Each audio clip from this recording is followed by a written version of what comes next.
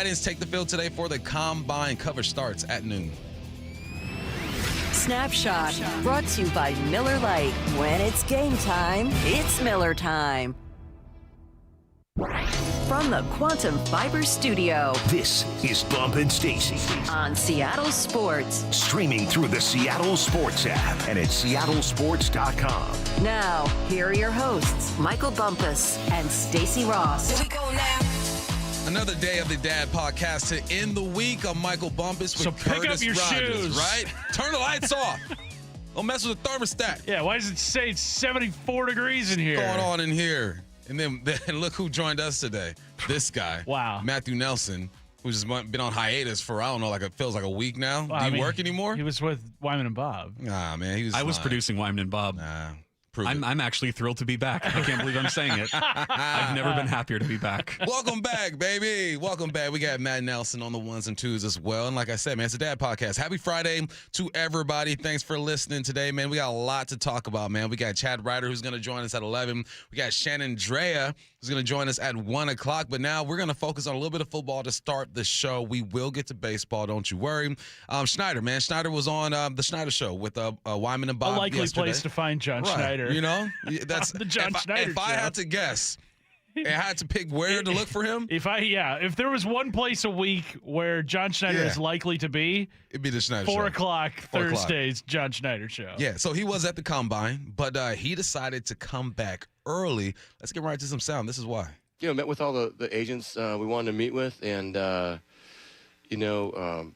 through all the media stuff, the league stuff that we needed to do, and then actually my good buddy Jason Knight, who's the GM for the Tampa Bay Buccaneers, was like, you know what? You actually get more out of being able to watch it on TV, and and getting out of there and not having people kind of bombard you and pin you, and because you're when you're walking around, you're constantly having whether it's agents or media people or young people that are looking to get in the business or whatever, they're just constantly talking to you. And so he's like, he said to me last year, he's like, hey, when you're at the Dome watching the workouts, are you watching the field or do you watch the TV? And I was like, I watch the TV. He said, get off my lawn, man. I'm tired of talking to all these leave me people. alone. It makes sense, though. Like, obviously, I work for the Seahawks, and I watch the games live behind Raves and Wyman. Thankfully, I can listen to them as they call the play, but sometimes I would prefer just to be at home watching the game. You can take more information in. You're kind of locked in. You're focused on what's going on there. So I completely understand what he's talking about. Right, and I think the most important part of the week for John Schneider at the Combine is the interviews. And you can also do those kind of remotely where he'll hop on Zoom or whatever and meet with the prospect via that way. But as I made the joke yesterday, how the Combine workouts don't actually replicate what we see on the field, but Right. there's some truth to that. Like, what a guy runs in his underwear is not going to be the same as what he runs in football pads. Like, there are guys that you throw on the tape and it pops, and it's like, wow, that guy's amazing. And then you see him, with his Combine numbers, and it's like, well, why didn't he look the same way? Right. And it's like, well, Right. I mean, the stakes are a little bit different. I get that he's, playing for his career at the Combine, but it's not a one-to-one replica of what playing football is like. I mean, when are you ever going to see a punter run a 40-yard dash in the NFL? Very rarely. I mean, Michael Dixon had one run in his career. It was against the Lions all those years ago. And, like, some of these drills aren't meant for certain positions, but it's not necessarily the best football. It's not the closest thing you're going to see to what's on the field. There's football guys and there are drill guys. I've seen drill guys light up the Combine and then get to the NFL. And guess what? You're not just going to run 40 yards in a straight line with no pads on, no helmets, not trying Right. to judge the ball while it's in there, read the safety, get down, and get a first down. No, there's some things that just aren't true. But here's something that is true. NIL has affected the way that these kids or these young men, I should say, are prepared for the NFL, especially when it comes to money, right? They're no longer the starving athletes that I was when I was in college because they got money, and Schneider says it's evident. They just seem more professional, and they're honest about, I received, $500,000 here and a car here and a house here, and, I had to, some people might, my had to cut off some family members. That's been a tough thing for me to overcome. They're just more prepared. They seem more prepared for life and to be a pro than in previous years. Now, I think it's me personally. I think it's crazy for college football. Should they get paid? Yes, but I don't. It just seems, it just seems a little nuts for me. Yeah, I can understand that. I mean, for 95% of Schneider's football life, college players were amateurs, and you're having different conversations. Mm-hmm. He just described a young man, say he's 21 years old, had to cut off family, has a house, owns a car, right? You're paying taxes. It's just they are prepared for the world outside of football and the NFL, which is the money and family and all that good stuff. So there is some positive that does come from NIL. Yeah, it forces these players to maybe grow up a little bit earlier than they would have when their first bit of fortune is when they sign that rookie contract. Right. All of a sudden, you're dumping truckloads of money into this player's bank account right away once they sign that big first NFL contract.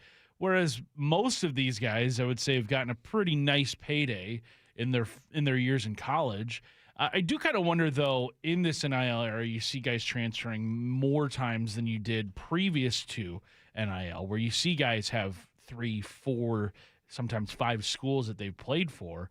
I wonder if that is maybe a concern for these NFL talent evaluators when they see guys jumping from school to school to school to school every single year. Kind of like, well, I mean, are you in this for the money, or are you in this to actually develop your skills? Because I feel like guys that maybe stick to one school or to 2 schools, they're the ones maybe getting a little bit more out of the college experience than just how can I make money and how can I, get paid to do what I do. And that's the tough part, too, is because you go to college, one, education, I'm saying with air quotes, all right? Look, you get your education, but we know why they're there, okay? To develop as a football player and as a man, yet if every year someone's going to up your pay a couple $100,000, Right. who's to tell these kids not to do it? So the one thing that that is true about the NFL is that they have contracts, so you won't be able to bounce around the way that you want to. So yeah, it's a fine line trying to figure out exactly what their motives are when it comes to that. And there's more that John Schneider does, right? When he's at the combine, right? He's talking to agents, he's talking to people trying to get into the league, but he's also watching how players interact with each other and how they take drill instruction. When you're watching the guys on the field, you're watching them interact, and you can see some guys are kind of off by themselves. They get done running, they'll be on their phone right away, talking to their agents, or that sort of stuff is pretty cool to pick up, and then watch how they're taking to the instructions. But they pretty much know the drills that are coming, and then how they're interacting with all the other guys, and that's pretty cool. We have a lot of coaches there too that are right on the field, so we get some great information from those guys that are, right down there. And we have some scouts that have position groups themselves, and there's a lot of great information that comes out of it. It's just the technology is great. I mean, they had the bag drill today with the pass rushers, and they, just like the 40, they're like tracing the bag, and they have different guys and stuff. Like, I mean, the technology is just crazy. Someone's always watching you.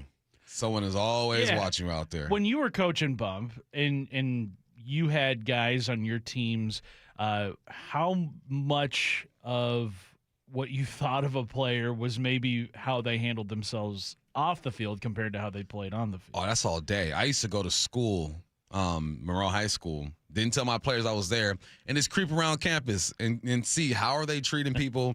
Are you being a buffoon over there at lunchtime, throwing food and then being all crazy? Going to that class. stuff matters because that's when someone is their true selves, when they feel no one is watching them, right? So I think it's important that he looks at these dudes and the drill instruction would drive me crazy. I saw it happen twice yesterday. Mm-hmm.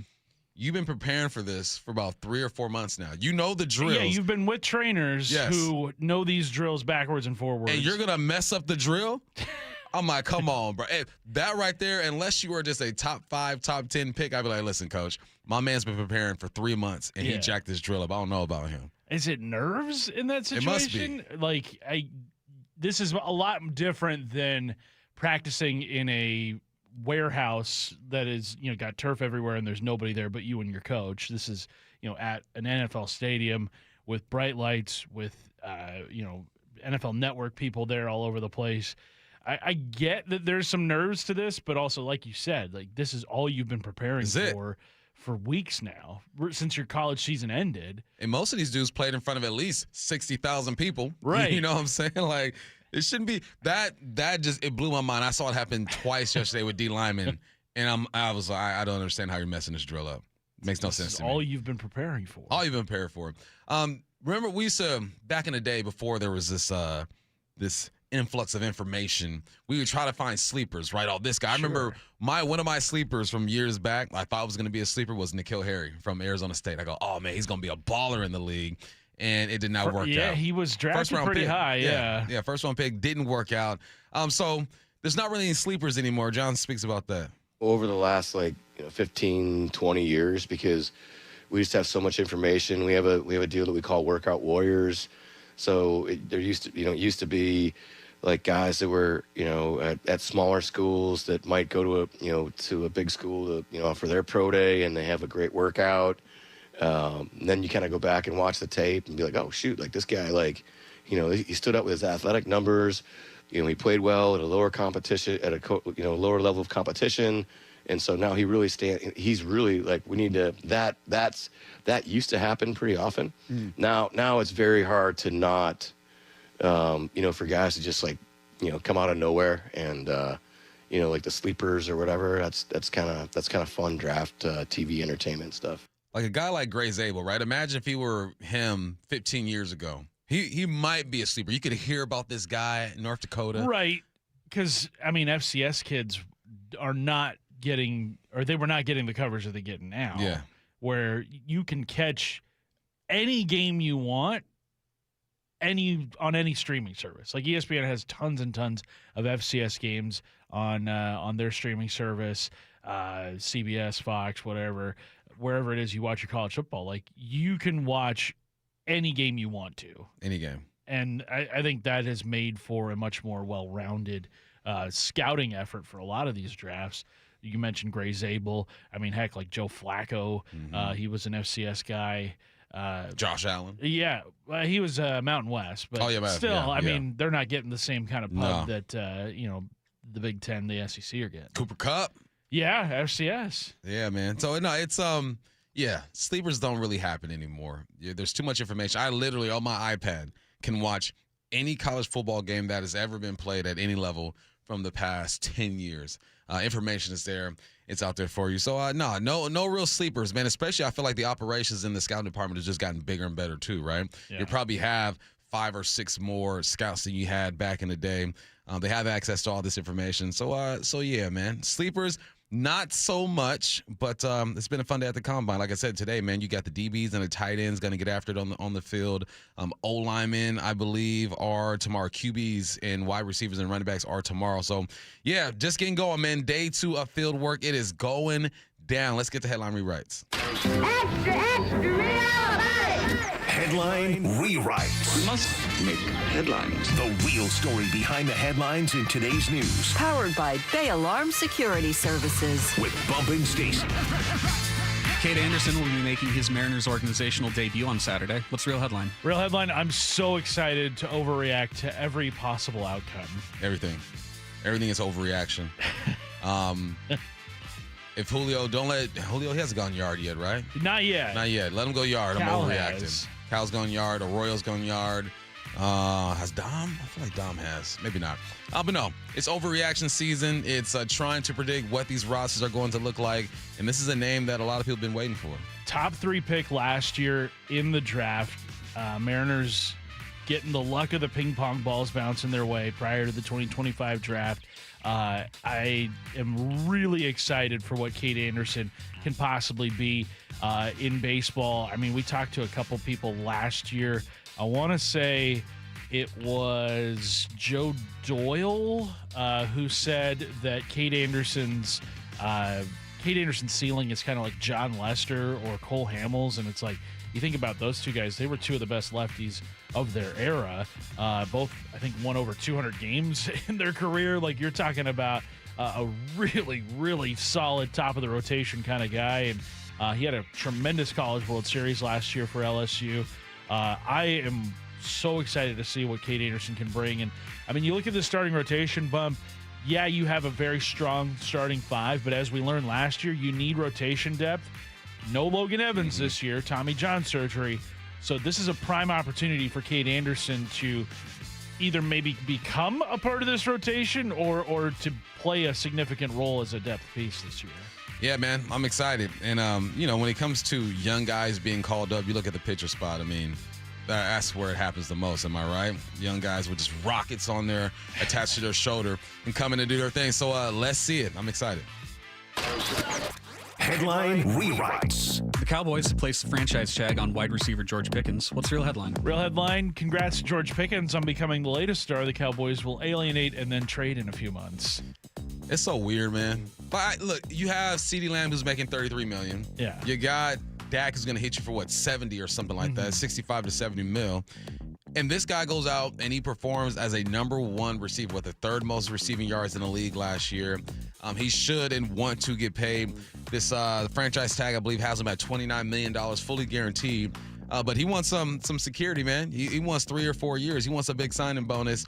And, yeah, it's going to get messy over there. It was messy with Micah. Dak just waited. It wasn't messy. He just kind of waited. Could have gotten messy. Yeah, CeeDee Lamb, I think, was on the verge of getting real messy. Yeah. But this is what the Cowboys do. Well, I think it got messy after they paid, like, Ezekiel Elliott, because I think Jerry Jones was like, man, I wish we hadn't given him that contract. And Ezekiel Elliott's, like, on the roster being like, cool, thanks. Like, I've been one of the best running backs in football my entire time here in Dallas. But, yeah, I mean, why spend that much in terms of giving the Steelers what they got to trade for George Pickens when you're not going to extend him? Yeah. Like, that makes no sense. I get that he's still on his rookie deal and his performance is very much, the return on investment is tremendous with him because he was one of the best receivers in football. But ultimately, you're going to have to pay these guys. And just the way that they have kind of divvied up their payments in Dallas, I mean, heck, they had to release Trevon Diggs in the middle of the season after they paid him that big contract a couple of years ago. Whoever's running the books in Dallas, I don't know what it is they're thinking with some of these moves that they've made. They need some dang defense over there, man. Truly, yes. Like, I mean, Quinnen Williams, a nice addition made in the regular season. They traded for Logan Wilson as well from Cincinnati. I mean, that's a good start, but gotta get better. You're going to need a few more picks. I think they have 2 first-round picks this year, if I'm not mistaken. So maybe they'll be able to get some young talent, but who knows what the Cowboys are going to do. Headline rewrites. A night after getting blown out 5-1 to the Stars, the Kraken were drop-kicked 4-1 by the Blues on Thursday. What's the real headline? Real headline, that's halfway to a full American flag if you think about it.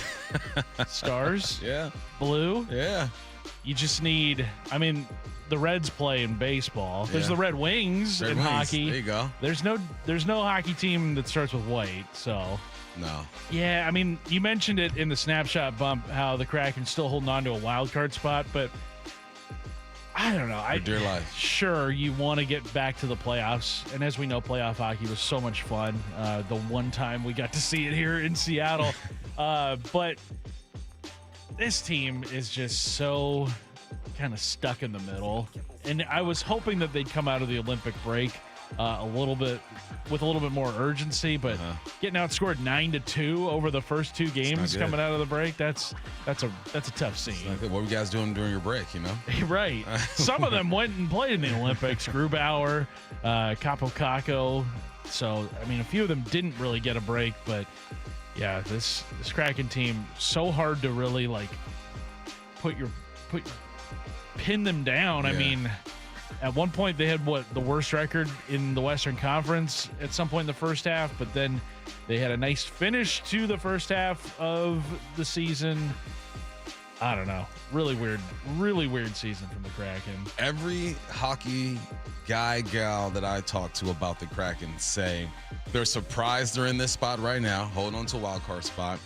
And there isn't enough there to make them believe that when it's all said and done, they are going to make the Yoffs. So I'm going to take their word for it. Yeah, they got a nice opportunity on tomorrow night against the Canucks. The Canucks are horrible. They're really bad this season, so hopefully they can pick up a W at home at Climate Pledge tomorrow night. But yeah, outscored 9-2 over the first 2 games back. Don't like that. Don't like that at all. Not good. Curtis, what is your favorite part of the combine? Favorite part of the combine? I think this is kind of a newer drill, maybe. I love when they put the radar gun on the quarterback throws. Yeah.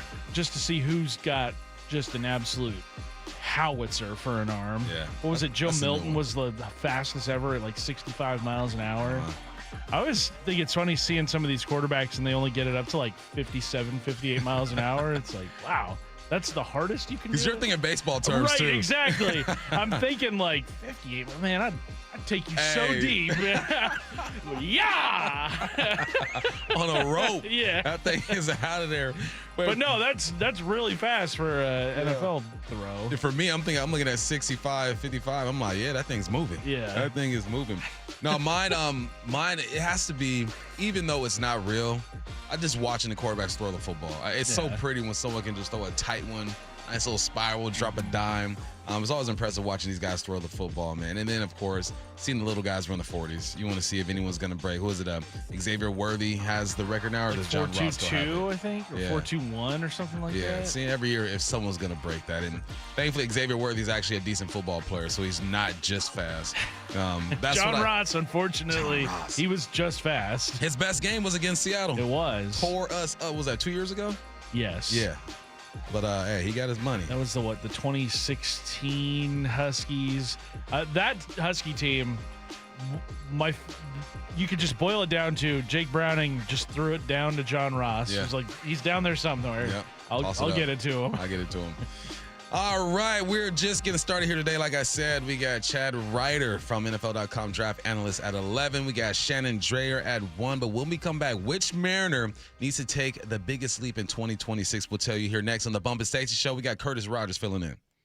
Wyman and Bob, every afternoon at 2 on the home of the American League West champion Mariners, Seattle Sports. Brendan Donovan, the latest acquisition for your Seattle Mariners. He's a guy who gets on base. He doesn't strike out much. He's your leadoff hitter. You know, everything that he says, he's a grinder. He loves baseball, and I love that, man. Yeah. This is a good thing, man. All about baseball. Yeah. That's his sole focus. Only on Seattle Sports and Seattle Sports on YouTube.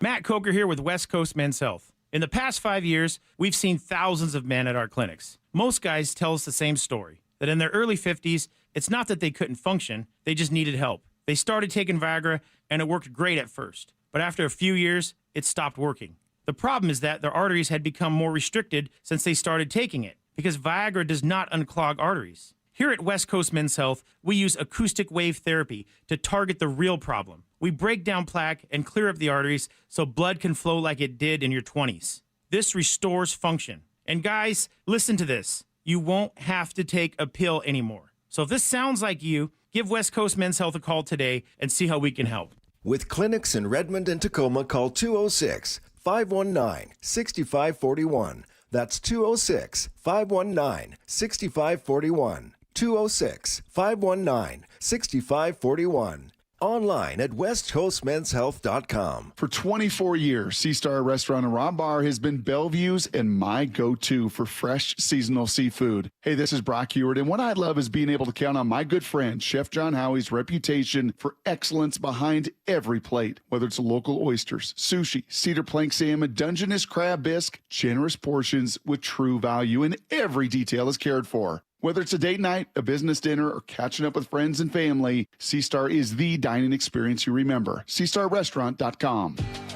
Never have I ever called my sister from the finish line of my first marathon.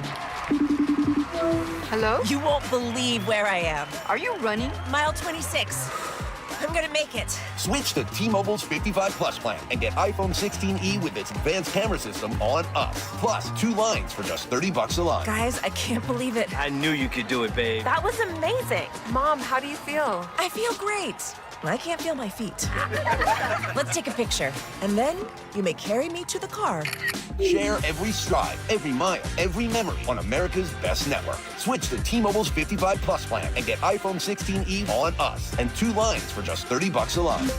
With 24 monthly bill credits and 2 eligible port-ins on Essentials 55 Plus for well-qualified customers with AutoPay plus taxes, fees, and $35 device connection charge. Credits end and balance due if you pay off early or cancel. Contact us. Finance agreement 128 gigabytes, $599.99 required. Best mobile network in the U.S. based on analysis by Ookla of Speed Test Intelligence data 1H 2025. Visit T-Mobile.com. Diabetes, high blood pressure, anxiety meds, everyone's on them. If you're a 50-year-old male, maybe a bit porky, and you may even have type 2 diabetes, $1 million of term insurance may only cost you about $200 a month. Call Term Provider. Speak with Big Lou at 800-444-9336. Big Lou will find a term life policy for you even if you have type 2 diabetes, are overweight, or have high blood pressure. Term Provider has helped thousands of people like you who think they can't afford term life insurance. To buy $1 million of affordable term life for you, all you need to do is call Big Lou at 800-444-9336. Lou will make sure the scales are tipped in your favor. Call 800-444-9336. Big Lou will answer your call and work to fit you into a term life policy that you can afford. Remember, Big Lou's like you. He's on meds too. Call 800-444-9336. 800-444-9336. Heading outdoors or on the water this weekend? Check in with Joey and Nelly on the Outdoor Line from 6 to 8 a.m. every Saturday on Seattle Sports and the Seattle Sports app. So, what are you reading? I'm checking out the ratings on the new TVs, and it looks like Samsung, LG, and Sony got the best scores. Just like last year. What about those new high dynamic range TVs? They got the highest scores of all, but their prices are really high. Did you check online? Yeah, their prices were about the same. Well, there's one place where we can get a hot deal on those top-rated models. Where? At Video Only. Check out the ratings on TV stores. I see. Video Only scored better than the others. So, if you want the best deal on the best TVs, then we should take our TV ratings and head over to top-rated Video Only. At Video Only, you won't find huge stores with refrigerators or microwaves, but you will find the best deals on top-rated TVs, soundbars, and monitors. Shop around. Just make sure you visit Video Only, because if you don't, you'll be sorry. In South Center, Bellevue, Linwood, Federal Way, and Tacoma, Video Only. 1877 Cars for Kids. KARS Cars for Kids. 1877 Cars for Kids. Donate your car today. 1877 Cars for Kids. KARS Cars for Kids. 1877 Cars for Kids. Donate your car today. Ready to get rid of that old car? Donate it to Cars for Kids. Call 877 Cars for Kids to speak to a friendly live agent. Donation's super easy, and your car can be picked up as soon as tomorrow. Go to carsforkids.org now or call 877 Cars for Kids to donate your car today. 1877 Cars for Kids. KARS Cars for Kids. 1877 Cars for Kids. Donate your car today. Did you know you can donate real estate too? From the Quantum Fiber Studio. This is Bumpin' Stacy. Weekdays 10 to 2. On Seattle Sports and 97.3 FM HD2. Mariners roster looks a little different this year. No Gino, no Polanco. You brought in Donovan. You're waiting on Colt.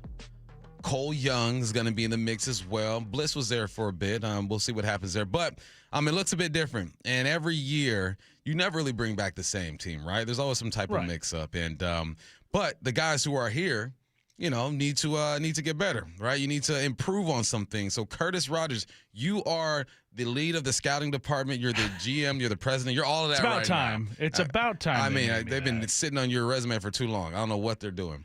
Who do you think needs to step up when it comes to this team? All right, Justin Hollander, Jerry Rapota, scoot on over. There's another.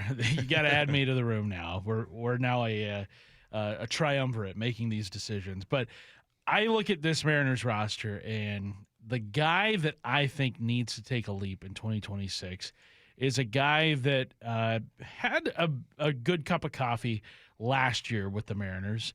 I'm talking about the guy who is probably going to be the opening day second baseman as of right now, and I'm looking at Cole Young. Yep. Now, Cole Young had a couple of flashes last year, hit an absolute tank at one point. I think it went like 470 feet last year. You look at Cole Young, he doesn't look like the kind of guy that is capable of having that kind of power.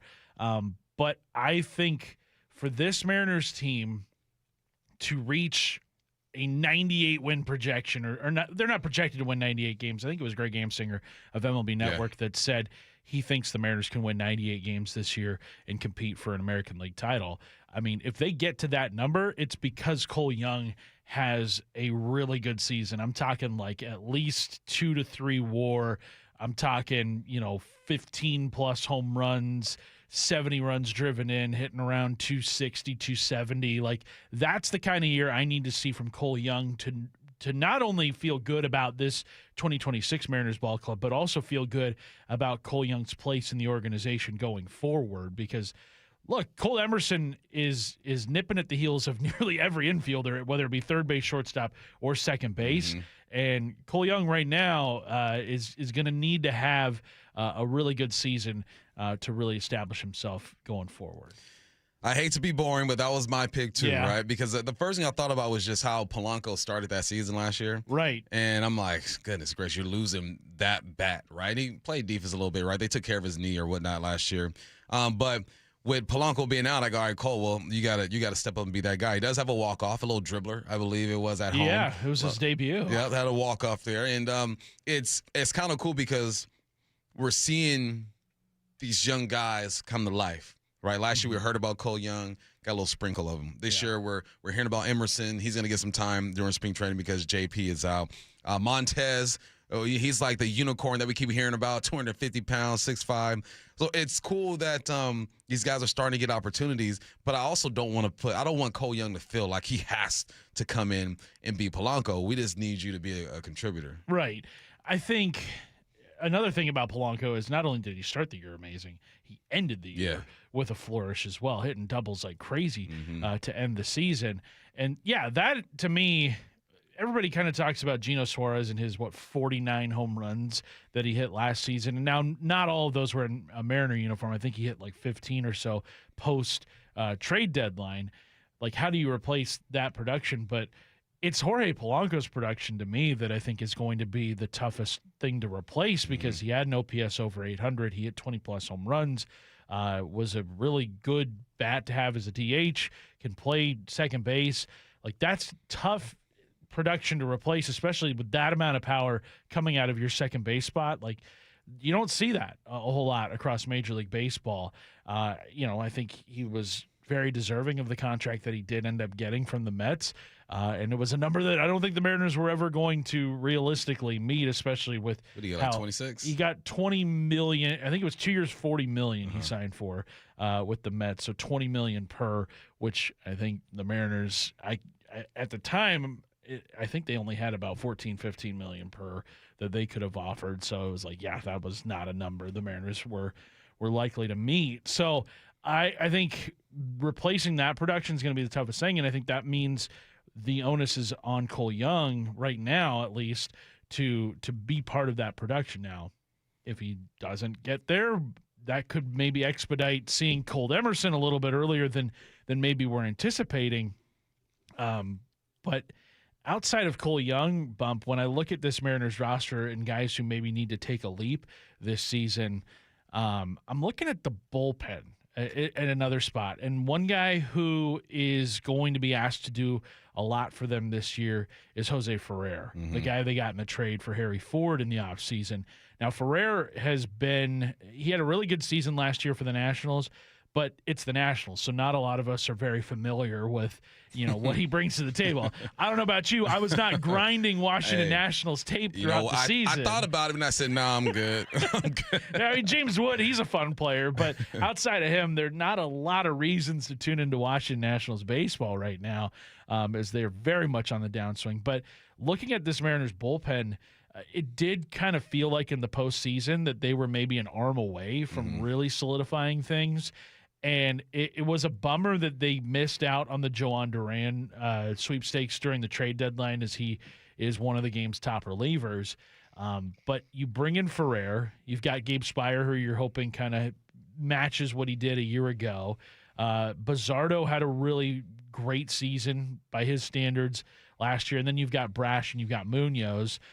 You add Ferrer to that pile, all of a sudden now that takes a lot of pressure off of your starting pitchers needing to go at least 6. Like you can shorten games by mixing and matching a lot more in the bullpen. And it's another left-handed arm. I mean, you look at the other lefties in the bullpen last year that they ran out there, like Taylor Saucedo, fan favorite, like a local kid, but he was not it last year, and he's not even with the organization anymore.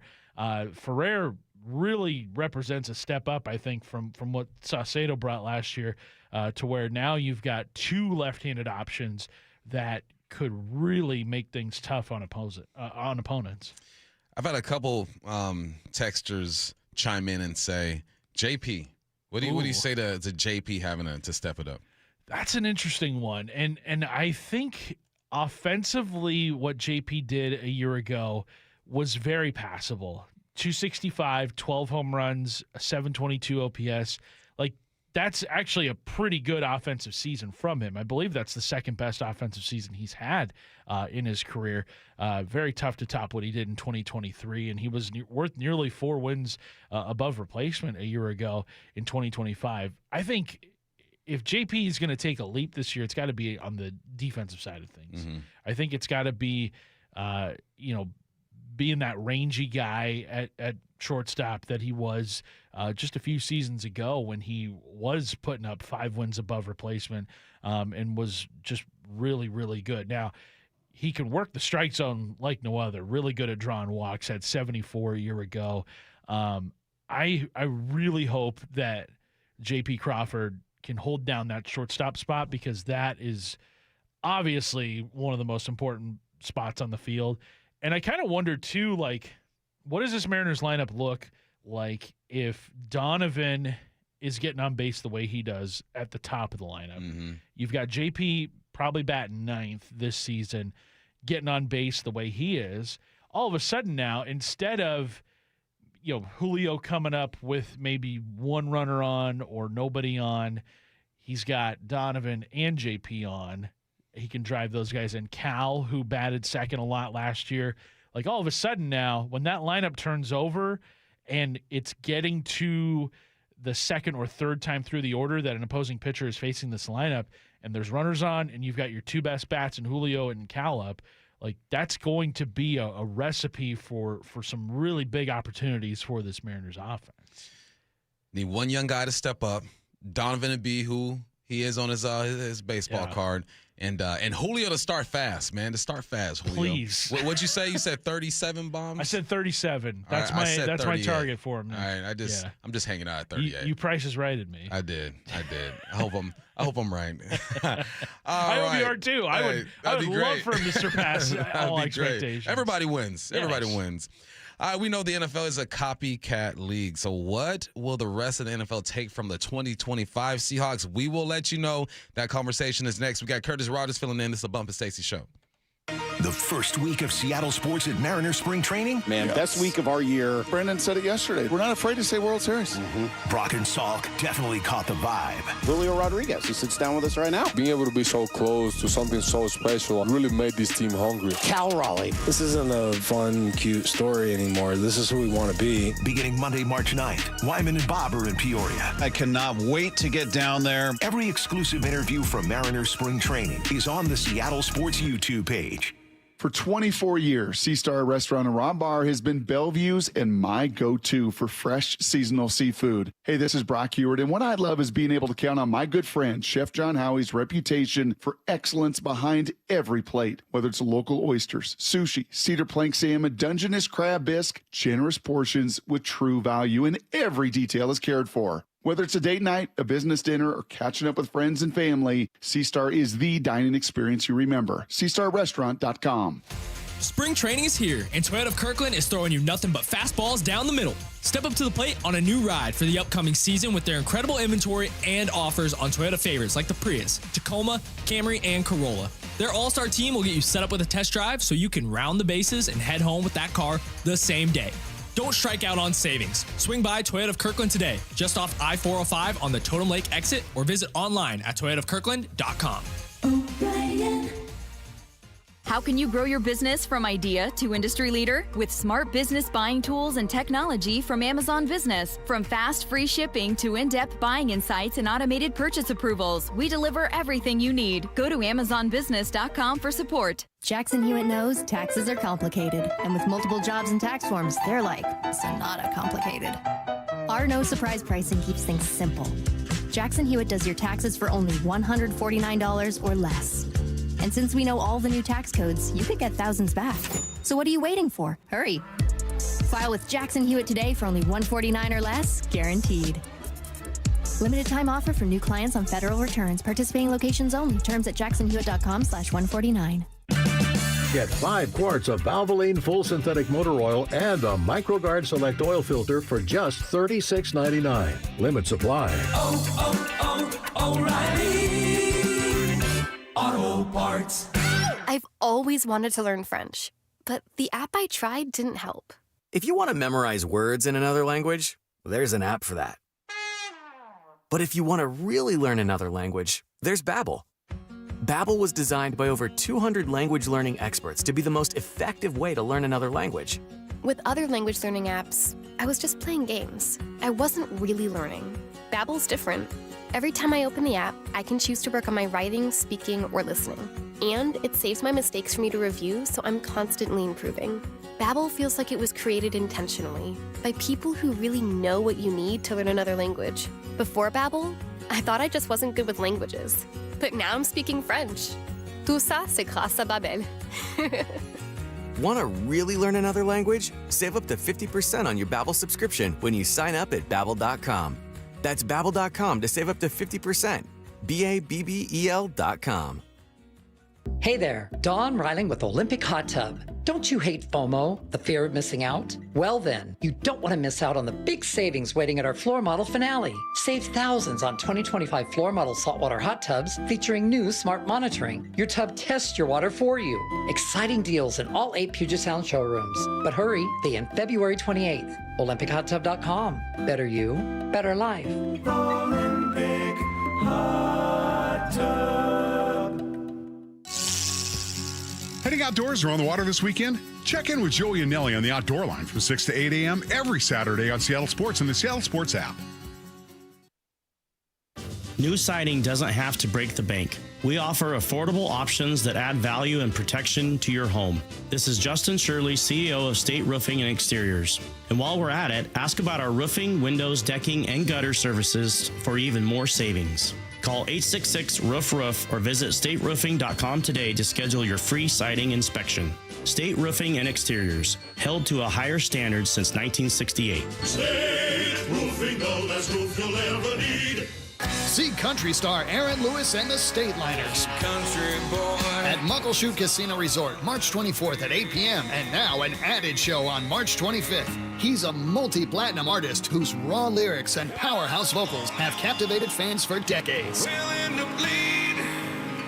Take a bullet. Now he and his band, the State Liners, are coming to Muckleshoot Casino Resort. American as it gets. Get your tickets now to see Aaron Lewis at muckleshootcasino.com. So, how's your research going? Surprising! After I figured out the top-rated TVs in our price range, I went shopping for deals. And who's the best? It wasn't the internet, and it wasn't the warehouse club. But? It was video only. They had better deals on the Samsung, LG, and the Sony TVs that got the highest scores. Better than online and at the club? I know! Video only beat them all. And now we can afford an even better model for the same price. My research really paid off. If we buy it video only. Exactly. Otherwise, we'll be sorry.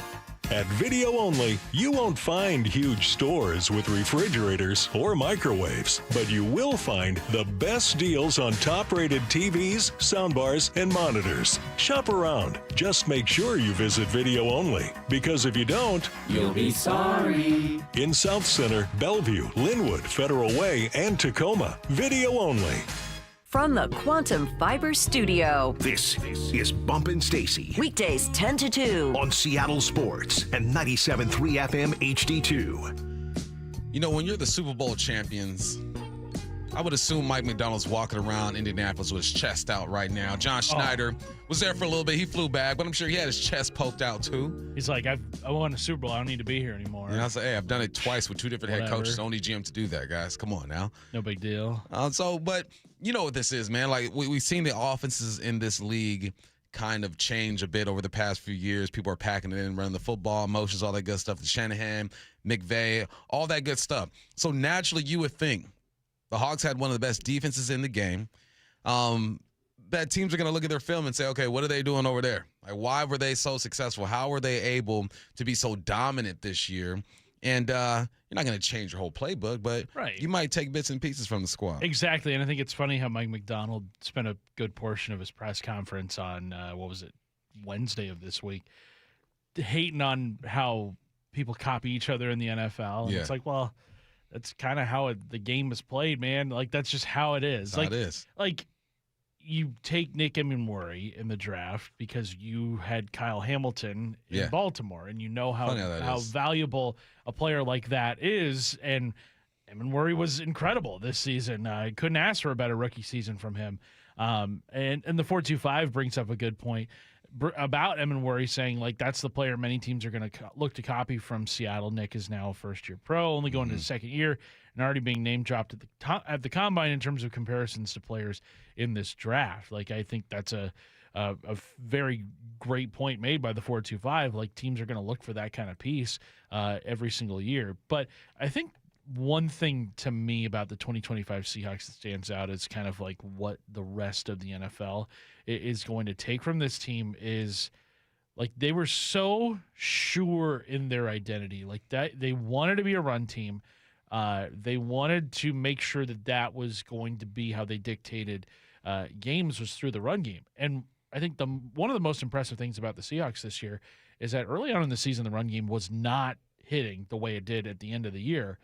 But instead of abandoning that portion of their game and just being like, you know what, we've got Sam Darnold, we've got JSN, we've just added Rashid Shaheed, we're going to become this team that throws it 40, 50 times a game. Yeah. No, they stuck to their principles. They stuck to what they wanted to be. And ultimately, at the end of the season, when they were at their very best, also coincided with their run game being at its very best. Not wavering from their identity is something that, you know, a lot of teams will say that they try to, not do, but a lot of times we've seen it happen. Like, I mean, heck, here in Seattle, 2020 season, you think back to that year where they were throwing the ball like crazy to start the year, and then a couple of bad games from Russell Wilson, all of a sudden they wanted to change things up. That got people's feelings hurt, and that was kind of the start of the end of that era of Seahawks football. So just sticking to who you are and being so confident in who you are, I think that is something the NFL is going to take from the 2025 Seahawks. I agree 100%. I also wrote down second chances. Like, the Hawks haven't been afraid to take second chances, right? To give D-Law another shot. Yeah. To give Cooper Kupp another shot. Leo, that's like his third chance, right? He was with the Jets, the Giants, and with the Seahawks. And the reason why they're able to do it, because it kind of goes off to what you're saying, is that they know exactly who they are, who they want to be. So we're just going to get that type of player. He could be 28. He could be 31. We're going to trust our evaluation and say, you know what? We're going to use this guy. Also, I think what teams can take from the Seahawks, don't be afraid just to make a move. Like, Drake Thomas was not supposed to be the starting linebacker for this team. Right. He's not supposed to be that guy. But week in, week out, you evaluate, you're watching film, you're saying he's giving us more than the guy projected to do it. So let's just do it. A lot of times in this league, people get caught up on where he was drafted and how much he's being paid. So you almost force it. You force a guy to go out there and play when he's just not ready because of what you're paying him and where he was drafted. So I think that the Hawks don't operate like that. They just put the best guys out there. I think that's a really good point, too, because you look at what the Seahawks did in the 24 season, McDonald's first year. Halfway through the season, they realized this is not working with Tyrell Dodson and Jerome Baker. Yeah. And both those guys had success in the NFL prior to coming to Seattle, and they were veteran options, and the Seahawks were pretty thin at linebacker. It's like, let's take a flyer on these guys, and it wasn't working. What did they do? Did they stick with them and play it out? No. Nope. They I think they cut Dodson, if I'm not mistaken, released him, And then they traded Baker, and who'd they get for him? Ernest Jones, who turned out to be one of the most important pieces to this entire roster, was named an All-Pro in 2025, and was a vocal leader on that defensive side of the ball. McDonald had the ability to recognize this is not working. I need to pivot now before things get worse and worse and worse, because one of the most frustrating things that you see in pro sports is like teams continuing to play a guy when we all kind of know that they don't got it. And and they only play them just kind of like out of ego to be like, no, we made the decision to acquire this player. We are continuing. He's going to play because I can't be proven wrong. Yeah. And it's like, you know what? Actually, it was very commendable of Mike McDonald to say, you know what? I messed this up. We messed this up. We need to fix this immediately. And that's what they did in 24. And like you said, again, in 25, where I think a lot of people expected Tyrese Knight to be a bigger contributor on the defensive side of the ball. Did not end up starting at the end of the season because of the emergence of a guy like Drake Thomas. So, yeah, just kind of recognizing those kinds of things in this team and the ability to quickly pivot. That's huge for you being able to kind of correct areas that need the most help. And it's almost like the Hawks are copying themselves, too, because what do? Kubiak is gone. You go get someone who worked with Kubiak, who learned under Shanahan. Again, sticking to who you want to be and not really switching it up. I look at what's happening with the Philadelphia Eagles, man, 5 coordinators in 5 years over there. And granted, 2 of those guys, Steichen and Gannon, actually, Gannon was defense, but another, who was it? The Saints now. Kellen Moore. Kellen Moore, yeah. They both go off and get head coaching jobs, right? But it's tough, man. It's tough to keep your coordinator. So I love that Mike McDonald found someone who is similar philosophy-wise to Kubiak. If it ain't broke, don't fix it. Run it back. How about Joe and Bellevue saying that John Schneider needs more credit for finding quarterbacks? That's 3 in a row now that have outperformed expectations. Yeah, Russell Wilson being a third-round pick. Geno Smith was a career backup who then was thrust into the starting role and had the best years of his career here. And then Sam Darnold continuing what he did in Minnesota, showing that was no fluke. It is kind of interesting how the Seahawks have been able to make it work with 2 quarterbacks in a row that were not making top-of-the-market money. And I wonder if that's just kind of how they are going to continue building out that position going forward, where they were paying Russell Wilson top-of-the-market money, and yes, they were competitive, and they made the playoffs routinely with him there. But, like, is that the formula? Is it the best formula for building out a contending ball club? And, I mean, heck, you won the Super Bowl with Sam Darnold as your quarterback. I wonder if maybe that's kind of where they're more comfortable. Unless you have the best QB in the game, top 3 maybe in the game, this is probably the route you got to go. Yeah. Worst case scenario is Sam Darnold continues to ball out. He's going to ask for $60 million. It's going to be like, all right, man, we got some decisions to make. All right, hour 2 of the Bump Stacy Show is coming up. Man, we'll be joined by NFL draft analyst Chad Reuter. That is next. Curtis Reuter's filling in for Stacy. MLB Network insider John Morosi with Wyman and Bob. John, looking at this Mariner team, who's the biggest competition in the American League? Good question. I'll say this. There's no team in the American League whose chances to reach the World Series I like better than those of the Seattle Mariners. When you look at even just today the way the lineup looks, Donovan, then Cal, then J-Rod, then Naylor. Subscribe to Seattle Sports on YouTube and watch the full interview. Hey, it's February, and we're a month into those fitness goals and resolutions. And are you already tired of the crowded gyms and sweaty machines? Maybe you're ready to upgrade your fitness equipment in your own home. Well, I got the place and some deals for you. Hey, Brock Ewart here with my friends at Top Fitness. Right now, trade in your old treadmill and get a $500 credit to use for Precor, True, or Inspire treadmills. Top Fitness sells the best quality products available. Brands like Precor, True, Octane, Inspire Stairmaster, and much more. It's trade-in days at Top Fitness, and it's not too late to get in the best shape of your life. Top Fitness has the largest selection of home fitness equipment in the state of Washington, and their staff will truly show you why. It's no secret that everybody, from personal trainers to pro athletes, love their stores. Top Fitness has locations at Tukwila, Linwood, and Bellevue, or visit topfitness.com for more info. And remember, trade in your old treadmill and get a $500 credit today. Top Fitness, your best place for home fitness equipment.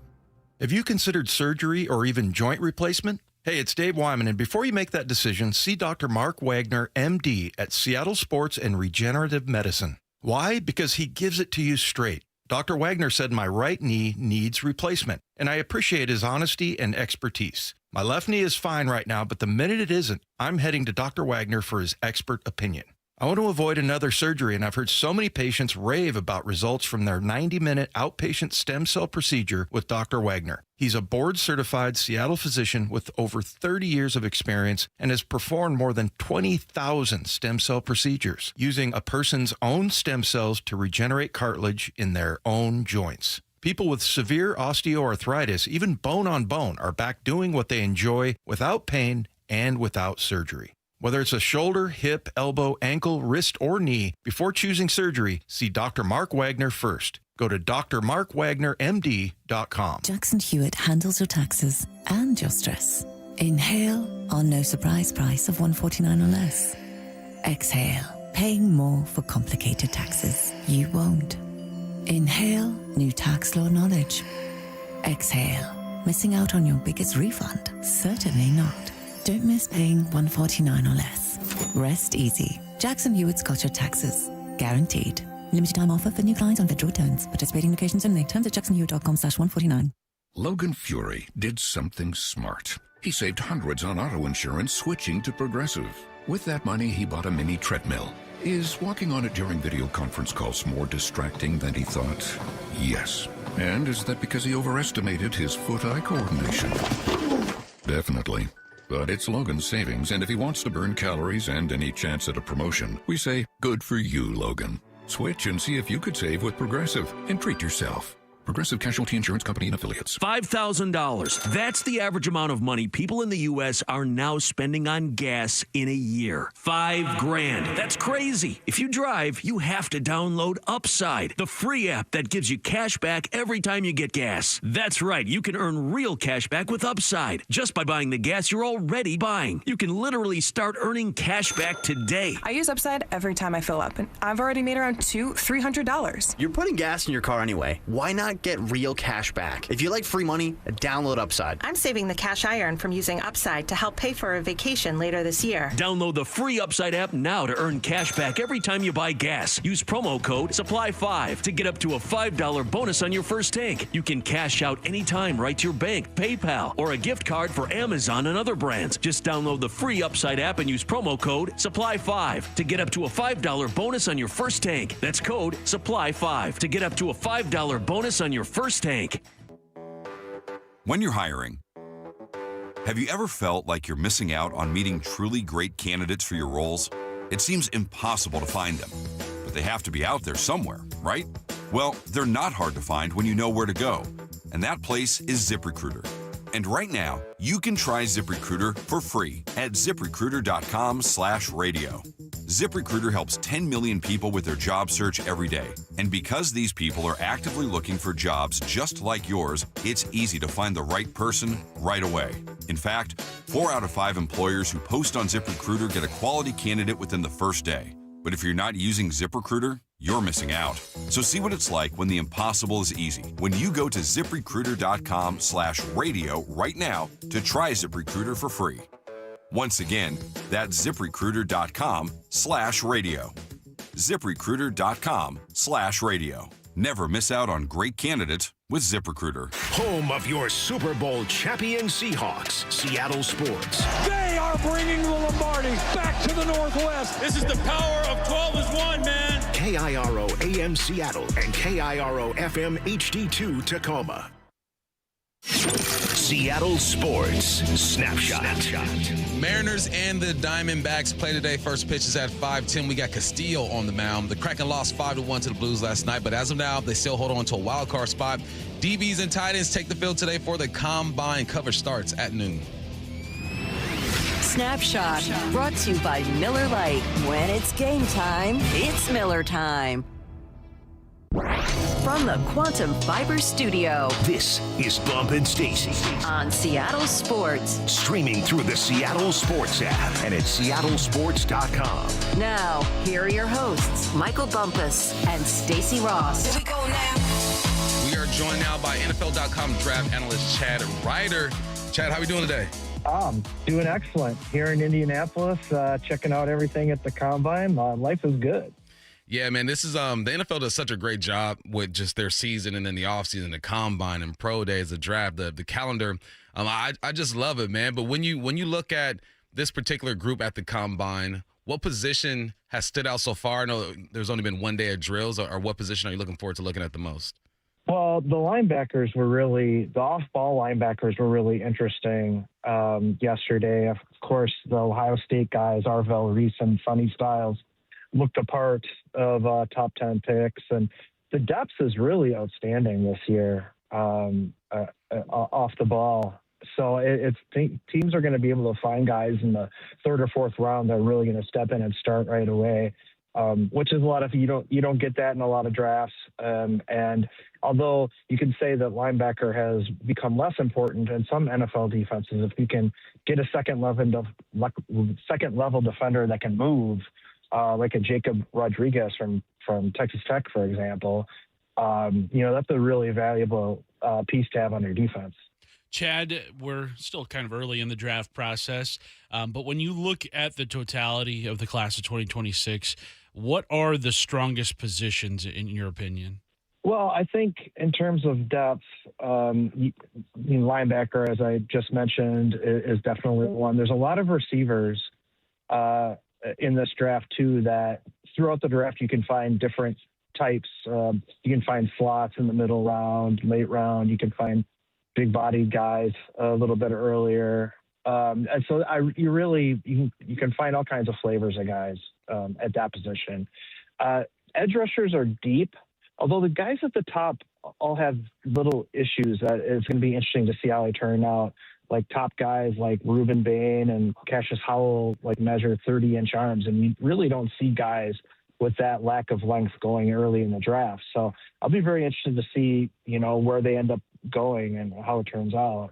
And tight end's another spot where you might not have a lot of first rounders or even early second rounders, but there could be a dozen guys picked between round 3 and 5 that are going to contribute as rookies. It seems like when it comes to the QB position, it's Mendoza and then everybody else, right? And it sounds like Ty Simpson has been making some noise. He's going to throw. He wants to go out there and compete. What does him throwing does for his stock, and how do you view this draft class? Am I reading it correctly? Is it Mendoza than everybody else? Yeah, pretty much. I mean, Simpson's going to be the second guy, and whether that's in the middle of round 1 or early in round 2, it's unclear. But I think he's got enough tools to become a starter, in time. So I think he should probably end up going round 1. After that, you've got a bunch of guys that are going to be probably backups. Carson Beck coming out, Garrett Nussmeier, Drew Aller, some of these guys that were hyped up going into the year and just didn't get the job done or were hurt or, those kind of things. So they're going to end up going day 3. Maybe Beck goes late in day 2. But these guys are going to go a little bit deeper, especially depending on what happens with the veteran quarterback carousel. And how teams feel about it. We've seen in the past couple of years that guys will go 6th, 7th round that we thought might go in the 3rd. So that's another one of these kind of years. Chad, looking at the Seahawks and their list of needs, we've kind of maybe come to a collective thought that it's going to be defense that the Seahawks go with in the first round, especially because you look at the offense, nearly everybody's going to be back next year except for maybe Ken Walker at the running back spot. When you look at the Seahawks list of needs, what do you think is their top need to address in the draft? Well, I think the secondary, you're going to lose some guys potentially, in the secondary, and I think that's the place you start. And they can find guys. This is a good draft for that. I think you're going to be able to find guys in round 2 and 3 that can step in on the outside where they could use some help. And so I think that's really it. And you say you also with edge, you don't know about Nwosu if he's coming back or not.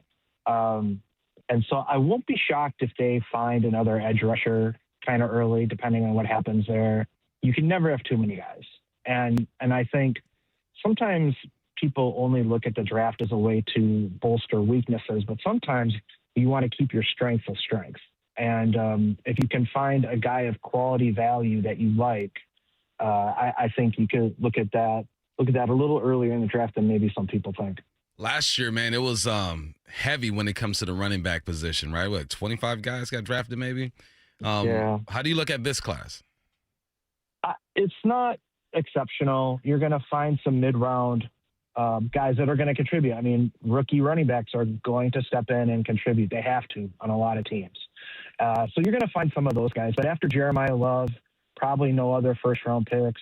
His teammate, Jadarian Price from Notre Dame, would probably be in the second round. Emmett Johnson from Nebraska doesn't have a big name nationally, but he's really fun to watch. His combination of quickness and toughness is really, really good. And I think it could be a top 50 spot for him or late second round. And, after some games in the NFL, people may ask, why did he even last that long? But you've got some, Penn State running backs are pretty good. They're going to go in the middle of the draft. You got some other guys that people may not know, but you're going to know them pretty quickly in the preseason when they get some carries. Chad, a lot of interviews have happened this week in Indianapolis with the prospects stepping to the podiums.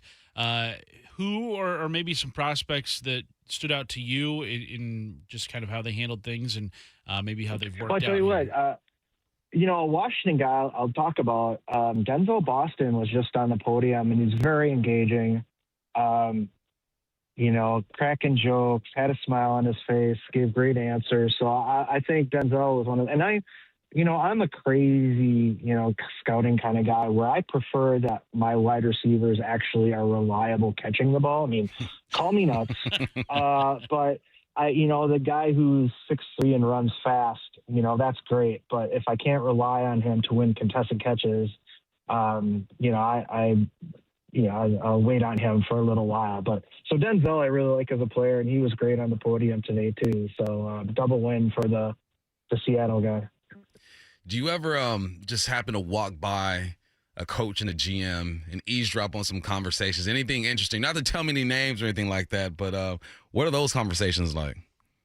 It's funny. In recent years, you used to be able to come to the combine and go out at midnight and find coaches and scouts and GMs out, enjoying themselves after a long day. And you get a lot less of that. Part of it is also because I'm getting old and I'm not staying out until 2 a.m.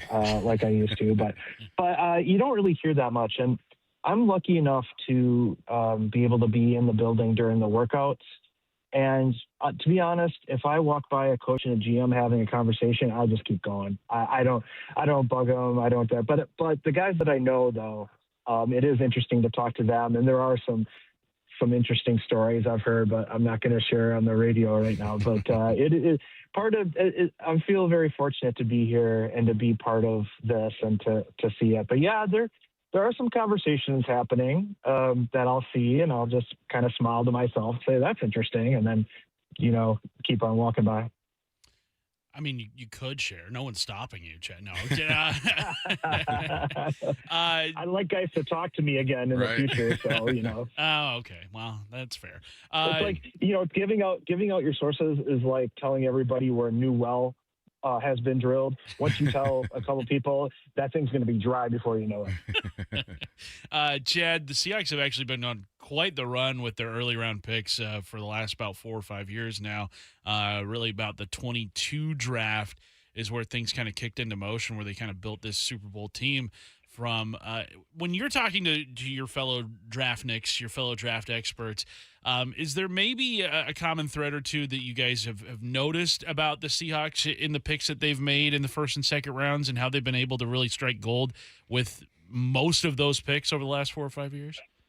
Well, it's interesting. General Manager John Schneider said publicly a few years ago that he made some picks that made him reconsider the way that he was approaching the draft. And I think that has helped him immensely in the way that he's changed his philosophy a little bit. You also notice, I'm trying to bring up this info so I don't get this wrong, but it's been a few years. He used to be a wheeler and dealer as a trader early in the draft, but that really hasn't been the case in recent years. And I think him kind of letting things come to him, maybe not always trading down to get more picks.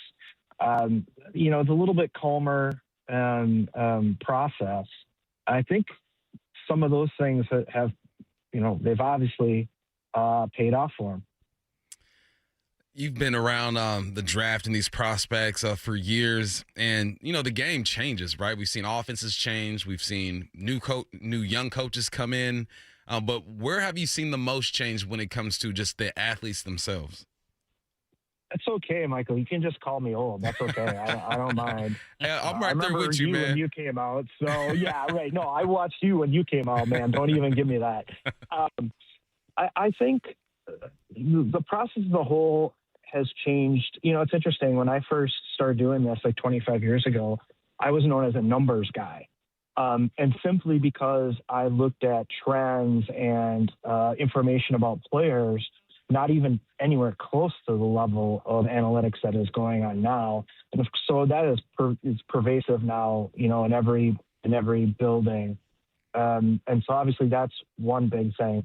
Another thing that some teams are really good at, and some teams are still struggling through a little bit, is not getting caught up on the position a player is lined up at while in his college days and projecting him to other areas, or even determining if a guy can be versatile in your scheme. We're seeing guys, again, the Ohio State linebackers, Reese and Styles, people are saying, are they off the ball guys or could they be edge? Well, teams are getting very smart in utilizing these guys in different ways.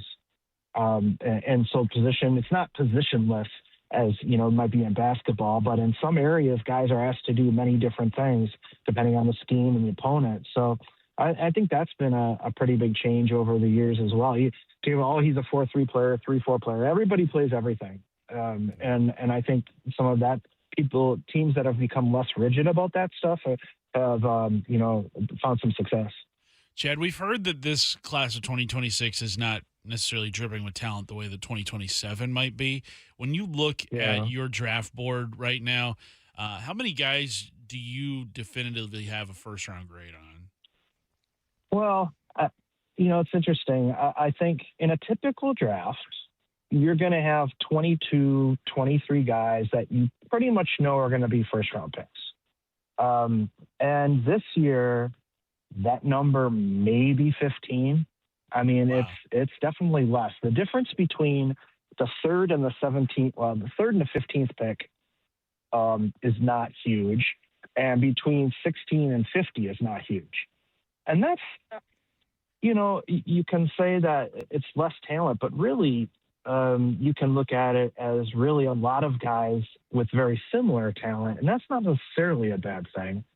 But in terms of big names that everybody loves, it's going to fall short on that. We might have 3 off-ball linebackers, 3 safeties, and maybe 3 interior offensive linemen in the first round. And you don't see that ever. So that's why there isn't a lot of draft or sizzle necessarily about this draft. But I'll tell you what, all the way from the first through the third round into the fourth round, you're going to see a lot of guys who are going to contribute as rookies, and fans are going to be more happy about their draft class than maybe they're thinking about right now. It's when you start breaking it down like that, right? Separating the talent or whatnot, it made me think, okay, well, the scouting department has to be on point, right? You got to find your type of guy. Who over the past 5 years do you think, when it comes to scouting departments or organizations, have done one of the better jobs of finding those type of guys in a draft like this, where you feel like the talent gap isn't that wide? Yeah, I mean, I'm not going to leave Seattle out of that conversation for sure. John's done a real nice job there. And it's funny, I do these draft grades every year, and I keep going back to the same teams. And it's not surprising that these are the same teams that make the playoffs almost every year. Pittsburgh, Baltimore, Buffalo, Philadelphia. And it's not just because they found a quarterback. It's that they're able to find guys around them. So I think those squads are ones that are there. And again, you guys winning a Super Bowl this year, you get that talent from somewhere. It's not all about free agency. Not a ton of, obviously they've made some trades to bring some guys in, but some of the depth that's available there is because of what John's done. He is NFL.com draft analyst Chad Reuter. Chad, we appreciate your time, man. Have fun over there in Indianapolis. Thanks, Chad. Thank you. I'm sorry I don't have any Washington State guys to talk about today, here at the Combine, but safety Tucker Large is legit. He's going to play in the league. So just so everybody watch out for that, all right? I love it. Hey, it's a down year for us. We'll be back next year, Chad. All right, sounds good. All right, take care. Let's get to 4 down territory. This is 4 down territory. Going inside the game with former Seahawks and Coug wide receiver Michael Bumpus. Bump, first question to you. What are some horrible Combine performances done by great players? The draft is kind of like spring training to me sometimes. It doesn't matter. It does. All right, but it doesn't at the same time. Anquan Bolden, you know what his 40 time was? I'm going to say 4.6? 4.71. Okay. My man ran a 4.71, but then he played like 11, 12 years. Was pretty dang good. Was all-pro 1 year, Pro Bowler type of guy. So there you go. There's an example of someone not really performing at the Combine, but then doing his thing once he gets to the NFL. Jarvis Landry. Remember that receiver? Yeah, from the Dolphins. Ran a 4.77. Wow. I just saw D. Lyman run 4.7s yesterday. I saw D. Lyman run a 4.6 the other day. Crazy. Jarvis Landry has put himself together a nice little career in the NFL. Tom Brady ran a faster 40 at 40 than he did when he was 20-something at the Combine. All right? What type of nutrition is Tom Brady on? The chambers he sleeps in. We can't afford the kind of foods that he's eating. Can't touch that, man. Yeah. So I say that just to bring light. Like, look, there's gonna be some guys slipping and falling right now in the drill that I'm watching. He might go there to the NFL being all pro. This is just a way to separate money. It's fun. I enjoy it, just like spring training. Like I enjoy it, but I don't take too much stock into it. So yeah, just have fun, but just realize that your next all pro at receiver can run a 4.7 today. And you'll just look right past him. Second down. It's like those people in the subway station that walk past the street performer that's playing on the $1 million violin. Yeah. And you're like, I don't care what he's playing. It's whatever. Like, you know what he's playing? He's playing the Beethoven's violin. That's Beethoven's edition. Yeah, that's his violin. Second down. We asked this question about the Mariners earlier, so let's do it for the Seahawks. Who needs to step up in 2026 for the defending champs? You know, I could go with like a Josh Jobe, see if he resigns, right? I could go with a Ty Okada if Kobe Bryant is gone. But I'm going to go with Sam Darnold. Sam just needs to cut down on the turnovers. Imagine if he had 5 or 6 less turnovers, that defense played the way that they play. I know they won 14 games this year. I ain't tripping. I'm just saying it could have been less stressful. So he's 27 years of age. He finally found his home, and he still has things he can work on. If Sam can continue to get better and take care of that football and make good decisions, who knows what this team is capable of doing. You're going to have a guy step up.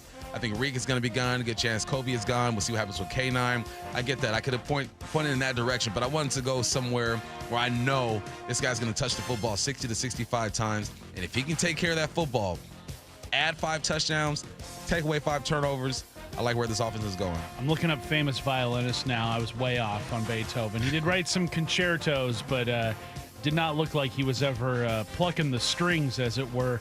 Joshua Bell, not the first baseman, who played for like the Nationals and Padres, but that's what this ClassicFM.com has as the number 1 violinist. Born in 1967, he's still with us. Still with us. Number 2, Nicola Benedetti. Okay. 80s baby, 1987. Let's go. Number 2. What have we ever done with our lives? Absolutely nothing. Let's get to third down. Bump, what's a conversation fans are going to have in a few years? This is what I know about the 12s here. 12s are cheap. 12s do not want to pay athletes. And then same thing with Mariners fans too, right? I ain't mad at you. You know, 12s do not want to pay athletes. They're struggling to kind of figure out if they want to pay Jason or not. If Sam Darnold does exactly what I asked him to do, listen to me, Sam. Cut down on the turnovers. Cost a couple more touchdowns.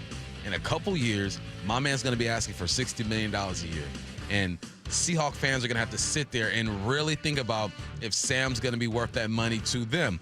I'm going to go out there and say there's going to be a lot of pushback, and fans are going to be like, no, don't pay him. Let's start it over. Let's rebuild. That's why I say this window is 2 more years, because you got 2 more years of Sam on this deal. It's a very team-friendly deal. I believe he's going to ball out. He's going to get better. So you got to win now. You go out there, you make sure you get JSN, you add some pieces. But in a couple years, I'm going to be sitting here. Stacy's going to be sitting right there. Curtis is going to be behind the glass. Who knows if Matt Nelson shows up for work. And we're going to have these conversations. Okay? Matt, I hope you show up that day. I really do. I'm going to be sick that day. Whatever hypothetical day in 2 years that is. Or yeah. Matt's going to die on that board one day.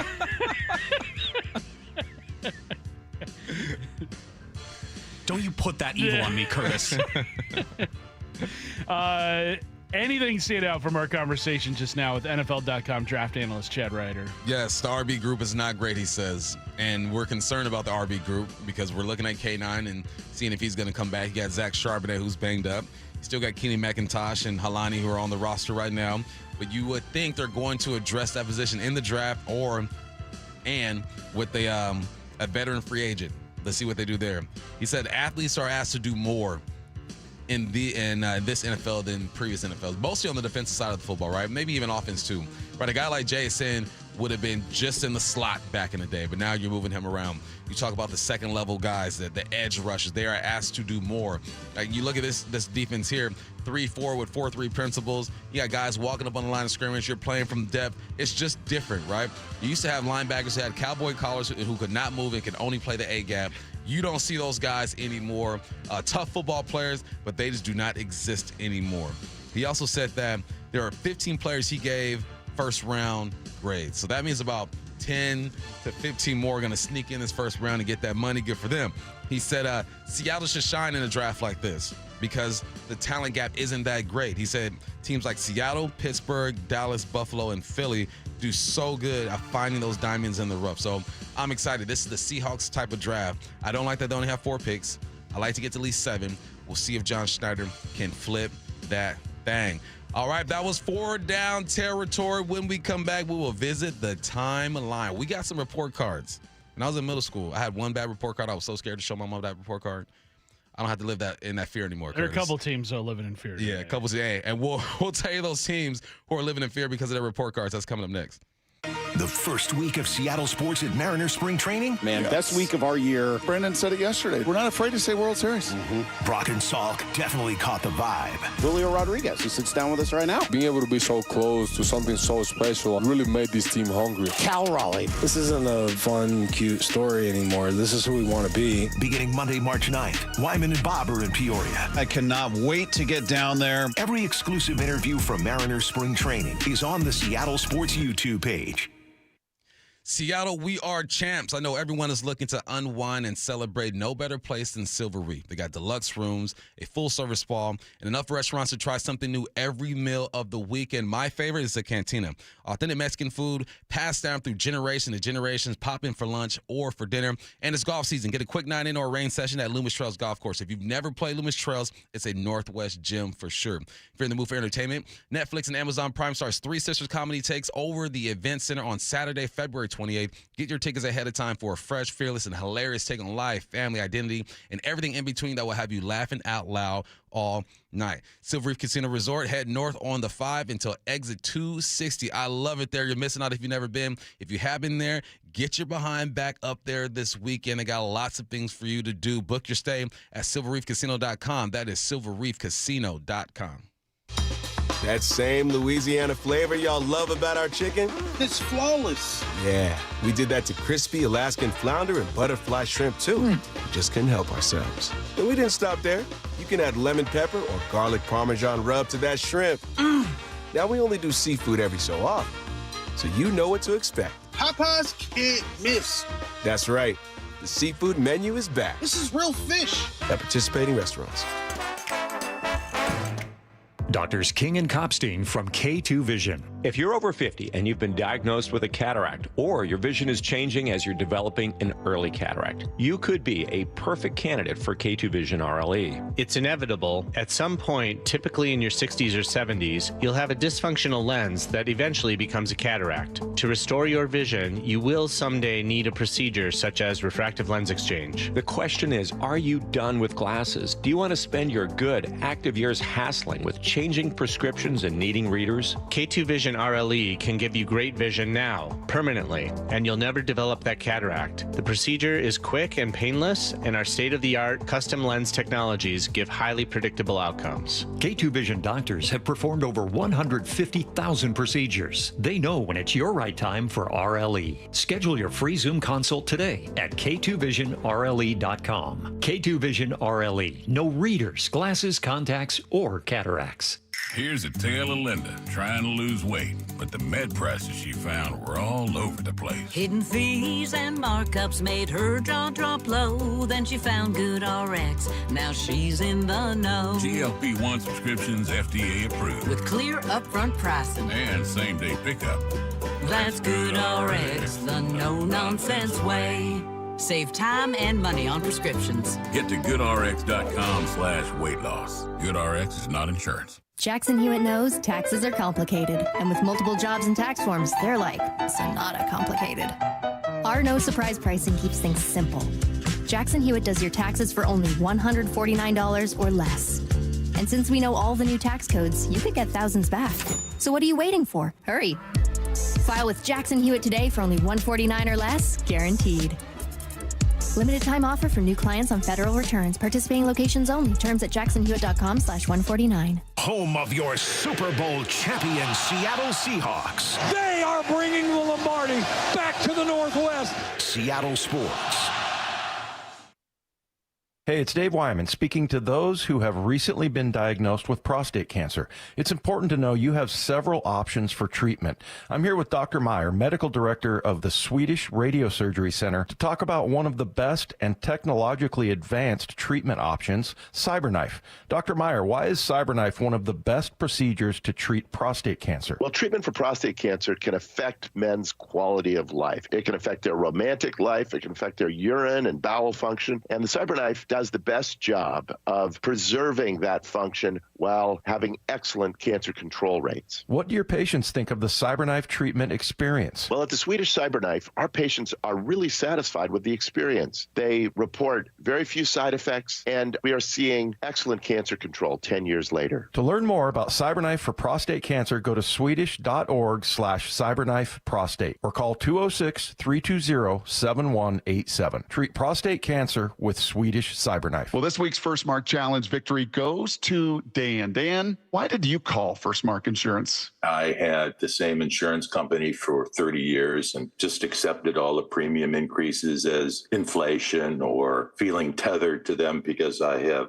earthquake coverage and was uncertain about being able to get that anywhere else. But when I talked to Ken at First Mark, wow, he came back with bigger umbrella policy, better earthquake coverage, which I didn't think was possible. And when he came down with the premium number, it was a no-brainer. We were saving over $2,500 a year. Don't wait, because it's annoying to think of what I could have done with that money over the last 10 years had I done something sooner. Well, Dan did it. My family did it. You got to do it, and it's totally free. Take the First Mark Challenge today. See how much money they can save you and how much better your coverage will get. Maybe you will be the next First Mark Challenge victory that I get to talk to as well. Simply go to firstmarkinsurance.com, firstmarkinsurance.com. This is The Timeline with Bump and Stacy. Brought to you by 1-800-DUI-AWAY. This is The Timeline on the Bump and Stacy Show. It's time to just air it all out. Look, the owners tried their darndest they sure did. to keep these report cards sealed in a vault somewhere. But you know how this is, man. People are going to leak it. People are going to snitch, but this is good snitching, though. I like this snitching, This right? is the best kind of snitching. The best kind of snitching. We need to know how organizations are being ran, and we got some report cards. Let me tell you something about Go ahead. I love other people's mess. I don't love my own mess, but I love hearing about other people's mess. And this is everybody's mess. I do, too. You know what I like? I like when there's some type of drama, maybe at a venue or something, and I'm locked in. Right. I'm looking to see, oh, man, she tripping. I gotta go, bro, don't say nothing. Don't say nothing. Just get out of there. Anyway, all right, so the Seahawks got a good report card, right? They were number 4 out of 32 teams. The only place where they struggled, was we talked about it yesterday, was the home field, just the turf playing out there. surface, yeah. They don't like turf. I don't blame them. More non-contact injuries happen on the turf. But everything else, they got an A, except for locker room was a B+. And I can attest to the locker room. It's not a bad locker room. It's cool. But there are some teams that didn't do so well. Yeah. Who sticks out to you? They were really struggling. Well, Pittsburgh, we talked about, they got the worst marks of any team, which is wild to think about because the Steelers for the longest time have been held up as like one of the great franchises in the NFL and one of the best ran franchises in the NFL. But they got failing grades in treatment of families, playing surface, locker room, and team travel. Team ownership got a D-. They got the worst marks. The second worst team was the Arizona Cardinals, which, I mean, that's not a surprise to anybody. They've always been a very cheap franchise. I believe, I don't know if this is still the same, but in years past, they made players pay for like using the gym during the off season. Yeah, that's crazy. And they made players pay for their own meals outside of like lunchtime. But the Cardinals got a D+ for treatment of families, food and dining C-, locker room F-, team ownership an F. So they were 31st overall. The best team for the third year in a row, the Miami Dolphins, all A's except for head coach, which was a B. That was Mike McDaniel. And then treatment of families, a B+. Not a bad grade for any of that. Getting to the Seahawks list, Bump, I don't think it's any surprise that they are where they are just based off of the consistent run that they have been on and how you never hear really anything bad spoken about the VMAC. You've never heard anything spoken bad about just kind of like the culture that's been in place with the Seahawks for the last, when Pete Carroll took over, and then that led directly into Mike McDonald's tenure. Not surprised that they are Lombardi Trophy champions here. Fourth in the NFL. That's pretty dang good.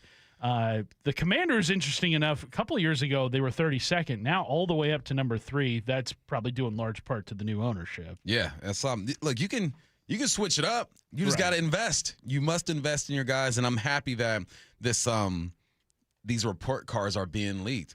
Hold these owners accountable. When a player messes up, he fumbles, he jumps off sides, he doesn't make the play, he has to sit in front of the mic after the game and answer these questions from reporters. And I'm not saying it's a bad thing. Whatever, it's part of the job, but they're held accountable. So owners should be held accountable too. Put some pressure on them. I think it's also funny how Woody Johnson, the Jets owner, was the one that was most embarrassed by the results of last year, to where he forced the grievance and basically made it so that these results would hopefully be held under lock and key. Obviously, they got out yesterday thanks to the intrepid reporting of Kalen Kaler of ESPN, but the Jets actually didn't finish horribly this year. They were 18th in the NFL in terms of total grade. Their worst grade was playing surface. MetLife Stadium has field turf, just like pretty much every other team that received an F grade for playing surface. But B+ treatment of families, locker room A-, B's and A's, pretty much everywhere you look the rest of the way. Surprised that team ownership did get a B, though, from the Jets when Woody Johnson said the stuff that he said about Justin Fields during the season. That was kind of a weird situation there. Looking at the rest of the division, how about the San Francisco 49ers, ranked 14th overall? They were the next highest ranked team in the NFC West. Their lowest marks came from the training room and training staff. Interesting how they have so many injuries. They said it's not the substation. They said no, it's the training staff. It's the trainers that are really holding us back. And then team travel got a C+. Everything else was an A or a B grade, making for 14th overall. How about the Rams? The Rams, they got themselves 19th. Yeah. Not great treatment of families. Home playing surface, a C, which interesting enough because that field is turf as well. It's a dome stadium, so maybe that's why players like it because it's a dome. I don't know. But food and dining, a D. The locker room, a D. That stadium's brand new. Brand spanking new. How is it a D locker room? Maybe they're talking about their training facility locker room. Maybe. I don't know. But yeah, everything's brand new, though. Yeah. Crazy. Head coach A+. I believe Sean McVay did get the highest head coaching grade of any team out there, but not enough to bring the Rams into the top half of teams and their overall grade. We went through the Cardinals 31st overall, but I think there is some correlation to these grades and overall success, but also there's some random ones too, where like the Patriots winning the AFC and have been sort of the model franchise for on-field success now for 25 years. Mm-hmm. They came in at 26th. Field a D, food and dining D+, locker room, training room C-, weight room C-, team travel an F. Interesting enough, because the Patriots famously have their own plane. Like you see that plane everywhere. Yeah. Someone asked what Cincinnati looks like. Cincinnati finished 28th overall. Treatment of families F, food and dining F, nutrition F. And then they got some A's: locker room A, training room A, training staff, weight room, strength coaches, offensive coordinator. C for travel, C for general manager, D for ownership. The Bengals. It's weird, man, because they got a bunch of A's in there, but those F's kind of jack things up, man. Yeah, the treatment of families F-. F-. Yes. Well, we had heard from, I think it was Boomer Esiason, who is a host on WFAN and obviously one of the great quarterbacks in Bengals franchise history, where they made him pay his own way to their Ring of Honor ceremony, where they were like, "We're not going to put you up in a hotel. Wow. We're going to give you the booking for a hotel, but you got to pay for it." That's crazy. Yeah.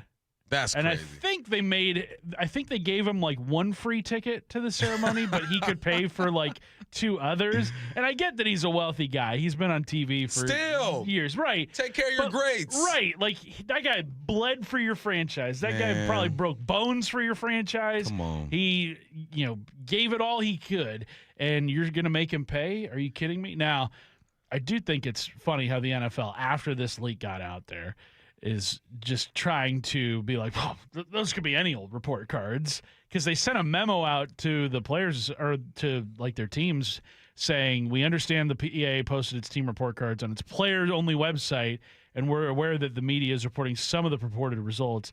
As we previously advised, the admissions made by the union and its counsel during the grievance hearing, including that the report cards are, quote, union speech. The union cherry picks which topics and responses to include and exclude. Players have no role in drafting the report card's commentary. The union chooses which anonymous player quotes to include and which ones to leave out.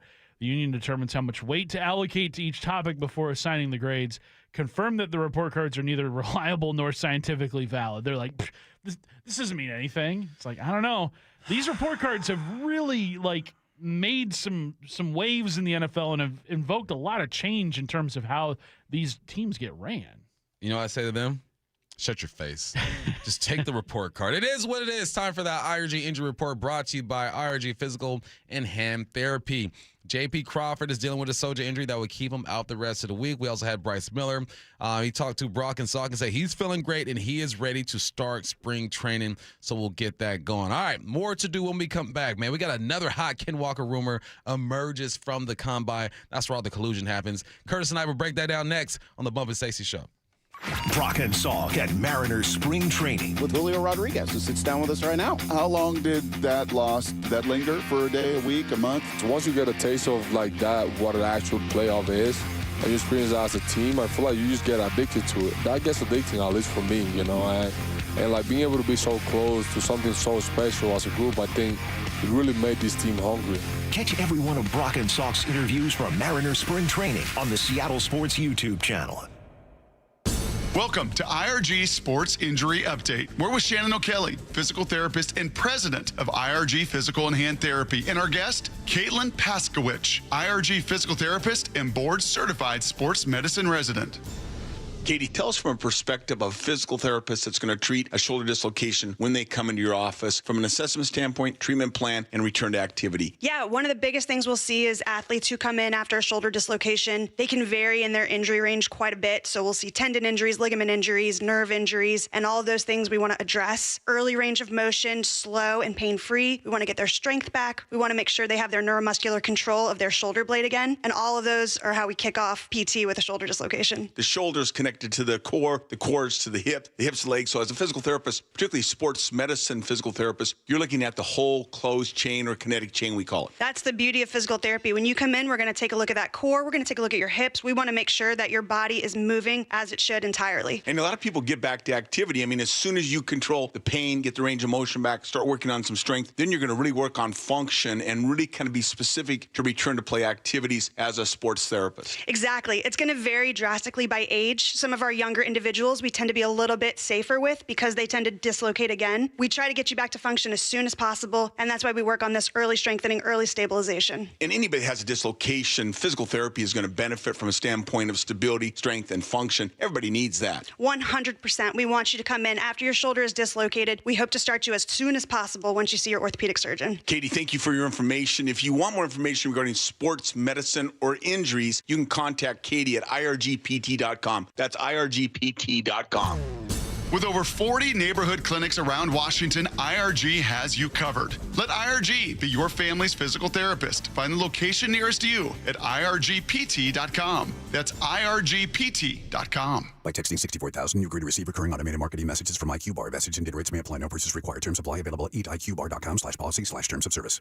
I've got good news and bad news. Here's the bad news. Most protein bars are packed with sugar and unpronounceable ingredients. The good news? There's a better option. I'm Will, and I created IQ Bar plant protein bars to empower doers like you with clean, delicious, low-sugar brain and body fuel. IQ Bars are packed with 12 grams of protein, brain nutrients like magnesium and lion's mane, and zero weird stuff. And right now, you can get 20% off all IQ Bar products, plus free shipping. Try our delicious IQ Bar sampler pack with 7 plant protein bars, 4 hydration mixes, and 4 enhanced coffee sticks. Clean ingredients, amazing taste, and you'll love how you feel. Refuel smarter, hydrate harder, caffeinate larger with IQ Bar. Now you can get 20% off all IQ Bar products plus free shipping when you text RADIO to 64,000. Text RADIO to 64,000 to get your 20% off. That's RADIO to 64,000. It's home show season. To celebrate, Lake Washington Windows and Doors is giving you 20% off and a lifetime installation warranty, plus 12 months to pay with 0 down, 0 payments, and 0 interest financing. See us at the home shows or visit lakewashingtonwindows.com. Trust is everything. Earning it takes years. Losing it takes 5 seconds. Lee Johnson Auto Family. Don't miss 3 Tree Roofing Mariners Cactus League Baseball. This could be 2. JP has it, goes to the bag, steps on second, fires to first, double play. Broadcast times at seattlesports.com. This might be the most surprising statistic I've shared in decades of doing local news. More than 75% of commuters will be involved in a car accident at some point. JP Pendergast of Pendergast Law with more. What makes it more surprising? The average person will be involved in 3 to 4 collisions in their lifetime. With accidents unbelievably prevalent, what are some safety tips if it happens to you? Safety first. Secondary collisions are not uncommon while awaiting help. Turn on those hazards and remain in a safe place. If a bystander witnessed the accident, capture their information and encourage them to remain at the scene. Seek medical attention immediately if needed, as delaying can be a costly mistake. Lastly, remember that statements made to police and insurance adjusters can affect your case. Collisions are more common than we'd like to think. If you find yourself in one, follow these helpful tips and then call my friends at Pendergast Law. If you or a loved one's injured in a car accident, call Pendergast Law. We can help. PendergastLaw.com. I've always wanted to learn French, but the app I tried didn't help. If you want to memorize words in another language, there's an app for that. But if you want to really learn another language, there's Babbel. Babbel was designed by over 200 language learning experts to be the most effective way to learn another language. With other language learning apps, I was just playing games. I wasn't really learning. Babbel's different. Every time I open the app, I can choose to work on my writing, speaking, or listening. And it saves my mistakes for me to review, so I'm constantly improving. Babbel feels like it was created intentionally by people who really know what you need to learn another language. Before Babbel, I thought I just wasn't good with languages. But now I'm speaking French. Tout ça, c'est grâce à Babbel. Want to really learn another language? Save up to 50% on your Babbel subscription when you sign up at Babbel.com. That's Babbel.com to save up to 50%. Babbel.com. From the Quantum Fiber Studio. This is Bump Stacy. Weekdays 10 to 2. On Seattle Sports and 97.3 FM HD2. Man, I remember watching the last 4 weeks of the season and seeing number 9 go nuts. I'm like, oh, we need this from him, man. Take some pressure off of Sam Darnold. K9, do your thing, baby, go. And then we get to the Super Bowl, and I'm cheering him on. I'm like, heck yeah. Then he gets MVP. I go, you deserve it. And then I get home after watching Ludacris and T-Pain perform, and I'm like, he gone. Yeah, he made himself a lot of money. He made himself a lot of money. And look, we realize that you can't pay everybody. Jason is going to be the main guy on this team to get paid. But there's some rumors going around about K9. Matthew Perry touched on that. About Super Bowl MVP Ken Walker, KW3. Now, this is again, I'm not a journalist. I'm not reporting this as news. I'm just telling you rumors that I heard. But I'll tell you that the thought process that I heard from one source was that the Seahawks are not going to franchise tag him, that they're basically going to say, like, listen, we love you, but you should go out there and get paid. If somebody will give you $13, $12 million, you should take it.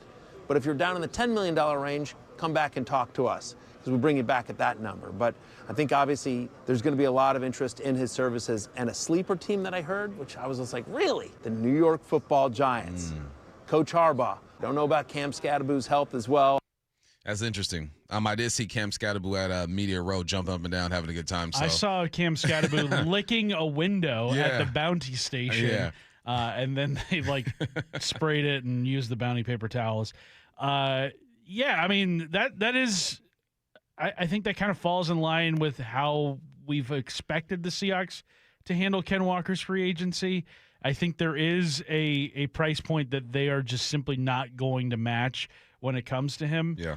I do kind of wonder, though, and I think Brady Henderson brought up this point in a recent post on ESPN.com, like, could a buyer's market in the running back position maybe be of benefit to the Seahawks, where maybe guys are not getting the top dollar amount that they could possibly get simply because there's just a lot of free agent running backs this year. Yeah. Maybe that brings down Ken Walker's asking price, because if a team sees Ken Walker asking for $13 million, they're gonna be like, well, I'm just gonna sign Travis Etienne for $9 million. I'm gonna even less. He's valued at $6 right now. Right. I'm just gonna sign him at $6. I'm gonna sign Rico Dowdle at $7. I don't need Ken Walker at $13 million.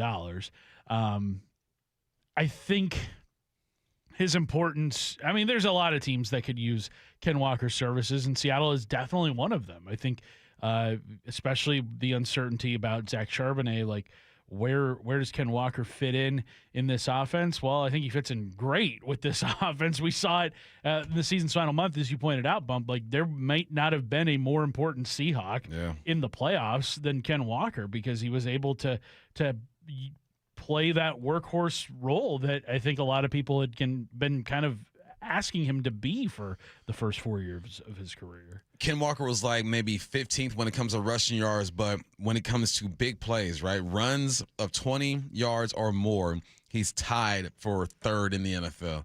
That's where Ken Walker's real value comes in, is that, look, he only touched the ball, 221 times. Out of guys that qualify, that's the 20th most touches, right? You got running backs like Jonathan Taylor, 323, McCaffrey, 311, James Cook, 309.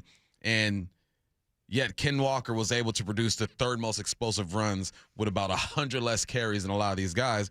Yeah, people are going to look at K9 and I give him exactly what he wants. And I could imagine him. I thought he was going to say the Chiefs, because I heard a rumor about the Chiefs being interested. But you put K9 over there with Jackson Dart, Scadaboo when he gets healthy, Neighbors as well. That defense is okay.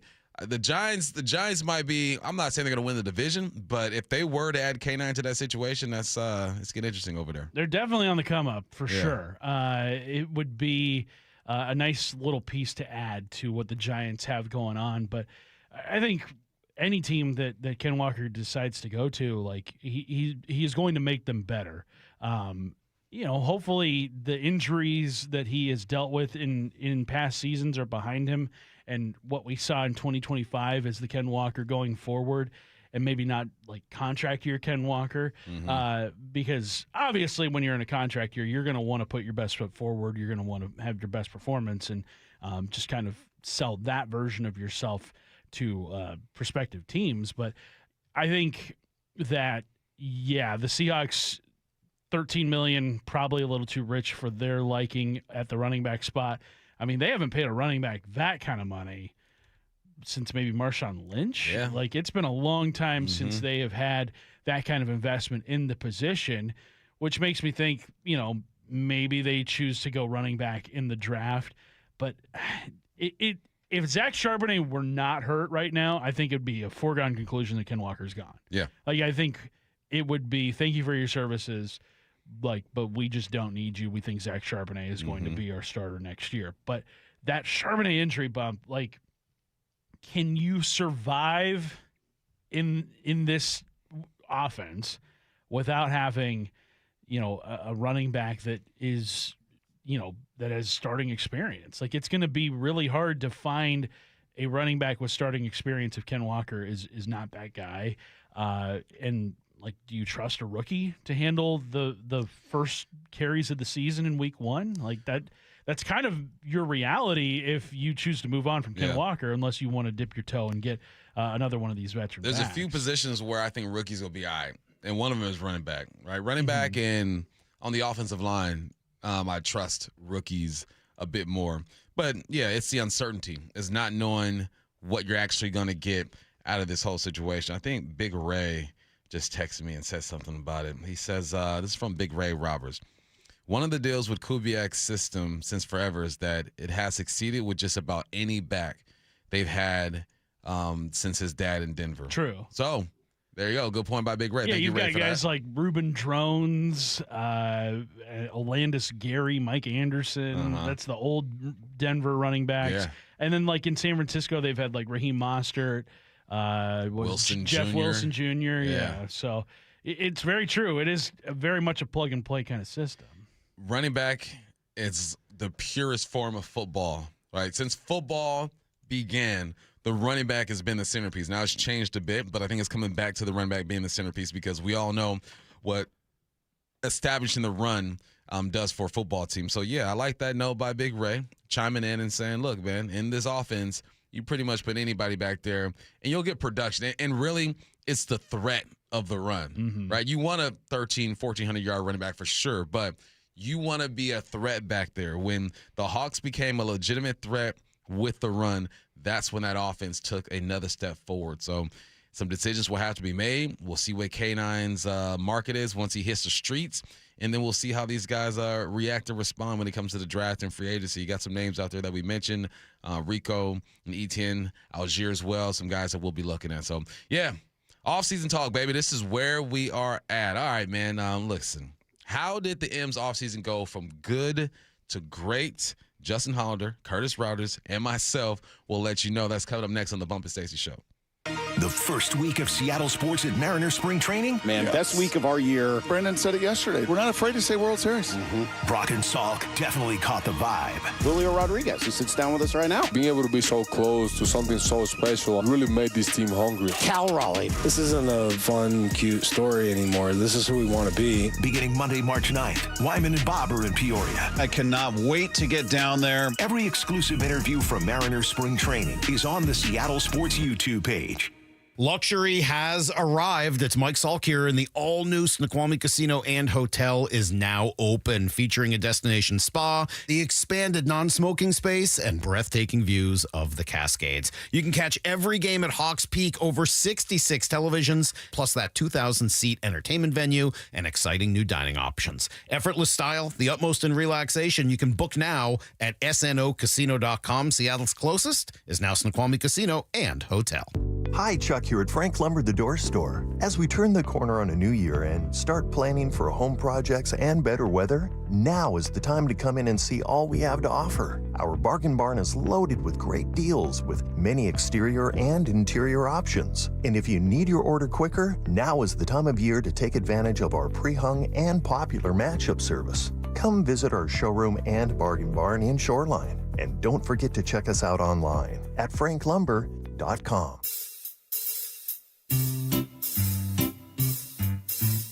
1-877 Cards for Kids. KARS Cards for Kids. 1-877 Cards for Kids. Donate your card today. 1-877 Cars for Kids. KARS Cars for Kids. 1-877 Cars for Kids. Donate your car today. Ready to get rid of that old car? Donate it to Cars for Kids. Call 877 Cars for Kids to speak to a friendly live agent. Donation's super easy, and your car can be picked up as soon as tomorrow. Go to carsforkids.org now or call 877 Cars for Kids to donate your car today. 1-877 Cars for Kids. KARS Cars for Kids. 1-877 Cars for Kids. Donate your car today. Did you know you can donate real estate too? Guys, did you know your testosterone affects everything in your system, including how you feel and perform every day? Right now, Revive Men's Health Seattle will check your testosterone for free. Knowing your T levels is the first step in understanding if you have low T. Your testosterone level impacts your energy, libido, sleep, weight, hair loss, mood, and even ED. Maintaining an appropriate T level can change your whole life. Most men start to see changes in their hormone levels in their 30s. Experience and results matter. So what are you waiting for? Get your T levels checked today by local, experienced, and trusted men's health experts. They've helped thousands of men since 2011. They're so confident they can help you, they even guarantee it. Call Revive today and schedule your free testosterone test, free exam, and free consultation. Call Revive Men's Health at 206-529-1111. That's 206-529-1111. Or visit ReviveMen'sHealth.com. Well, this week's First Mark Challenge victory goes to Brandy Cruz. Hey, Brandy, why? Why First Mark Insurance? Service. I wondered for a second whether I was getting the VIP treatment, and I kind of asked, hey, is this what you do for everyone? And they're like, of course. The whole First Mark Challenge is meant to be personal, right? So it really is tailored and meant to be a personal experience for every single person. I will say I've just done whatever is the quickest and cheapest type of insurance, and I realized while I was doing it, wow, this is what it feels like to get insurance as a real adult. We had a million questions, and they walked us through every step of the process, and then they're working for you. So they're not working for insurance companies, they're working for you. To experience that level of service really shows you what the difference is with First Mark. Brandy did it. My family did it. You got to do it. It's totally free. Take the First Mark Challenge. See how much money they can save you and how much better your coverage will get. Maybe you will be our next First Mark Challenge victory. Go to firstmarkinsurance.com. I love a day on the water with friends, but my moderate to severe plaque psoriasis sometimes holds me back. Now I'm all in with clearer skin thanks to Skyrizi. Risankizumab Riza, a prescription-only 150 milligram injection for adults who are candidates for systemic or phototherapy. Teaching music is my passion, but my active psoriatic arthritis can limit me at times. Now I'm treating my joint symptoms with Skyrizi. With Skyrizi, most people with plaque psoriasis saw 90% clearer skin at 4 months. Or if you are an adult with active psoriatic arthritis, Skyrizi helps you move with less joint pain, stiffness, swelling, and fatigue. Don't use if allergic to Skyrizi. Serious allergic reactions, increased infections, or lower ability to fight them may occur. Before treatment, get checked for infections and tuberculosis. Tell your doctor about any flu-like symptoms or vaccines. There's nothing like clearer skin. There's nothing like better movement, and that means everything. Ask your doctor about Skyrizi. Visit Skyrizi.com or call 1-866-SKY-RIZZI to learn more. Home of your Super Bowl champion Seahawks, Seattle Sports. They are bringing the Lombardi back to the Northwest. This is the power of 12 is 1, man. KIRO AM Seattle and KIRO FM HD2 Tacoma. Seattle Sports Snapshot. Mariners and the Diamondbacks play today. First pitch is at 5:10. We got Castillo on the mound. The Kraken lost 5-1 to the Blues last night. But you know what? They still got a wild card spot. Holding on for dear life. You got the DBs and tight ends on the field today for the Combine. Coverage starts now, actually, at noon. Snapshot, brought to you by Miller Lite. When it's game time, it's Miller time. From the Quantum Fiber Studio, this is Bump and Stacy on Seattle Sports. Streaming through the Seattle Sports app and at seattlesports.com. Now, here are your hosts, Michael Bumpus and Stacy Ross. Here we go now. This is the Bump and Stacy Show. Got Curtis filling in for Stacy. I'm still here. My name is Michael, and I like sports. And I'm sticking to that. All right. I'm not switching it up today or tomorrow. Well, we've got 2 more hours of the show. I would like for you to not switch it up. All right. Yeah. Well, let's talk baseball. All right. Let's talk a little bit of baseball. It's all about how you handle your offseason. The Mariners, I would say they overachieved a little bit, right? They overachieved last year. We had high expectations, but yeah, I mean, we had all kind of hoped they were going to win the division. Yeah. I don't know if any of us were like dead set on them winning the division. But when they did win it, it was like, all right, let's go. And then they passed the Blue Jays, and it was like, oh man, they're going to get home field advantage in the first round of the playoffs here. Like, this is a big deal. So yeah, I think everything after winning the division was kind of a pleasant surprise. But now there's real expectation. Yeah. Like they need to get back to at least the ALCS. And hopefully get past Game 7 of the ALCS. And there's a formula for these guys to do that. Hollander talks about that, man. It's about retaining players they draft and they develop. Yeah, it has to be. It's really hard. I don't think we should take for granted how hard it is to draft and develop a pitcher as good as Logan George, Bryce O'Brien. Like that's a sort of a once in a player cycle hit, and for us to have done it 4 times, you want to be able to keep those guys. It's not often that you draft Cal Raleigh, one of the 5 best players in baseball, or sign a Julio Rodriguez, for us unquestionably the best center fielder in baseball. You want to have those guys for a long time, and I think locking up Cal and Julio for a long time, extending JP after we acquired them, it's important to develop continuity with a core of players that you really believe in. You shouldn't take for granted how good those guys are and how tough it is to go just plug someone else in. He mentions Cal and Julio. Anyone else that jumps out to you? Well, the hope is that you can bring back like Logan Gilbert, George Kirby potentially as extension candidates. But I also think about retaining players. They didn't necessarily draft Luis Castillo or Josh Naylor, but they had them here. They were able to reach extensions with both of those guys too. But that is how you were able to get top flight talent to your organization when you don't have the pocketbook of a Yankees organization or a Dodgers organization, where, look, if you can outdraft teams and get that kind of production on a, Major League Baseball rookie salary where, 6 years of club control, that is going to put you ahead of the game in a lot of ways. It's why I'm so surprised that the Pirates have not been more successful, because they're always picking at the top of the draft. The Rockies, same with them. The White Sox, same with them. And the Mariners have been able to find guys really all over the place in the first round. I mean, Cole Emerson, who we've talked about a lot this spring, and he's looked good in his first real big league spring training. He was, I think, picked 23 in that draft back in 2023. And then Kate Anderson picked number 3. So you can find guys all around the draft. And just shout out to the Mariners for being able to find so many over the last decade or so, because that was not the case. It had been a long time since the Mariners had really developed any kind of homegrown talent since, Kyle Seager was a good example of that, but before him, you're looking at Alex Rodriguez. It had been a long time before they had developed anybody like that. So they're on the right path, right? You're developing, you're re-signing some guys, and you're bringing new guys in, whether that be the young guys getting bumped up or you're bringing guys in like Donovan or Rosarena at the trade deadline. It's all about them really fitting into the culture and what they're doing here in Seattle. I think the group of players that we have, obviously we know a lot of them, but the new guys really fit in well. I'm so impressed with the way they communicate, the type of teammates they are, the care factor they have, the professionalism.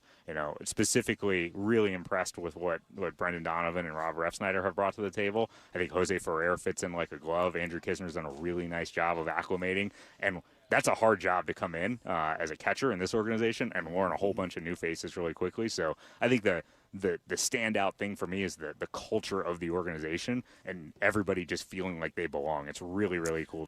And it makes it easier for guys to fit in when you're coming over to an organization that you respect, right? One that made a playoff run, one that has the best catcher in the game, one that has arguably the best center in the game.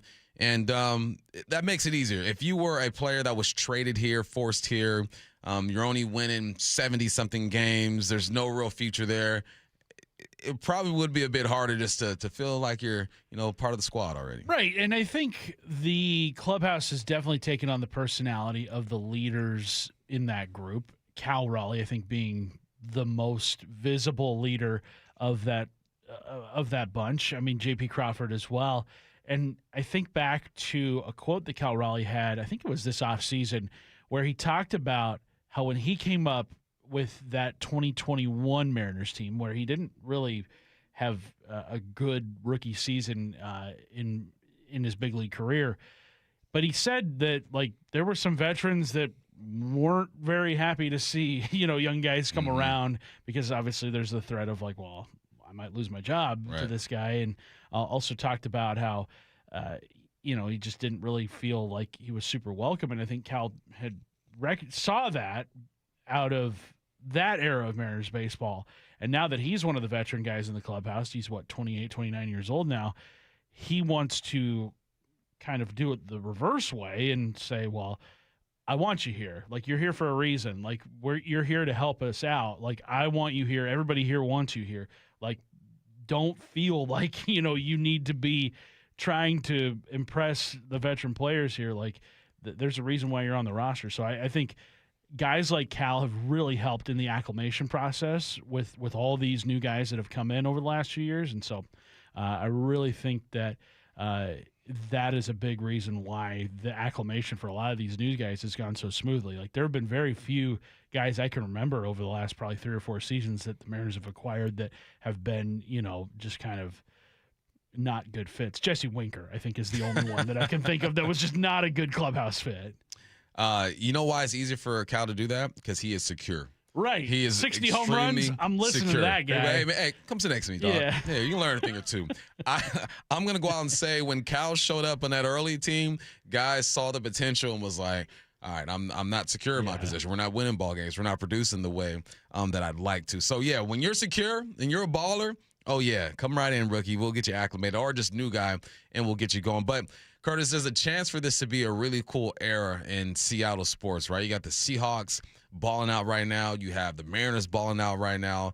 Hollander likes what's going on. I mean, obviously the Seahawks are a great example, I think from the outside looking in, of the value of organizational alignment. What they've been able to do in a short amount of time with a new coach and a new staff, and fitting players into a system was remarkable to watch this year. Just super impressive, and they kicked butt once they found their rhythm. I hope that we can go on, obviously, a run like that, and I hope for a bunch of years down the line we're talking about Seattle being kind of a destination sports town, because both of us share common traits of organizational alignment with a lot of talent. There's a time in middle school I was hanging out with a bad group. Uh-oh. And my mom was no. Michael, birds of a feather flock together. And I go, okay. So I shifted and started hanging out with some good kids. Thank you. All right. So this is what I want to happen here, right? Let's flock together, Seattle That's my sports. biggest worry as a parent whose children are about to enter grade school. Hey, check on them friends, man. Check on those friends. Little Bobby? Little Bobby wanted you to Little Bobby was tripping, color man. on the walls? Hey, are you kidding me? We were doing some things we should not be doing. No. But, I switched it up. Best thing I ever did. We need these guys to flock together. It's a good time to be a Seahawks fan or a Seattle fan. It is, and I think I'm going to lean on your experience growing up in L.A. for this quote by Justin Hollander, because he's kind of hoping that maybe the Seahawks success will spur some more success for the Mariners, and it'll just kind of be contagious throughout the city, and how each team's trying to one-up the other. Hard to one-up a Super Bowl. The only way you can do that is by winning a World Series. I'd love to see it. But you grew up in a town where you have a highly successful NBA team, maybe the most successful, and you've also got a highly successful baseball team in the town that you grew up in. did it kind of feel like both the Dodgers and Lakers in your hometown growing up were, maybe in kind of competition with each other to see who could outdo one another? No, because the Dodgers were bad when I was coming true. up. So maybe bad. It was more maybe SC. within the last 10. It was SC and the Lakers. They're the ones going at it because Lakers were winning championships. SC was winning national championships. Because you want to be the top dog, and that drives competition. Granted, college football was a bit different back then. You didn't have guys transferring and all that stuff. Like, you had to go recruit and get the right guys. Pete Carroll did a great job of that.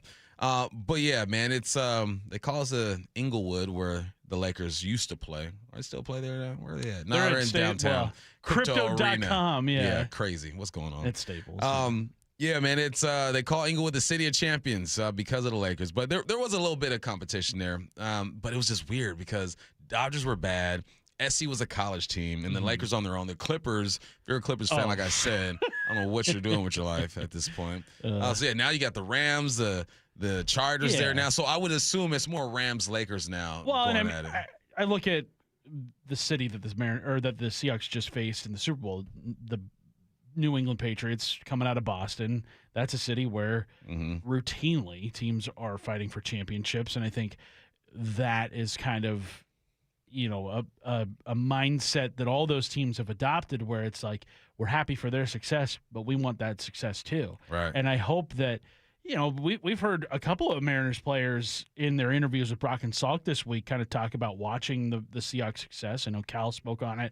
Julio spoke on it too. I don't know if any others did, but like, I think that's a real thing. Like, that the passion of the fan base in this town shows out when you are winning. And we saw the crowds at T-Mobile Park this last season when the Mariners were winning and winning big, and like how insane it was trying to get to Soto when there was a sellout crowd, and also on those nights where like there was a Seahawks game at night, Mariners game during the daytime.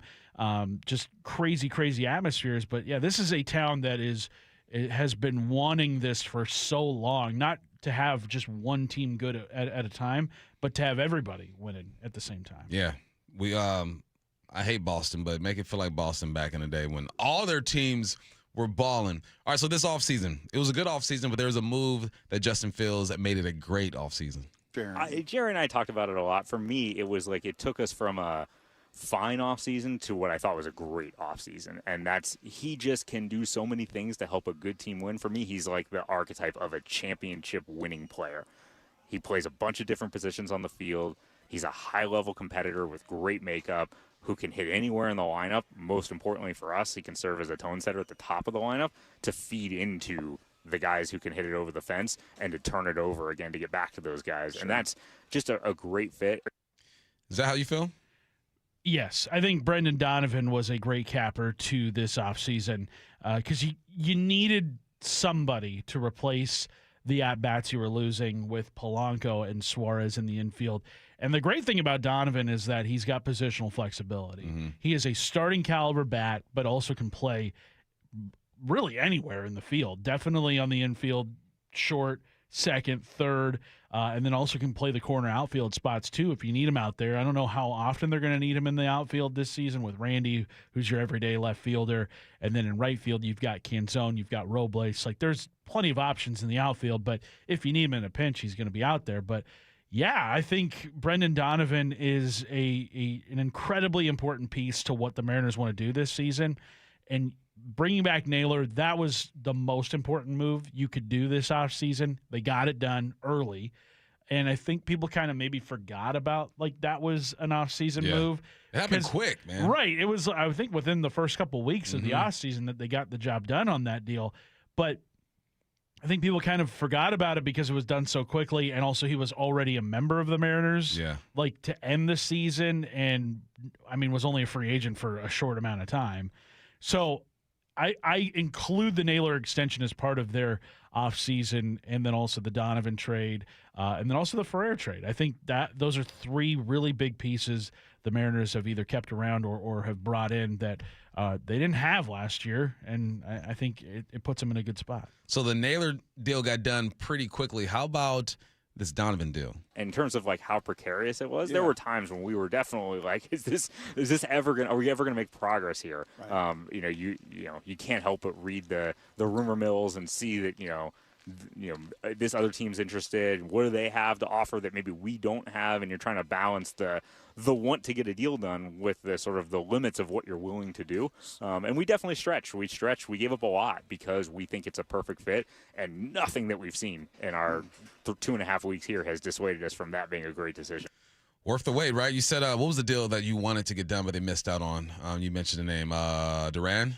Oh, yeah, the reliever from Minnesota. Yeah. That was at the deadline last year where it seemed like they had gotten really close to getting Duran, but based off of like the reports and rumors around that, it seems like the Mariners kind of balked at the Phillies' asking price, or balked at the Twins' asking price, whereas the Phillies were willing to include a top 100 prospect of theirs. I believe it was a catcher, if I'm not mistaken, which makes me kind of think the Mariners didn't want to include Harry Ford in that trade, but you ended up getting Ferrer this offseason for Ford. So, I mean, it would be nice to have a guy of Duran's caliber to pair with Brash and Munoz, but I still think the Mariners bullpen is in a good spot to start this year. But, yeah, that Brendan Donovan deal, like, I mean, there were rumors about that in the regular season and then all off season long, from about November to earlier this month when the deal got done. Mm-hmm. So yeah, it was a long time coming, and glad to see they were able to push that one across the finish line. All right, sounds like these guys are in a good place. Like I said, man, they got taking on the Diamondbacks today at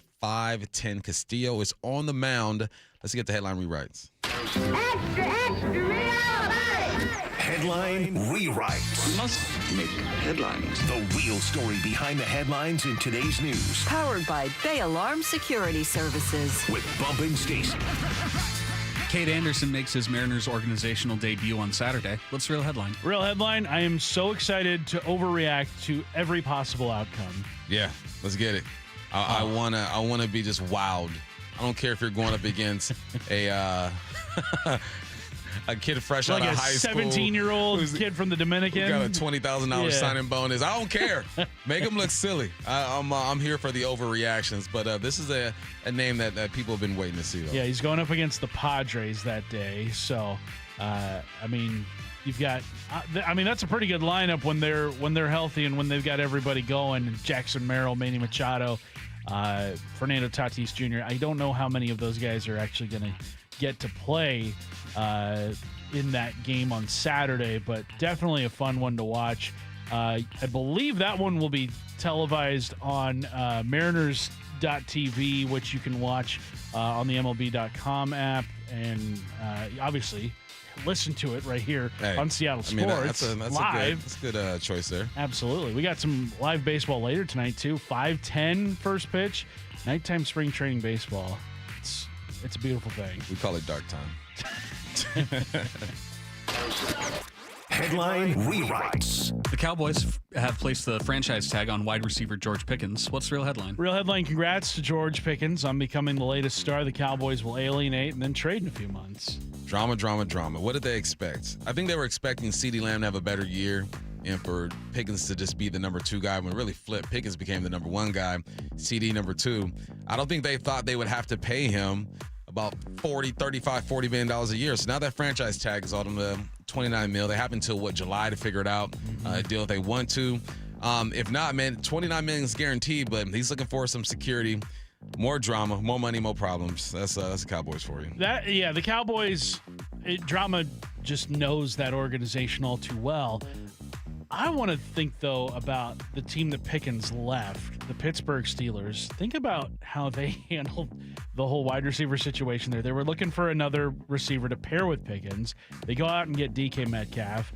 It's like, okay, that's an interesting wide receiver combo, 2 guys with very similar skill sets. But then they trade Pickens, who's on his rookie deal, to the Cowboys. They then extend DK Metcalf, and the pick that they gave up for DK turned into Nick Emmanwori. Dang. And now I saw, I think it was maybe NFL.com's potential trade candidates this offseason, and DK was one of them because his 2-game suspension to end the season voided some guarantees going forward. But I think the Steelers said they were going to honor those guarantees. But, I mean, that's just their word. Like, they could go back on that and trade him and make it a little easier to deal. You know, if they do go back on that, DK is not going to be happy. No, he's not. He is not going to be happy. I mean, he said last year the grass is greener. I don't necessarily think it is, DK. Hey, you know, it's like when I go to these golf courses in the desert. The grass ain't really green; they spray paint it. Right, you know it's what I mean? brown. Yeah, it's dead. really brown. Well, the Steelers got the worst playing surface They grade, do. There so you go. it is not greener. It is not. It greener. is mud. It is literally is not greener. Oh, DK. Headline rewrites. A night after getting blown out 5-1 to the Stars, the Kraken lost to the Blues 4-1 last night. What's the real headline? Real headline. That's halfway to a full American flag, if you think about it. Break it down for the people. Stars. Yep. And blue. There you go. You just need red and white. Just need red and white. But if you're playing baseball, you get the Reds and the White Sox. But they don't play baseball. Hey, let's just make it work. Yeah. Let's combine it. Just make it work for the Kraken. Outscored 9-2 in their first two games coming out of the Olympic break. I don't like that. Not looking good. This team is weird. Everyone I speak to who's an expert when it comes to the hockey, they don't understand how this team is staying afloat. They're looking at the roster saying it's not very impressive. Your goaltending is up and down, but they're in the fight. They still have a wild card spot right now. Yeah. Still got some games left though. What about 20 plus? I want to say. So we'll see how they finish, man. But good for them, stay in the fight. I want to see playoff hockey really bad, but I also want to see like a sustained winner and not a season where you're just kind of like happy to be there in the playoffs. Yeah. I mean, this is what, year 5? Is it 5 already? I think so. Year 5. They've already got 3 head coaches in 5 years. I just want to see a nice winning season, not just a winning season, but a season where it's like, oh yeah, they're one of the best. Now, they do have a very favorable schedule coming up here. I believe they've got 8 of their next 9 games at home, and the only road game of those 9 is a short trip to Vancouver on March 14th. But then they have a pretty tough road trip coming up at the end of March with 6 straight on the road before starting the month off of April with a pair at home. So they can make some ground up here with 8 of 9 at home over the next, couple weeks. Hey, take care of business at the house. Yeah. Now, a few of those games are against some really good teams: Colorado, Florida, and Tampa Bay. So good to have them in your own pond rather than the opposing one. Yeah, that's true, man. How crazy would it be if the Kraken make it to the playoffs as well? Hey, your 3 major sports teams making it to the playoffs. That's definitely never been done. Yeah. Because we only been around a few years here. Yeah. Only been around a few years. All righty. What was that? What segment was that? Where am I? That was headline rewrites. That was headline rewrites. Yeah. And when we come back, man, we'll go NFL headlines. We got some QB talk, man. Mendoza at the podium. Got Arlovsky breaking some stuff down of Ty Simpson, who's making some noise. So you guys want more NFL? Don't worry, we got you. That's coming up next right on the Bump Stacy Show. We got Curtis Rogers filling in for Stacy. The first week of Seattle sports at Mariners spring training. Man, best week of our year. Brandon said it yesterday. We're not afraid to say World Series. Brock and Salk definitely caught the vibe. Julio Rodriguez, who sits down with us right now. Being able to be so close to something so special really made this team hungry. Cal Raleigh. This isn't a fun, cute story anymore. This is who we want to be. Beginning Monday, March 9th, Wyman and Bob are in Peoria. I cannot wait to get down there. Every exclusive interview from Mariners spring training is on the Seattle Sports YouTube page. So what are you reading? I'm checking out the ratings on the new TVs, and it looks like Samsung, LG, and Sony got the best scores. Just like last year. What about those new high dynamic range TVs? They got the highest scores of all, but their prices are really high. Did you check online? Yeah, their prices were about the same. Well, there's one place where we can get a hot deal on those top-rated models. Where? At Video Only. Check out the ratings on TV stores. I see. Video Only scored better than the others. So, if you want the best deal on the best TVs, then we should take our TV ratings and head over to top-rated Video Only. At Video Only, you won't find huge stores with refrigerators or microwaves, but you will find the best deals on top-rated TVs, soundbars, and monitors. Shop around. Just make sure you visit Video Only, because if you don't, you'll be sorry. In South Center, Bellevue, Linwood, Federal Way, and Tacoma, Video Only. Get in the zone, AutoZone. Welcome to A to Z Savings, our biggest sale of the year. Happy to be here. Can I get some rotors? Would you like brake pads with that? How much are the brake pads? Free with Duralast rotors. Free. Really? Really? Free. I also need some oil. Would you like an oil filter with that? Yeah. How much is that? Free with the oil. Free. Really? Really. Free. It's part of A to Z Savings with hundreds of deals. From A to free. Get in the zone, AutoZone. Ends March 9th. Restrictions apply. Chick-fil-A's new frosted sodas and floats. It's a 10 out of 10. Hey, this is Lizzie, a team member at my local Chick-fil-A. And a little thing I love about the Chick-fil-A chicken sandwich and new frosted sodas and floats is how well they go together. You will love having your favorite soda blended with our creamy ice stream to make a new frosted soda or float. With the mix of the ice stream and soda fizz, it's so delicious, I call it Fizzalicious. Order a Chick-fil-A chicken sandwich and a new frosted soda and float at your local Chick-fil-A restaurant. Real team member paid for their testimonial. We've all been there. Sleepless nights, mind racing, wondering if your business's security service is really protecting what matters. At Bay Alarm, we can put your security insecurities to bed. Video security, burglar alarms, fire alarms, access control, 24/7 monitoring, and more. Our advanced technology and personalized support ensure you can rest easy, knowing we're here for you, your people, and your business. Visit bayalarm.com to talk to a local security expert. Bay Alarm, we got you. By texting 64,000, you agree to receive recurring automated marketing messages from IQBar. Message and data rates may apply. No purchase required. Terms apply. Available at eatiqbar.com/policy/terms of service. I've got good news and bad news. Here's the bad news. Most protein bars are packed with sugar and unpronounceable ingredients. The good news? There's a better option. I'm Will, and I created IQBar plant protein bars to empower doers like you with clean, delicious, low-sugar brain and body fuel. IQ bars are packed with 12 grams of protein, brain nutrients like magnesium and lion's mane, and zero weird stuff. And right now, you can get 20% off all IQ Bar products, plus free shipping. Try our delicious IQ Bar sampler pack with 7 plant protein bars, 4 hydration mixes, and 4 enhanced coffee sticks. Clean ingredients, amazing taste, and you'll love how you feel. Refuel smarter, hydrate harder, caffeinate larger with IQ Bar. Now you can get 20% off all IQ Bar products plus free shipping when you text radio to 64,000. Text radio to 64,000 to get your 20% off. That's radio to 64,000. Get broadcast times for every Three Tree Roofing Mariners Cactus League broadcast. Holy smokes, he does it again! At seattlesports.com.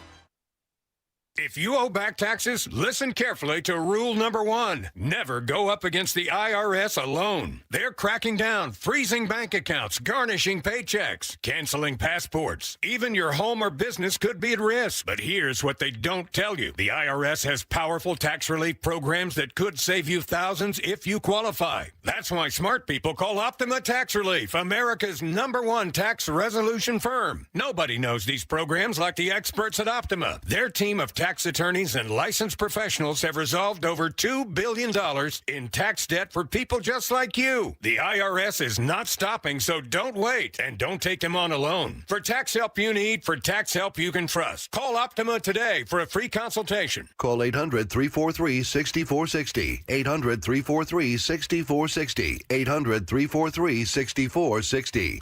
Optima Tax Relief. Some restrictions apply. For complete details, please visit OptimaTaxRelief.com. Finding great candidates to hire can be like, well, trying to find a needle in a haystack. Sure, you can post your job to some job board, but then all you can do is hope the right person comes along, which is why you should try ZipRecruiter for free at ZipRecruiter.com/radio. ZipRecruiter doesn't depend on candidates finding you. It finds them for you. Its powerful technology identifies people with the right experience and actively invites them to apply to your job. You get qualified candidates fast. So while other companies might deliver a lot of hay, ZipRecruiter finds you what you're looking for. The needle in the haystack. See why 4 out of 5 employers who post a job on ZipRecruiter get a quality candidate within the first day. ZipRecruiter, the smartest way to hire. And right now, you can try ZipRecruiter for free. That's right, free at ZipRecruiter.com/radio. That's ZipRecruiter.com/radio. ZipRecruiter.com/radio. ZipRecruiter. From the Quantum Fiber Studio. This is Bump Stacy. Weekdays 10 to 2. On Seattle Sports and 97.3 FM HD2. It's time for NFL headlines, man. Combine is going down. And today, the QBs take the podium at the Combine. Fernando Mendoza spoke on what learning from Tom Brady would mean to him. Yeah, I mean, who hasn't admired Tom Brady? The guy has, more Super Bowl rings than anybody. So that opportunity would be fantastic. Tom Brady, I believe, is the greatest quarterback of all time by a wide margin, and to be able to have the opportunity to be mentored by him it would mean so much, and especially to learn, and I'm all about learning. So from day one, I got to learn a lot, and it's going to be a long journey, and to potentially have a mentor like that would be pretty impressive and pretty meaningful. That'd be like me learning from Jerry Rice. What would be the equivalent for you? Learning from like Dan Patrick. Yeah. Learning from Dave Niehaus, somebody Matt, like that. Yeah. Who's your equivalent to Tom Brady? Who's the greatest board op of all time? The greatest board op of all time. Aaron Rose. Oh, wow. For sure. He was the best. Six Fingers Johnson. Teddy Two Shoes. Oh, man. No, this is a dream. It has to be a dream come true for Mendoza, right? He's watched Tom Brady essentially his whole career. He gets to be mentored by him. I'm sure they've had conversations already. That has to be surreal. I shook Jerry Rice's hand during the Super Bowl week, and that was dope. So I can imagine actually talking football with a guy like him. When you look at Mendoza's skill set and what he's good at when he's at Indiana, how much do you think that'll translate over to the Kubiak system? Is that a system that is beneficial for what he brings to the table? I think Kubiak's system is beneficial for any quarterback, man. Just because of the play action, the commitment to the run, the layering. Yeah, I think Mendoza will have an opportunity. Now, will he live up to the first draft pick label? Who knows? Most people don't, right? But he's got that opportunity. But there's someone else who's making some noise over there in the Combine. Darren Orlovsky feels like Ty Simpson, QB out of Alabama, his tape is more impressive than Mendoza's. If you take away the RPOs and then those back shoulder fades, there's just not a ton of balls over the middle of the field. Very good decisions. I think that's his superpower is he avoids negative plays, but you're looking at a guy that saying first pick, and I think through 8 games, Ty Simpson's tape from Alabama through the first 8 games of the season, I think is significantly more impressive than Fernando Mendoza. That's interesting. Orlovsky's big on who has some takes. Sure, for sure. Now I'm gonna go back and look at Ty Simpson's tape now just to see how I feel about it. But I mean that's what we've heard is Mendoza, everybody else led by Ty Simpson. Yeah, and I mean DeBoer's passing game is much more downfield. It I think asks more of the quarterback than what Mendoza was running at.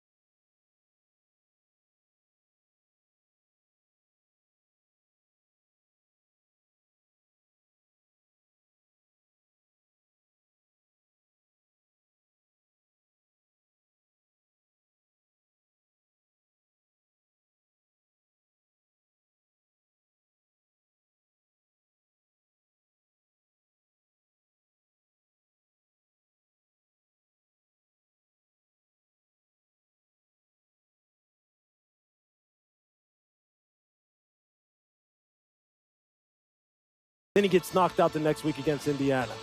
I think, personally, now that he's healthy, now that he's put the weight back on, now that he's not dealing with a lot of the different ailments that he was dealing with, poor offensive line, 0 running game, I think this is the time for him to shine. Once teams get around him and see what kind of mental horsepower this kid has, everybody gets intrigued by upside. Everybody does. We talk about it all the time. Look, there's the tape, there's the combine, then there's the infatuation that you get with upside. He has tons of it, and I think that is going to have people going, what price do I have to pay in order to get him? We can't sit back here at 21, 22, 23. I don't think he's going to last that long.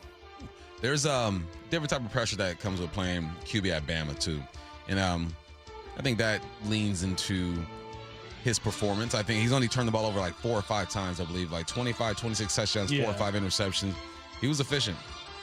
Do you think you mentioned that there's a certain type of pressure an Alabama quarterback gets?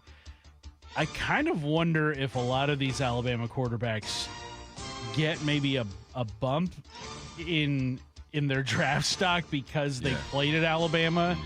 And is that fair or not? Because you look at just kind of the guys that have made it to the league from Alabama's program, and there's a wide variety of like results that we've seen from those kinds of quarterbacks. I'm still counting Jalen Hurts as an Alabama quarterback, even though he played a senior year at Oklahoma, but he was like a 3-year starter at Alabama. I would say he's a successful NFL quarterback.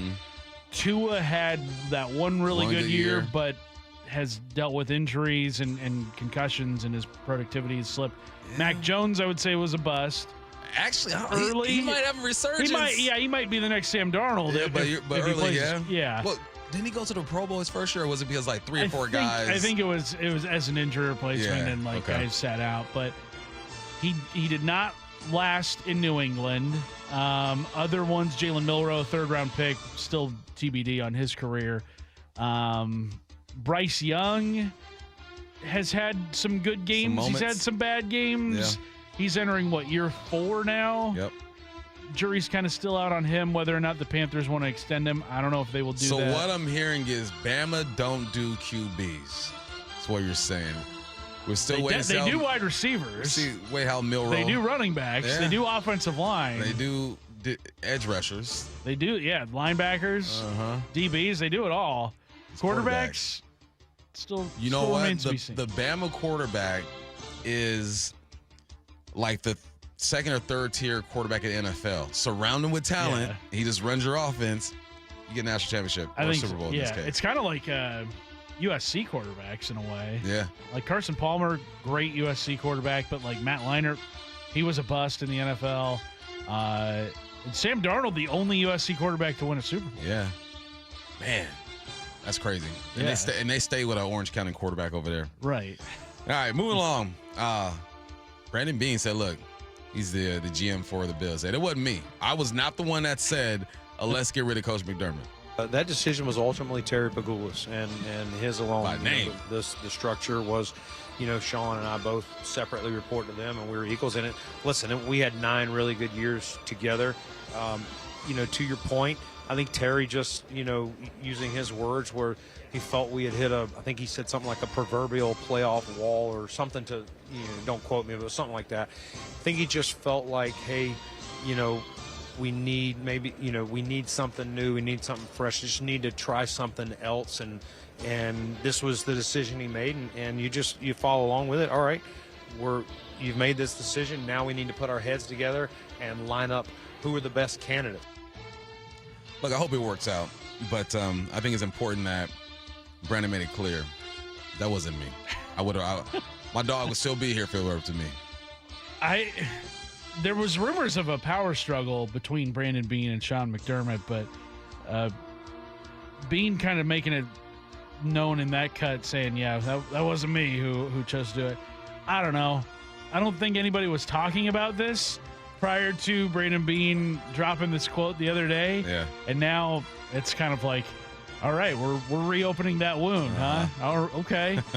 I thought it was weird that they spent all this time putting the blame on Sean McDermott for the AFC divisional round, and they're like, all right, we're going to do a wide search for the next head coach, and they end up just hiring McDermott's OC. Yeah. Like, if you thought that McDermott and his system and his coaching staff was the issue, why then promote one of his top assistants? Maybe they felt like it's Joe Brady, correct? Yeah, maybe it was a Josh Allen decision. He wasn't getting it. Josh loves Joe, from what we hear, right?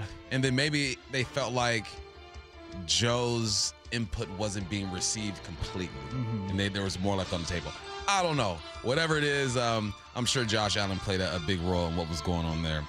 All righty, that was NFL headlines. We got more to do when we get back, including Shannon and Drayer are going to join us at 1 o'clock. We got that coming up next here on the Bump Stacy Show.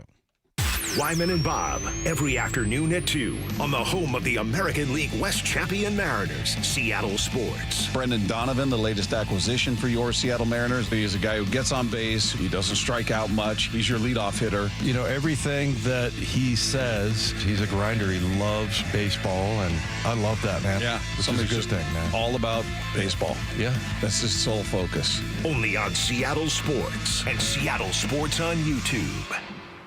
Whether I'm catching up with friends or family, Sea Star Restaurant and Raw Bar in Bellevue is the place. Hey, Brock Heward here, and I love Sea Star's welcoming atmosphere and polished service, which make conversations flow easily and everyone leaves impressed. It's the same quality and hospitality Sea Star and Chef John Howie have been known for decades. And now an amazing deal. 3-course dinners in the lounge every night from open to close starting at just $50. Go check it out. Find the details at SeaStarRestaurant.com, SeaStarRestaurant.com. Guys, did you know your testosterone level impacts your energy, libido, sleep, weight, hair loss, mood, and even ED? And right now, Revive Men's Health Seattle will check your testosterone for free. They've helped thousands of men since 2011 feel and perform better. They're so confident they can help you, they even guarantee it. Schedule your free testosterone test, exam, and consultation today. Call 206-529-1111. That's 206-529-1111. Or visit ReviveMen'sHealth.com. Your new home is ready now. D.R. Horton, America's builder, has new construction communities across Puget Sound and Central Washington, with more coming. Find your new home at drhorton.com. America's builder, an equal housing opportunity builder. It took us 93 years to build this reputation,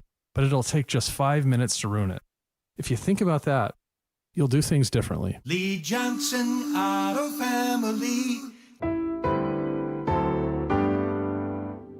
For over 50 years, Bucky's Complete Auto Repair has been the one locals trust for honest pricing, expert service, and guaranteed repairs. This dedication has earned them a Carfax Preferred designation.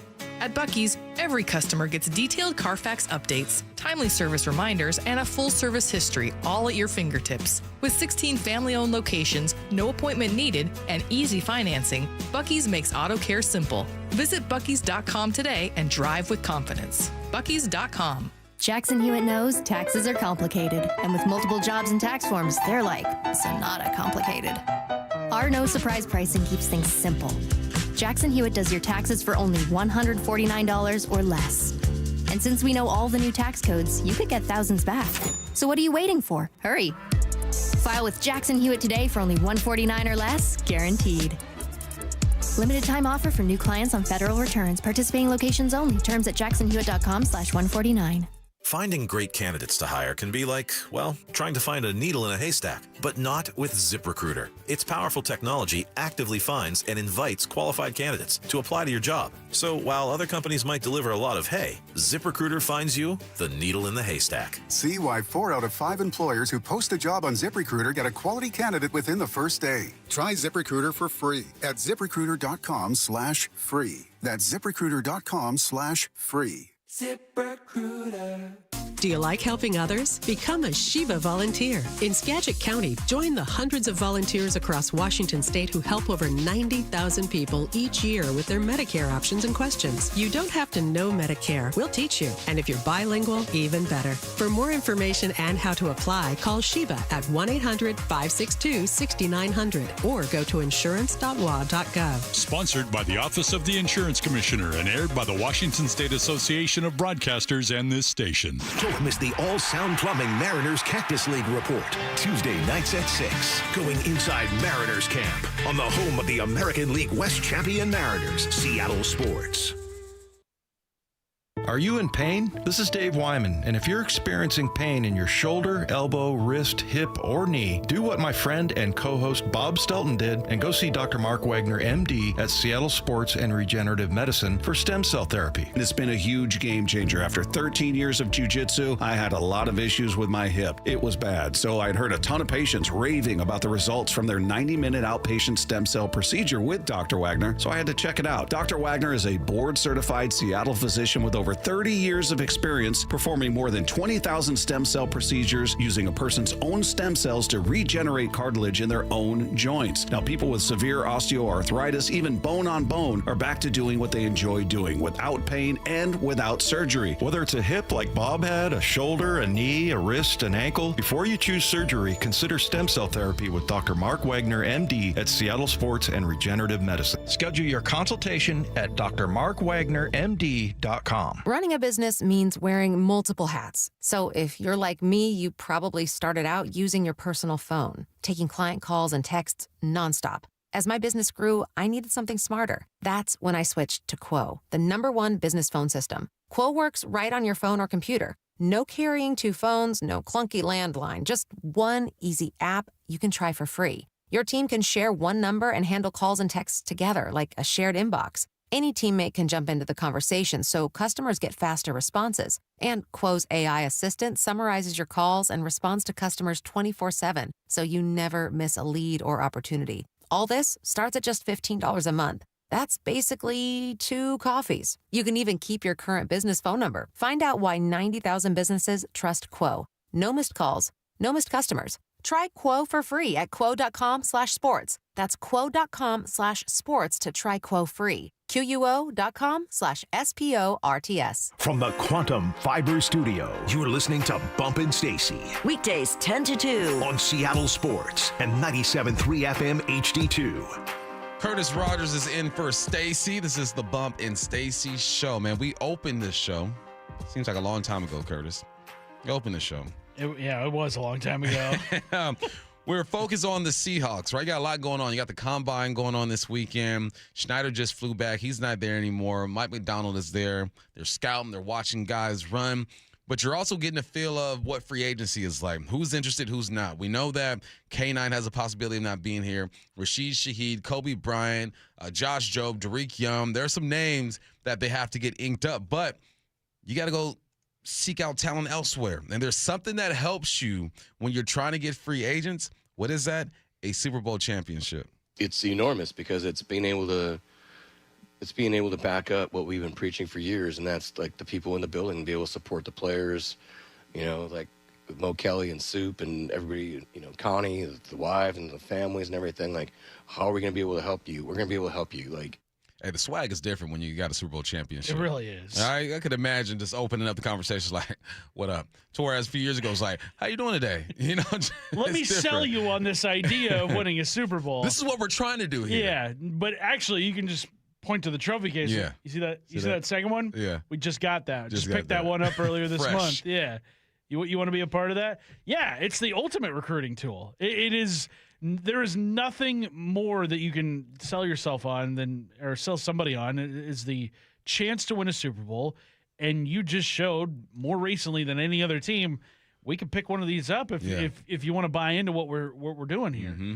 And I think a lot of people maybe kind of scoffed at that last year when we saw how active the Seahawks were in free agency. A year that, I don't know. I can't remember a time they've been more active in free agency and picking up so many difference makers, Sam Darnold, DeMarcus Lawrence, Cooper Kupp. Like, that is reason enough for a lot of these free agents coming in. Like, look what we did with those guys. Yeah. We could do that with you too. Like, that is better than any, possible recruiting pitch you could ever have. And you got to be patient, right? Uh-huh. Like you have the Super Bowl championship. You're waiting to see what happens with other pieces. And John Schneider says, look, man, you can't panic during the first few days. You got to play it cool. and then you have to be ready not to be panicked in those first several days where, you could say, well, this guy really wants to come to you, and but yet now you're going off course and you're not necessarily.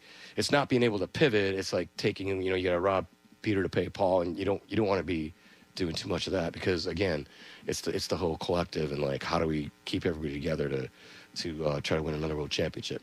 Just reminds me of recruiting. I remember when I was being recruited out of high school, there were 3 schools that I was considering the most: LSU, USC, and Washington State. And every day when I came home, I'm having conversations with them and trying to be as transparent as possible with them. Granted, I'm not dealing with millions of dollars, but I would assume that, this is what it's like. There were days where I missed SC's call.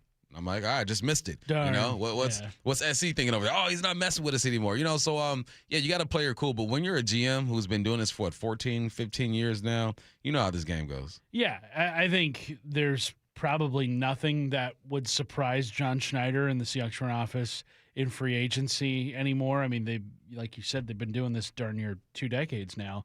But I think him saying that is maybe more of him kind of telling Seahawks fans, like, chill, stand down, please. Right. Like, we're going to make this work. Like, I know when you see the big names come off the board first in the legal tampering period and you see, so-and-so is signing with the Jacksonville Jaguars for, $50 million a year. And people are like, what? Like, how could you miss it? Like, this guy was available to everybody. How could you miss out on him? It's like, well, is that the very best way to go about business? And a lot of these teams have, signed big-time free agents, and it has blown up in their face in a big way. I think to, the Raiders, was it Christian Wilkins they signed a couple of years ago?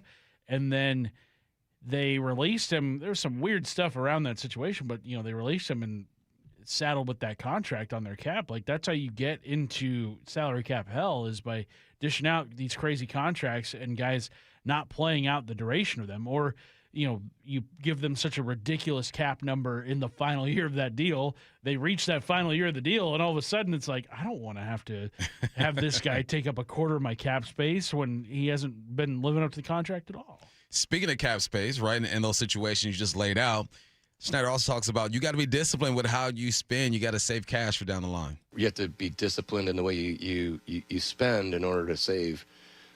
Ted Thompson used to call it saving your powder a little bit, like saving some cap room, some cash for down the line if guys end up not getting what they want in free agency, and then coming to us further down the line. That actually happened to us with like the first couple years we were here with Cliff Averill and Michael Bennett. We just had great conversations with the agents. We showed a lot of love. We stayed involved, and then they ended up taking. Well, Michael had been here before, so he knew. A couple of the coaches. He knew Dan Quinn very well, and then he knew the people in the building and how all the support we have here. And so, you just have to be ready for that. What did they say? Stay ready, string out to get ready. That's right. That's essentially it. Look at him. Josh Schneider's pulling from 10 years ago. You know what I mean? Mm-hmm. Like, this is the veteran that you are dealing with, and with the newness of Mike McDonald, I think that could be a good combination. I think so, too. And it's kind of like how in college football, whenever a new coach is hired, you see a bump in recruiting, and like how a lot of coaches will be able to land some greater prospects than like the previous regime because of like this hope that they can, join something really special here. I kind of wonder if that might be the case in Seattle, where, I mean, heck, year 2, you've already got a Super Bowl under your belt. You're 27-10 in the 37 games that you've been head coach for. Like that, if I'm an NFL free agent, I'm looking around at the landscape, and I'm hoping I see a 206 area code. Call my phone, because I want to be a part of something really, really cool here. And also, like, if I'm not a quarterback and I see how much Sam Darnold's making in Seattle, it's like that might be more money for me there than anywhere else, because they just don't have as much tied up to the quarterback spot than, say Jacksonville or Dallas or another team like that. Yeah, man, it's a good place to be. This is our first time covering a team after they've won a championship, and hearing the conversations and the approach, knowing that when you do go to negotiate, you sit down at the table, you got a lot to offer. You have a young head coach who has proven that his system works. You have a quarterback who is going to be here for the next couple years. Pieces on defense that are going to be solid. You do have to make some changes there. But it's a bit different walking into the combine after going 10-6, not making the playoffs, and trying to figure out who your quarterback is going to be. DK might not be. There was so much drama surrounding this team last year when it comes to this time of year that it feels good just to sit back and kind of, take an easier approach to this offseason. Right. It's kind of just basking in the glow of the Super Bowl still. Right. Where it's like, we've got a Super Bowl to look back on. I get that everybody, wants to win another one too. And obviously I would love to be able to cover another Super Bowl, but yeah, I mean, you're still just kind of basking in it in a way. Our job is not to fill out the roster. That's their job. Our job is still to remind everybody, Super Bowl champs. Super Bowl champs. And we'll just react to whatever they do. Exactly. That's what they pay us for. Yeah. All right, and this is what they pay Shannon Drayer for, Mariners insider, to join us and give us all the details of what's going on over there in Peoria. That's coming up next right here on the Bump and Stacy Show. The first week of Seattle sports at Mariners spring training. Man, best week of our year. Brandon said it yesterday. We're not afraid to say World Series. Brock and Salk definitely caught the vibe. Julio Rodriguez, who sits down with us right now. Being able to be so close to something so special really made this team hungry. Cal Raleigh. This isn't a fun, cute story anymore. This is who we want to be. Beginning Monday, March 9th, Wyman and Bob are in Peoria. I cannot wait to get down there. Every exclusive interview from Mariners spring training is on the Seattle Sports YouTube page. This is for all you guys on Viagra. ED pills are no longer needed. The brutal side effects like 4-hour headaches, blurred vision, and that flush feeling can all be put behind you with our treatment. Here at West Coast Men's Health, we have a better approach to ED. Acoustic wave therapy creates blood flow circulation by safely removing the plaque in your arteries and restoring function naturally. Guys, let me be clear. Pills will never fix your problem. Our equipment is the latest technology, and our medical staff is the best in the industry. So give West Coast Men's Health a call today. Speak with our clinic manager. Ask him any question you like, how it works, the science behind it, and even the cost. If you suffer from ED or Peyronie's disease, give West Coast Men's Health a call today. It's not just about better health, it's about a better life. With clinics in Redmond and Tacoma, call 206-519-6541. That's 206-519-6541. Online at westcoastmenshealth.com. High five! Up top! Dave's company just got the 5-year price lock guarantee from Comcast Business. Yeah! It's 5 years of gig speed internet, advanced security, and a great rate that won't change.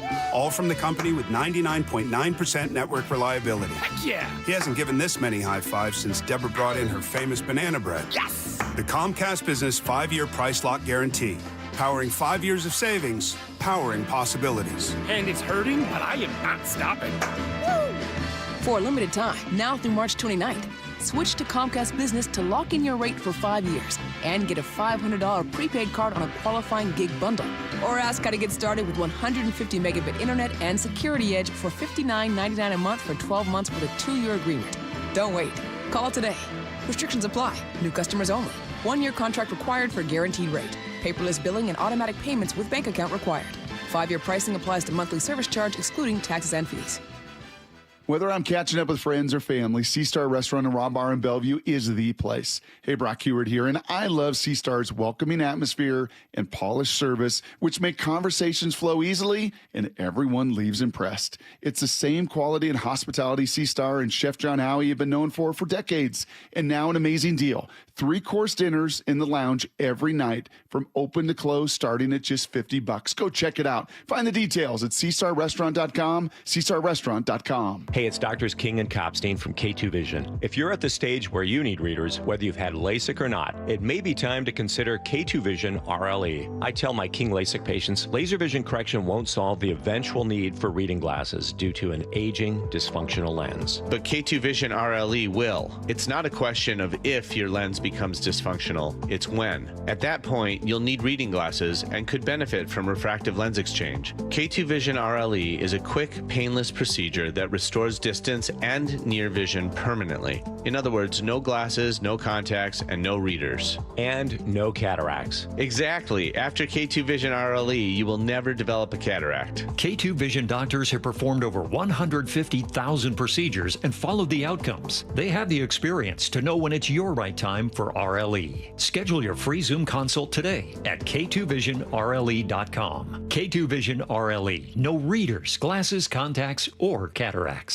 Hey there, Dawn Reiling with Olympic Hot Tub. Don't you hate FOMO, the fear of missing out? Well then, you don't want to miss out on the big savings waiting at our floor model finale. Save thousands on 2025 floor model saltwater hot tubs featuring new smart monitoring. Your tub tests your water for you. Exciting deals in all 8 Puget Sound showrooms. But hurry, they end February 28th. OlympicHotTub.com. Better you, better life. Olympic Hot Tub.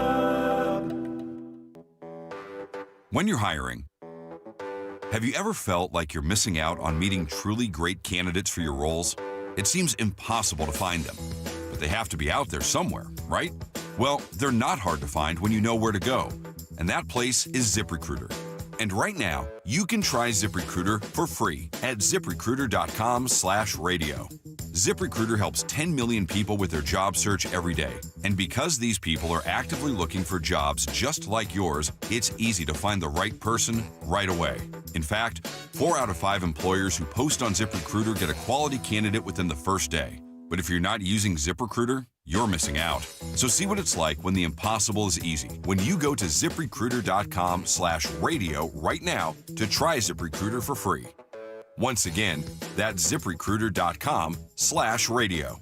ZipRecruiter.com/radio. Never miss out on great candidates with ZipRecruiter. Let's go! This is Seattle Sports. Streaming through the Seattle Sports app. KIRO AM Seattle. KIRO FM HD2 Tacoma. Home of the Seahawks, Mariners, and everything Seattle sports. Seattle Sports Snapshot. Mariners and Diamondbacks play today. First pitch is at 5:10. You got Luis Castillo on the mound. The Kraken lost 5-1 to the Blues last night, but they still hold a wild card spot. You got the DBs and tight ends on the field right now for the Combine. It's going down. Snapshot brought to you by Miller Lite. When it's game time, it's Miller time. This hour is brought to you by Mazda of Everett. From the Quantum Fiber Studio. This is Bump and Stacy on Seattle Sports. Streaming through the Seattle Sports app and at seattlesports.com. Now, here are your hosts, Michael Bumpus and Stacy Ross. Here we go now. We're going to be joined by our Mariners insider, Shannon Drayer, here soon. But in the meantime, Curtis, we got DBs on the football field. We got a 4-3-2 that was just ran by a young man from the zoo. This is my favorite part of the Combine. This isn't real football, but I just like fast things. Yeah, Ephesians Prysock actually up to the starting line right now. He's running it and doing some live. Is that a biblical name? Oh, yeah. So Ephesians Prysock was part of an Arizona team a couple of years ago before he transferred to UW that had a Leviticus on it. Wow. And like a Matthew and a Mark, and like they had had a John and a David. A ton of biblical names on it. All right. But yeah, Ephesians Prysock going with a 4.45 right there. What happened to Fafita, man? He's coming back for his senior season. Did he have a good year last year? He did, yeah. He set the school record for touchdown passes, so he's back for his senior season. All 4 years in one spot. All right. So if you were, let's go to Peoria now. If you were in Arizona, right, with Wyman and Bob and not Wyman and Bob, excuse me, Brock and Salk, Wyman and Bob will be there, Shannon Drayer. What's the first thing you're doing? Like, where are you going? What position group are you going to go check out? What are you doing? Oh, I would love to watch. I think I'd love to watch the pitchers. Yeah. I think that's kind of where I'm They're going. the most fun. Yeah. It's actually letting it go right now. Yeah. Well, and I think watching not just the starting five, who we all know everything about, but the young guys too, like the Cade Andersons, the Ryan Sloans, just guys who are definitely in the case of Anderson, maybe not so much with Sloan, but those guys could very much make an impact this season. And I want to know what they're all about, because we didn't get to see Cade Anderson throw at all this season or this last season because he had pitched so much at LSU. So really, this is kind of our first taste of what he could possibly be. I think I would start with the pitchers as well, but I would also, let's go watch some BP. See who's got some pop. Head over to the cage. Yeah. Just whack. Whack. Nothing like the sound of ball on bats. That's for sure. We get to see Cade. Is that tonight we see Cade? Saturday. Saturday we see Cade. All right. We got Colt Emerson, who we'll see today. JP's out with a shoulder injury. He's played third base, shortstop, I believe a little bit of second base as well. I'm still looking forward to seeing Donovan out there, see what he can do. Julio played a little bit yesterday. Cal hasn't done much at the plate yet, but we're not worried about him. You know who I feel bad for, or I'm interested, is Bliss. Bliss was the starter last year. And then first game got hurt or first series got hurt? It was like the first homestand, yeah. And it was weird because he got hurt in a way that I don't think anybody really noticed right away. And I was in the clubhouse the following day and saw a bunch of guys dapping up Ryan Bliss, and I was kind of like, well, this is weird. Like, why are they giving him like hugs? Like, he was in the lineup yesterday. Is he getting sent down? Like, why is everybody kind of like, oh man, sorry to see it? And turns out he was going to be out for the rest of the season. It is weird to kind of look at that second base spot, and he was the assumed starter last year, but it's kind of like, you know, what have you done for me lately? And unfortunately, he spent the rest of the year on the shelf, and Cole Young came in. Jorge Polanco played great as well. Yeah, he's kind of like a forgotten guy. I would imagine Bliss probably starts the year in AAA. Mm-hmm. I think Tacoma is probably where we're going to see Bliss at least start his season. I don't know if there's going to be a spot for him on the big league roster right away, but you know, it's a good thing to have somebody of his caliber just kind of waiting in the wings, especially if, you know, guys hit the IL, if guys are, you know, just kind of scuffling, maybe you bring him up and there's opportunity for him to contribute in that realm. Yeah, young guys, man. What contributions are we going to get from these youngsters? Talk to me about this bullpen, man. You said you felt good about the bullpen in the Muse, man. I am feeling good about the bullpen. I think you've got Brash, you've got Munoz. Those guys have been two of the best relievers in the American League for a few seasons now, not just this last year or the year before that, but it's been quite a run that those guys have been on. Ferrer, you add him to a bullpen of Gabe Spire, Edward Bizardo. I mean, that's what, five arms that you could expect to see above average production with. I think that's a good spot to be in for a team that relies so much on their pitching. Yeah, man, it's because last year there were we're good, Shannon. All right, we got Shannon. Never mind. Shut your mouth, Michael. We got Shannon Drayer, Mariners Insider. Shannon, how we doing? Doing pretty good. It's up to about 92 degrees right now here. Wow. 92. Wow. It's a dry heat, though, Shannon. That's what they tell you. Keep saying. Dry heat, humid. It don't matter to me. Heat is heat, man. I'm sensitive when it comes to that stuff, man. We got Castillo on the mound tonight, Shannon. What have you seen? What have you heard about Castillo? You know what? He's looked like the same Castillo that we've seen the last few years coming into camp. He is the veteran of the group, and he's made some small adjustments here and there throughout the season, but coming off a strong season where he and Brian Wu really held things down when the others were out of the rotation, and think he is in a good place. I think we will see more of the same that we have seen from him. He's a guy that is just going to figure it out and figure out how to get outs, and has been pretty big for this team the last couple of years. Shannon, one of the big stories early on in camp has been the performance of Colt Emerson yesterday with that triple. What have you made of him in his first real taste, first real extended look in big league camp? What's really jumped out at me has been the complete picture. I think when we think of a prospect, we think of their offense. And sometimes we overlook some of the other things. And the offense, a little bit slow to get going. And then once it got going, now he's consistently coming up with the hits. He's had the good at-bats from what we can tell throughout. But he also has been playing a ton of shortstop. He has made some brilliant plays over there. He's almost made what would have been, I guess it wasn't possible because he didn't make it. But you really get a better picture of what he is defensively, which is huge. Showed off the wheels on a triple yesterday, and that was kind of eye-opening. And also is just, very dogged in the way that he goes about his work throughout the day.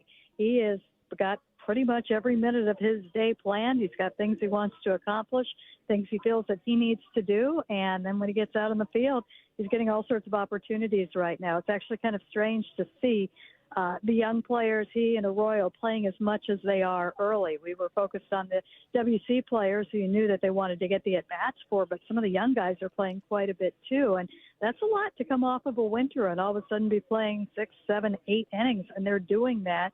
And you don't see them wilt at all, and you've also seen them, really just each game kind of, it seems to take it to the next step. And he is somebody that I think it's going to be a tough thing for him to make the club out of spring training, but I think there's a decent chance that he can make that decision very difficult.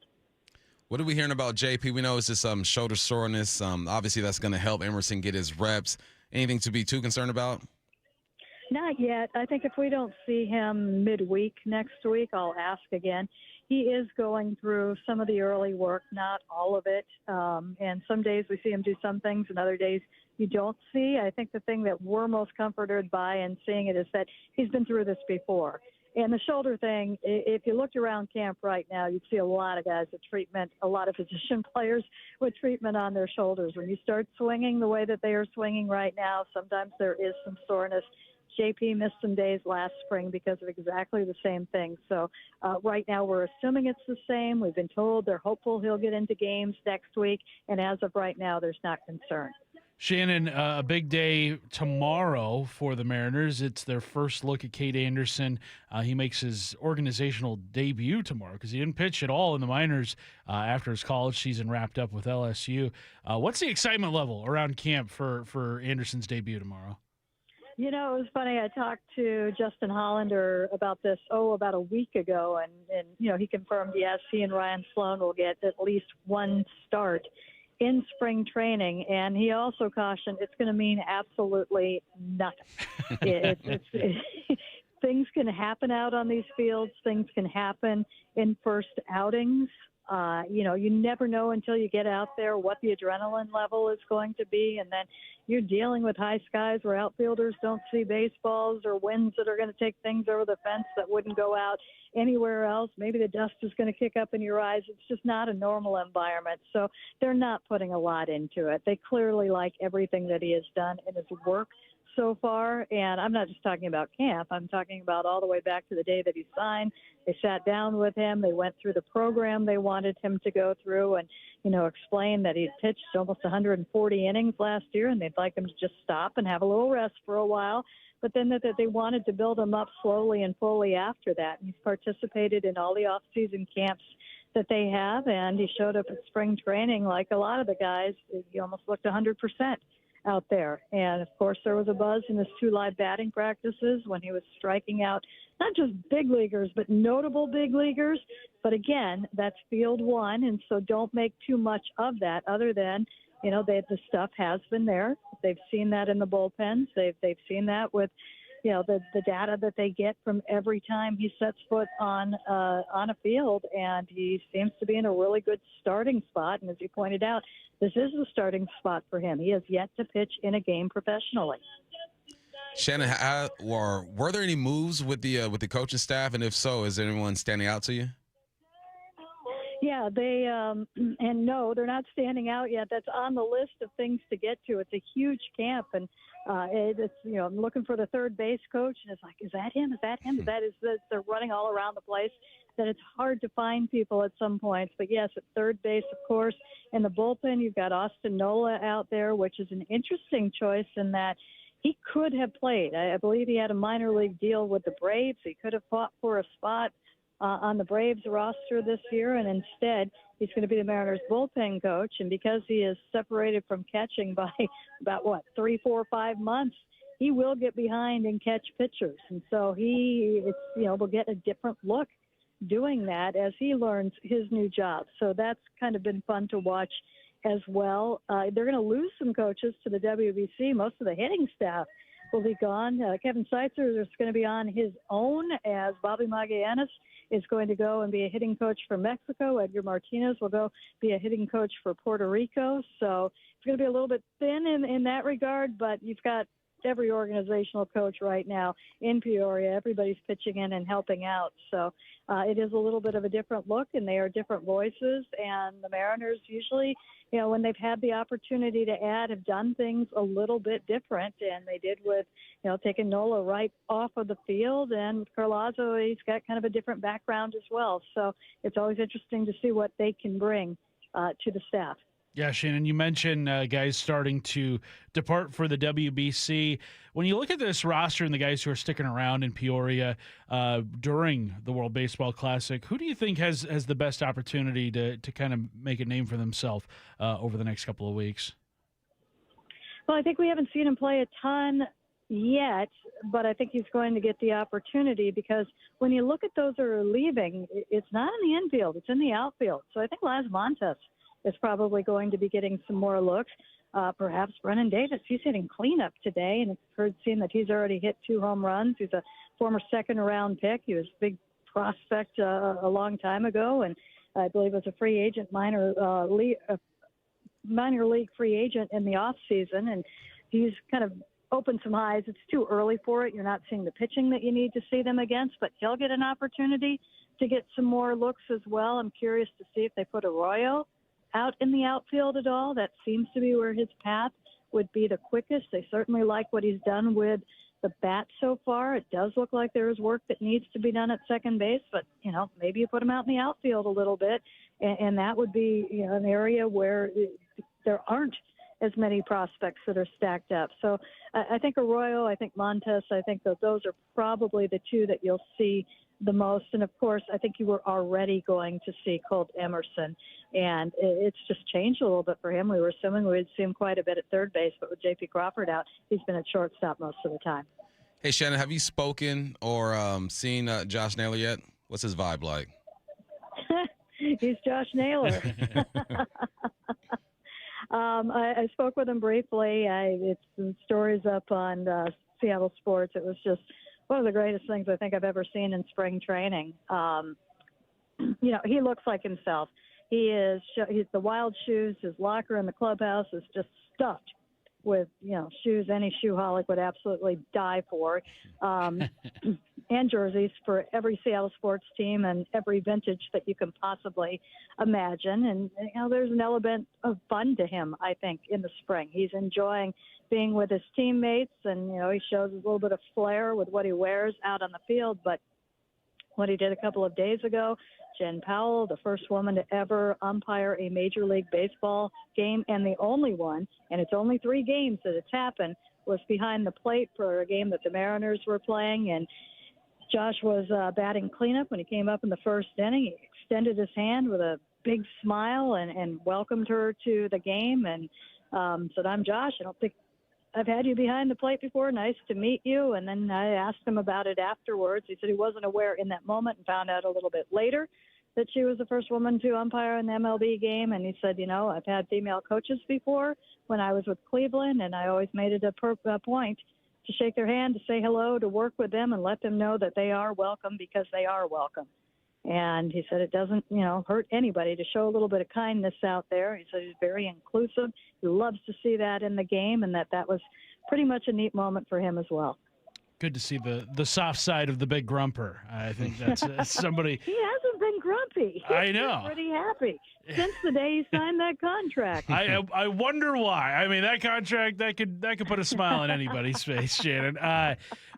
Just sticking with Josh Naylor, because I mean, you've spent time around him to finish off the season last year and then here in Peoria, and one thing that a lot of people noticed about him was just the intensity that he played with, and how, I mean, he's always, he's whenever a big hit happens, he's always yelling, and he's always, top step of the dugout, cheering on his guys and whatnot. Like, can you remember anybody that you've covered over the years that has like such kind of stark sides to them, like who they are off the field, where Josh Naylor has been this, just great dude in the clubhouse and, is showing support for everybody, wearing everybody's jersey and a really fun time. But then once they cross the lines, all of a sudden now they've turned into a completely different beast. Yeah, but I mean, it's still an absolutely team-oriented beast. Yeah. And I think that's what's pretty neat about what he brings. And, hearing the stories about how he was, like, right away when he came to the club, he was telling them what he saw from the other side. He was trying to give help where he could. I talked to Pete Woodworth the other day, and I asked Pete, hey, what's the best thing you've seen so far? He's a pitching coach. I thought he was going to say something about, one of his pitchers healthy or a new pitch or somebody hitting triple digits on the first day. He said, Josh Naylor. Josh Naylor was the best thing that he had seen so far. And he said that, it's one thing for Josh Naylor to go out there and steal the base as he is. he's helped point out what Mariners pitchers were doing, and not just tipping pitches, but, the tells that they were giving that this is a good place to go, or where they might be a little too long in the deliveries. That he, had talked to him about a couple of things that he had observed, and that's not something that you see every day. So it's a very unique player who feels very comfortable here, who contributes in ways that I guess we don't even see sometimes. And what's really neat is that when you look at it now, the two guys that they picked up, the other two guys that they picked up this offseason in Brendan Donovan and Rob Refsnyder are very similar in that they are very, very, their baseball IQ is off the charts, that they talk the game all the time, that they're in the cages all the time, and that they talk to teammates and coaches about it. There is no leading by example going on by, some of your leaders on this team, and that would include Cal Raleigh and Josh Naylor. And, I'm sure that Donovan and Refsnyder will be leaders as well.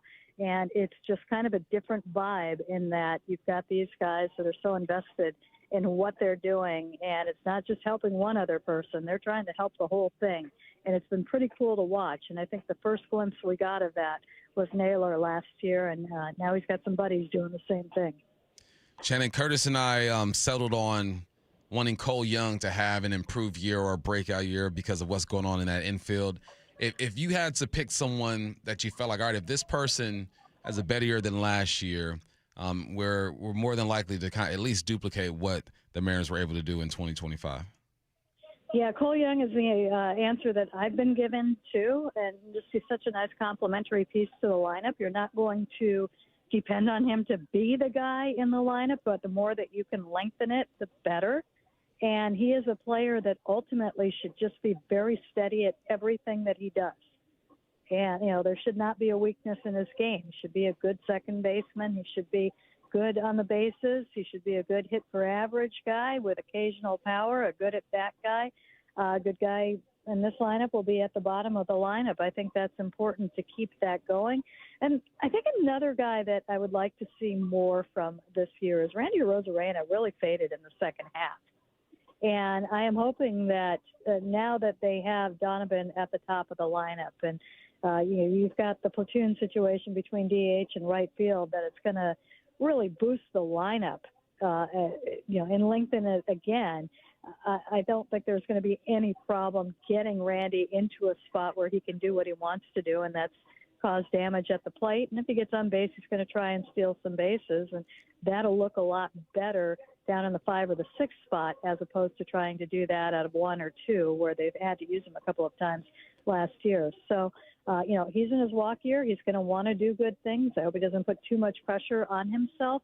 Kind of wonder if that's something that hurt him offensively last year as he was chasing 30-30. But, when he's right, and he was for most of the year, he was able to, be a huge part of that offense. I'd like to see that consistency start to finish from him this year. Shannon, last one from me. You mentioned Rob Refsnyder earlier, kind of maybe not necessarily a forgotten addition of the offseason, but a guy who I think will play a big part in this team. How is my college schoolmate looking so far? How is he acclimating to life in Peoria? Fantastic. He's a guy that did all of his homework before he came in. He's a guy that was very well regarded in that Boston Red Sox clubhouse. He's somebody that's had that leader name attached to him for some time right now, very much a student of the game and very much knows his role. And he goes to work on that. He knows it's going to be his job to come in and to hit lefties. And he just, he comes in, and the way that he talks, it was, just right there with the way that Naylor talks the game, the way that Donovan talks the game. And it was really eye-opening to think that you have that up and down throughout the lineup and in that clubhouse right now. Really just, I think, helped raise the level, raise the floor of this team that all of a sudden, to me, Dan Wilson kind of argued with me on it a little bit the other day, saying there are young players. This, to me, is a very veteran team right now, and especially those that went through what they went through last year. And I think that Refsnyder is a big part of that. And I think, you just hope that he can continue what he has done the last 4 or 5 years and just be that absolute steady presence when he is in the game, when he is in the lineup doing his job that he has actually turned out to be one of the best of the last few years in baseball. She is our Mariners insider, Shannon Drayer. Shannon, we appreciate you. Thank you, Shannon. You got it, guys. All right, that's Shannon on the Emerald Queen Casino Sportsbook Hotline. Shannon's spring training updates are brought to you by Pacific Lamp and Supply. When we come back, we got 4 down territory. Brock and Salk on the home of your American League West champion Mariners, Seattle Sports. Cal Raleigh, how do you handle the knowledge that you guys are one of the best teams in the league right now? This isn't a fun, cute story anymore. This is who we want to be. And if you want to get here and you want to do this, you have to have those expectations. We're not really focused on, can we do it? Or the hope factor. No, we know that we're good enough. Catch every one of Brock and Salk's interviews from Mariners spring training on the Seattle Sports YouTube channel. Hey, it's February, and we're a month into those fitness goals and resolutions. And are you already tired of the crowded gyms and sweaty machines? Maybe you're ready to upgrade your fitness equipment in your own home. Well, I got the place and some deals for you. Hey, Brock Heward here with my friends at Top Fitness. Right now, trade in your old treadmill and get a $500 credit to use for Precor, True, or Inspire treadmills. Top Fitness sells the best quality products available. Brands like Precor, True, Octane, Inspire Stairmaster, and much more. It's trade-in days at Top Fitness, and it's not too late to get in the best shape of your life. Top Fitness has the largest selection of home fitness equipment in the state of Washington, and their staff will truly show you why. It's no secret that everybody, from personal trainers to pro athletes, love their stores. Top Fitness has locations at Tukwila, Linwood, and Bellevue, or visit topfitness.com for more info. And remember, trade in your old treadmill and get a $500 credit today. Top Fitness, your best place for home fitness equipment. For over 113 years, Pacific Lamp and Supply Company has been your #1 lighting specialist in Washington, from the Space Needle in Seattle all the way to the Riverwalk in Spokane. With the largest lighting inventory in Washington, Pacific Lamp's knowledgeable and experienced staff can assist with any lighting issue, including intricate lighting and control designs. Plus, they work with all utilities in Washington to get you the best available lighting rebates. Pacific Lamp and Supply Company, Washington's lighting experts since 1912. Visit pacificlamp.com. By texting 64,000, you agree to receive recurring automated marketing messages from IQ Bar. Message and data rates may apply. No purchase required. Terms apply. Available at eatiqbar.com/policy/terms of service.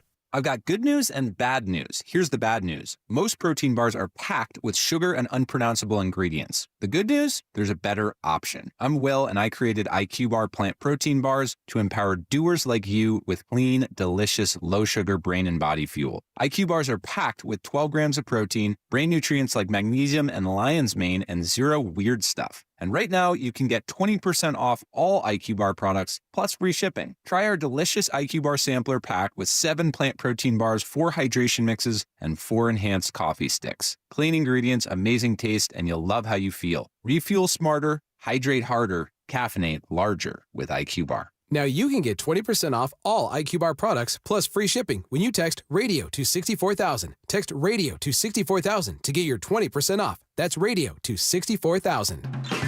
Hey, Max, you look absolutely dashing in that purple tie. Ready to harness the world? You bet, Daisy. I'm ready as I'll ever be. And might I say, your purple tie really pops with your vest. Thanks. I almost went with a cape, but didn't want to come across as pretentious. Nonsense. Anyone in our line of work should rock a cape. You might be onto something, Max. Phew, so here we go. First day on the job. We've got this, right? Right. Don't forget, we both graduated from Dogs Inc. with honors. Which means I can guide my human around a busy city with ease. And I can give my human a restful night. I hope my human is kind and loving. And I hope mine likes wet kisses and zoomies. Ready to make a difference? Born ready. Let's go. Discover how extraordinary dogs like Daisy and Max change lives at no cost to the recipients. Visit dogsinc.org. The celebration continues. We never wavered, man. We believed in each other. We loved each other. On the home of your Super Bowl champion Seahawks, Seattle Sports. Jackson Hewitt knows taxes are complicated, and with multiple jobs and tax forms, they're like Sonata complicated. Our no surprise pricing keeps things simple. Jackson Hewitt does your taxes for only $149 or less. And since we know all the new tax codes, you could get thousands back. So what are you waiting for? Hurry. File with Jackson Hewitt today for only $149 or less, guaranteed. Limited time offer for new clients on federal returns. Participating locations only. Terms at jacksonhewitt.com/149. Get in the zone, AutoZone. Jeff's day is off to a slow start. So he heads to AutoZone, America's #1 battery destination, where Sammy, a local AutoZoner, tests his battery for free. Looks like he just needs a charge, and Sammy does that for free too. In no time at all, Jeff is back on the road, ready to finish the day strong. Free battery testing and charging at every store.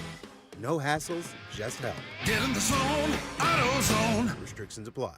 As a social influencer, my days can be busy. 4 a.m., I hit the gym. 4:32, protein smoothie. 5:08, save time and money bundling my home and auto insurance with Progressive. Wait, if I bundle and save time, what would I do then? Just sit here and reflect? Like, why am I qualified to influence anyone? And how those weights are hollow? And half of my followers are bots?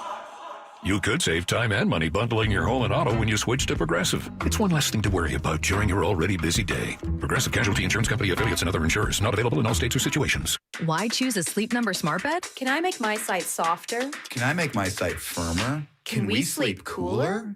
Sleep Number does that. Cools up to 8 times faster and lets you choose your ideal comfort on either side, your Sleep Number setting. Enjoy personalized comfort for better sleep night after night. And now, during our President's Day sale, take 50% off our limited edition bed, plus an extra $100 off all mattresses. And Saturday, only at a Sleep Number store or sleepnumber.com.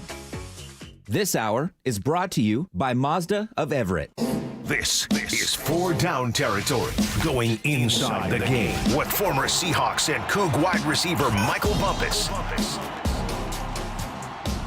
Yeah, let's do it. Let's do it. Yeah, let's go. do it. First down to you, Bump. What are some horrible combine performances you've seen done by great players? Horrible.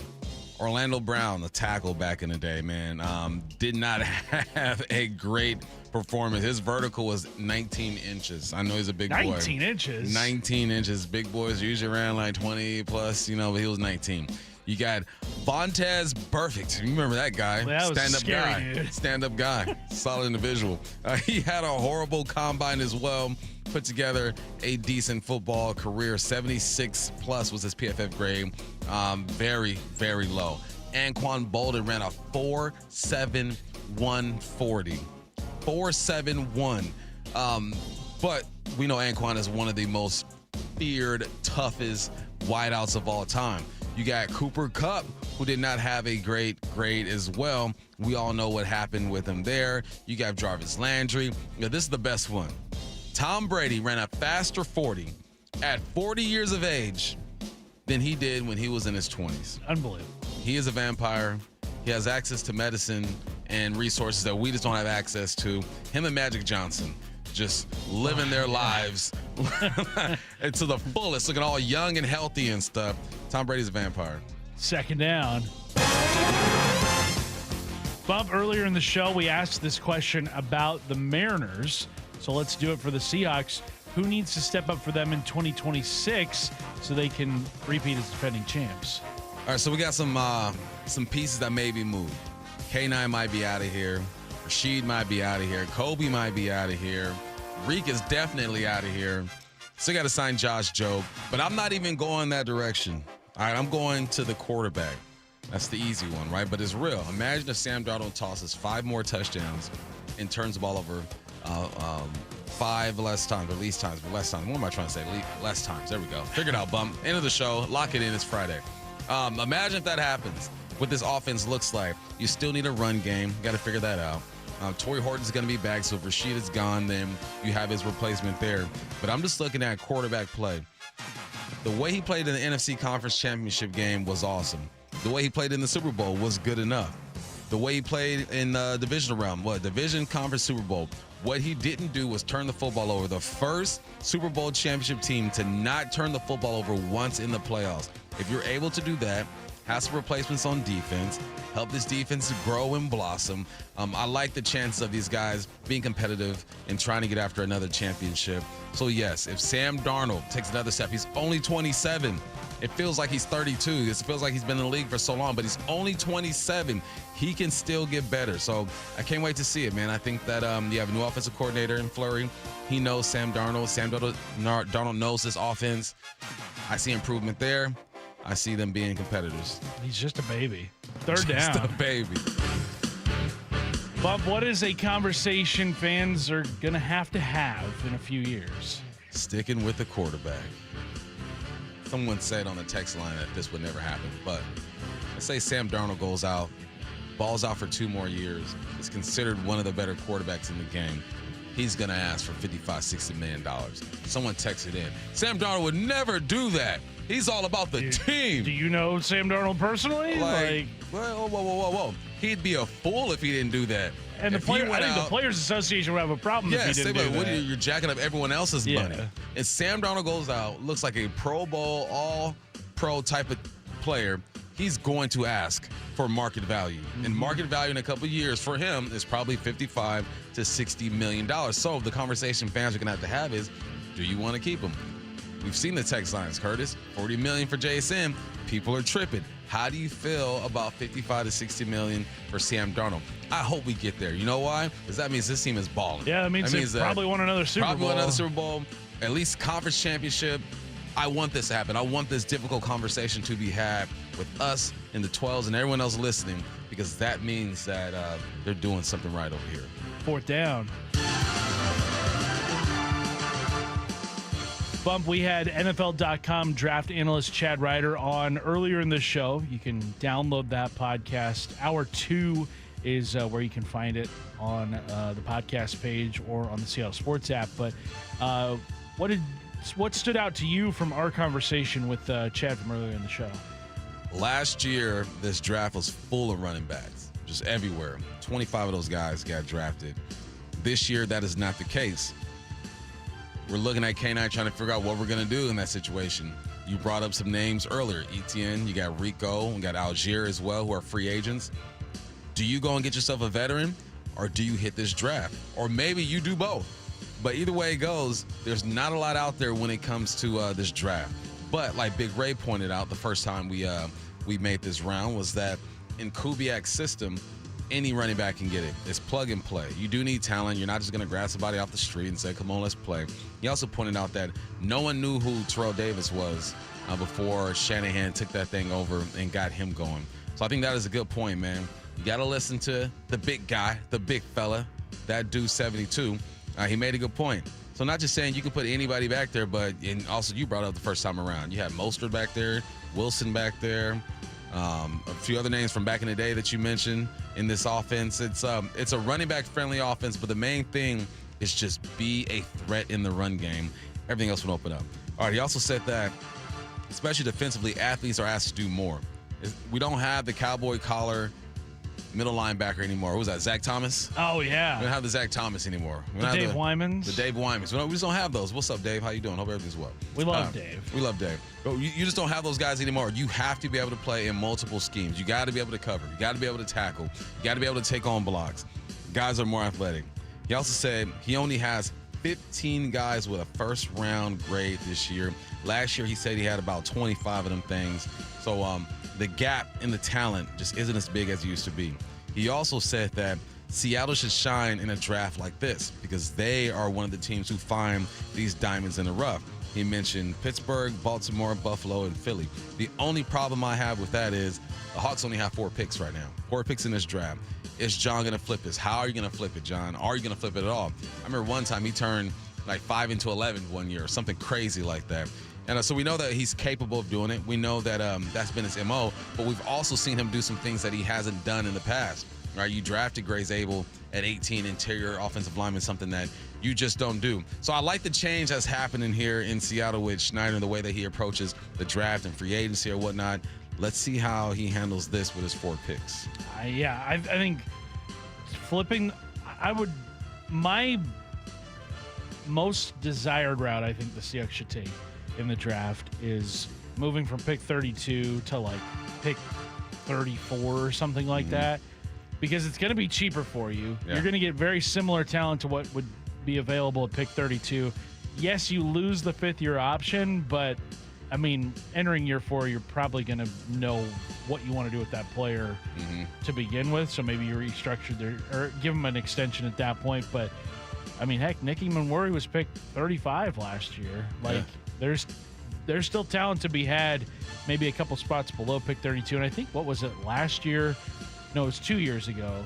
the Chiefs had pick 32, and I think the Bills had pick 33, or they flipped. Keon Coleman got taken by the Bills, and I forget who the Chiefs took, but like that's a way where you can also pick up another extra draft pick here or there, because I think the Seahawks have pick 32, and I think they have pick 64 in the second round, if I'm not mistaken, right? I think they have a first and a second round pick.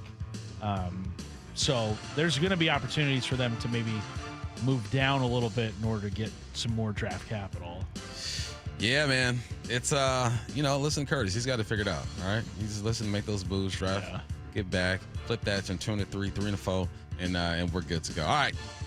Get your questions in now for what I need to know. 866-979-3776. Get them in now.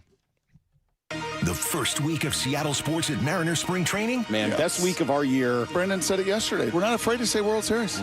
Brock and Salk definitely caught the vibe. Julio Rodriguez, who sits down with us right now. Being able to be so close to something so special really made this team hungry. Cal Raleigh. This isn't a fun, cute story anymore. This is who we want to be. Beginning Monday, March 9th, Wyman and Bob are in Peoria. I cannot wait to get down there. Every exclusive interview from Mariners spring training is on the Seattle Sports YouTube page. Luxury has arrived. It's Mike Salk here, and the all-new Snoqualmie Casino and Hotel is now open, featuring a destination spa, the expanded non-smoking space, and breathtaking views of the Cascades. You can catch every game at Hawks Peak, over 66 televisions, plus that 2,000-seat entertainment venue and exciting new dining options. Effortless style, the utmost in relaxation. You can book now at snocasino.com. Seattle's closest is now Snoqualmie Casino and Hotel. Big Trees provides professional tree transplant services, helping you keep the trees you love right where they belong. Don't let construction, remodeling, or changing landscapes cause a headache. Big Trees moves your cherished trees safely so you can keep those memories growing strong. With decades of experience, Big Trees knows how to move trees safely and successfully. Up and away, get your tree transplanted today. See more of their transplanting process at bigtreesupply.com.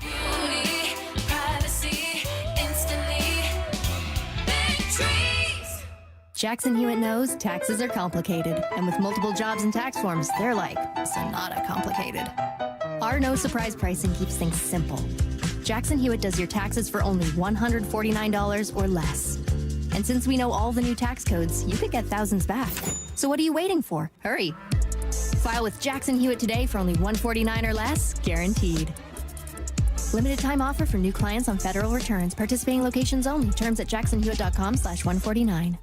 Every business starts with an idea. With smart business buying from Amazon Business, get everything you need to grow in one familiar place. From office supplies to IT essentials and maintenance tools. Ready to bring your visions to life? Learn how at amazonbusiness.com. Save $10 on a pair of Rain X Latitude wiper blades at O'Reilly Auto Parts. Our professional parts people will even install them for free. O'Reilly Auto Parts.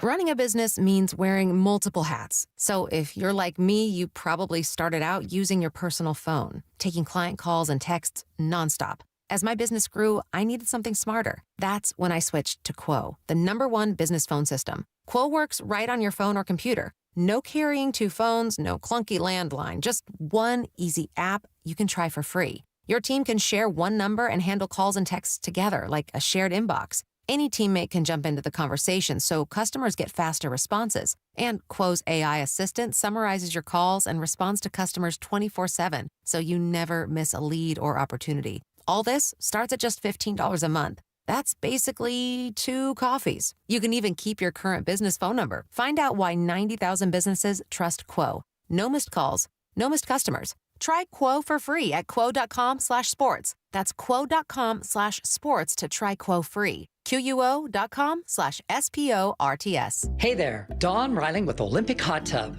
Don't you hate FOMO, the fear of missing out? Well then, you don't want to miss out on the big savings waiting at our floor model finale. Save thousands on 2025 floor model saltwater hot tubs featuring new smart monitoring. Your tub tests your water for you. Exciting deals in all 8 Puget Sound showrooms. But hurry, they end February 28th. OlympicHotTub.com. Better you, better life. Olympic Hot Tub. Advanced Hair Restoration, the simple one-day hair loss solution that's guaranteed to regrow your own natural hair. AdvancedHair.com. AdvancedHair.com. They say teachers don't impact for a year, but for a lifetime. Hi, this is Rick Riz. Join WSECU, your local credit union, as we celebrate those who give so much with the Teacher of the Week program. Nominate a teacher you feel has changed a life in our community. Each week throughout the season, we'll honor one teacher with a $500 grant, courtesy of WSECU.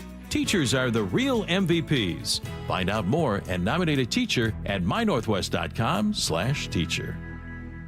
Old windows cost you money and security. Lake Washington Windows and Doors installs energy-efficient, high-security windows that lower your bills and increase protection. With leak armor installation and lifetime warranties, you're protected for life. Choose LakeWashingtonWindows.com today. Lee Johnson Auto Family, the LJ way. When you buy a new vehicle from Lee Johnson, you'll get a lifetime powertrain warranty included. Are you curious about who offers the best deals on top-rated Samsung, LG, and Sony TVs? The answer is surprising. It's not online, and it's not the warehouse clubs. The best deals on top-rated TVs are at Video Only. Don't believe it? Then check out the trade-in deals at Video Only. How about $500 for your old TV? Try doing that online. Before you buy that new TV, drop into Video Only. If you don't, you'll be sorry. Guys, did you know your testosterone level impacts your energy, libido, sleep, weight, hair loss, mood, and even ED? And right now, Revive Men's Health Seattle will check your testosterone for free. They've helped thousands of men since 2011 feel and perform better. They're so confident they can help you, they even guarantee it. Schedule your free testosterone test, exam, and consultation today. Call 206-529-1111. That's 206-529-1111. Or visit ReviveMen'sHealth.com. From the Quantum Fiber Studio, This is Bump Stacy. weekdays 10 to 2. On Seattle Sports and 97.3 FM HD2. It is time for What I Need to Know. Here's something texters need to know. Y'all don't hurt my feelings, man. Like, some texters they be talking crazy. You're and I'm your like, week, getting in some I'm beef. like, you will not affect anything that goes on in my life today, especially not on a Friday. And we just got paid, okay? You ready? Yeah. Payday Friday, man. There's nothing you can do that could hurt me. I'm almost out this piece. What I need to know. But if you could have caught a touchdown from any quarterback in history, who would it have been? Oh, man, that's a good one. Well, my favorite quarterback growing up was Mike Vick. That's going to cause some controversy. But if I go deep, it'd be, a group of Niner fans, so probably Joe Montana. Okay. Yeah, Joe Montana. Would you want to catch it on like a go route, like a bomb, or just like something across the middle? I want that JSN deep cross. Yeah? Yeah, deep cross. What I need to know, what is an overreaction you can see the Rams and Niners make based on how the games against the Seahawks wins? Okay. Well, it kind of feels like the Rams are trying to overcorrect the 2-point conversion. Yes, they are. Where they're, knocking on Daddy Goodell's door and being like, yeah, they got away with a play that was only a technicality. Rules are rules, man. Rules are rules. That was a backwards pass. It was. That was picked up by a Seahawk in the end zone. Yeah. Yes, it got batted into the end zone, but that's nobody's fault. But Zach Charbonnet made the right play. He did what he was coached to do. Exactly. What he did. What I need to know, get your questions in, 866-979-3776. If you could add one completely unnecessary rule to all professional sports just to make them more entertaining, what are you adding? An unnecessary rule? Unnecessary rule. Wow. I mean, bringing steroids back to baseball. Oh, man. Could you imagine? Could you imagine? Seeing guys hit 50, 60 home runs with regularity again. Those were the days. It really was. I mean, yeah, it's like horrible for your health to take steroids and all, but it was very entertaining. Very entertaining. And at the time, that's when I was just getting into baseball, 98, 97. So I didn't even know that they were juicing. I'm just like, dang, Mark McGwire is swole as heck. Like Sammy Sosa. He has to have his own sleeves on his uniform. What's going on? And then it comes out, this is all in enhanced. This Everyone is not real. but the kid, huh? What do you mean Barry Bonds went from hitting 40 home runs a year to 1 year going for 73? 73. That's one of the most untouchable records in sports. Yeah. No one is hitting 74. Not in my lifetime. That's not crazy. in your lifetime. Not unless they let him juice again. Yeah, it is just not happening. We were going nuts over Aaron Judge hitting 62, I think he finished with, and then Cal had 60. You have to be a massive human being like Judge to even think about it. Yeah. Even then, you would have to start the season so hot. Like it's crazy. Not only starting the season so hot, but just continuing that throughout the rest of the season. I mean, Cal had 37, 38 home runs by the All-Star break, and he basically had to double that pace in the season second half. Like, just getting to 60 was a remarkable feat. Crazy. What I need to know, get your questions in 866-979-3776. Curtis, will you be watching Eliminating Chamber tomorrow? Elimination Chamber, yeah. What is that? That's WWE pay-per-view. Oh yeah. You interviewed your boy during Seth Rollins. Yeah, I don't know if the video ever got posted that, but I do have screenshots of me interviewing Seth Rollins on Radio Row. That's pretty Very cool. nice guy. Yeah. And I mean, he was very much like in character with me. It was great. Suit was out. Yeah, his Shirt chest was hair unbuttoned. was everywhere. Yeah, he very much looking like a wrestler. It was a lot of fun. What I need to know: Western Washington or Eastern Washington, which is best and why? I've not spent a lot of time east of the mountains. No? in my time living here. You have. I have, man. I think Eastern Washington is where I would go like to retire. Mhm. You know, it's not a lot of people out there. Got a few good golf courses, but out west, man, I got kids. I got to stay out west. Yeah, I think for our jobs, Yeah. it's best to be out west. Yeah, there's no Because anything east of the mountains, it's Coug football and Gonzaga basketball. Yeah. But over here, what our jobs are. Yeah, we got to do what we got to do. So gotta do. Stay I will west. stick with Western Stay Washington. west. But that doesn't mean I won't go east of the mountains. It's just I gotta work every day. You got to grind. Yeah. This is a weird one. What I need to know: if your belly button had a ringtone, I'm sorry, what song would it play? Why is my belly button having a ringtone? I don't know. Maybe I think you have an Audi and you push the button. When's the last time you seen an Audi? My children. Really? Both of them have Really? Audis, I haven't yeah. seen an Audi in like 25 years. Just trust me, they Just still trust- exist. They still Yeah. exist? Okay, cool. What song? I don't know. I put on Jeezy. I put on. That is such a weird question. So, like, if somebody just boops your belly button, it plays a song. The Survivor theme song would be pretty good. Great first episode, by the way. Survivor season 50. Yeah, We'll check we're it out. back. We'll check it We're out. so back. So back. Yeah. What I need to know: what celebrity would play you in a movie? Like me in a movie. If I had well, he's kind of shaved his head since then, but like I've been told maybe like Seth Rogen or something, or Rogen. like Jason Segel, but he doesn't have a beard. I have a beard. Yeah. So bearded celebrity. I'm just going with the guy that all the women in my delegation love. Michael B. Jordan would have to play me. Michael B. Jordan all day. We're both Michael, so There you go. that makes sense for Yeah. me right there. What I need to know: would a World Series win be the biggest moment in Seattle history? Seattle sports history? Yeah. Probably. Yeah, has to be. I think so. Haven't won one. Right. Yeah. And like, I'm not taking anything away from the Seahawks and their 2 Super Bowl wins, but like, there would be people crying.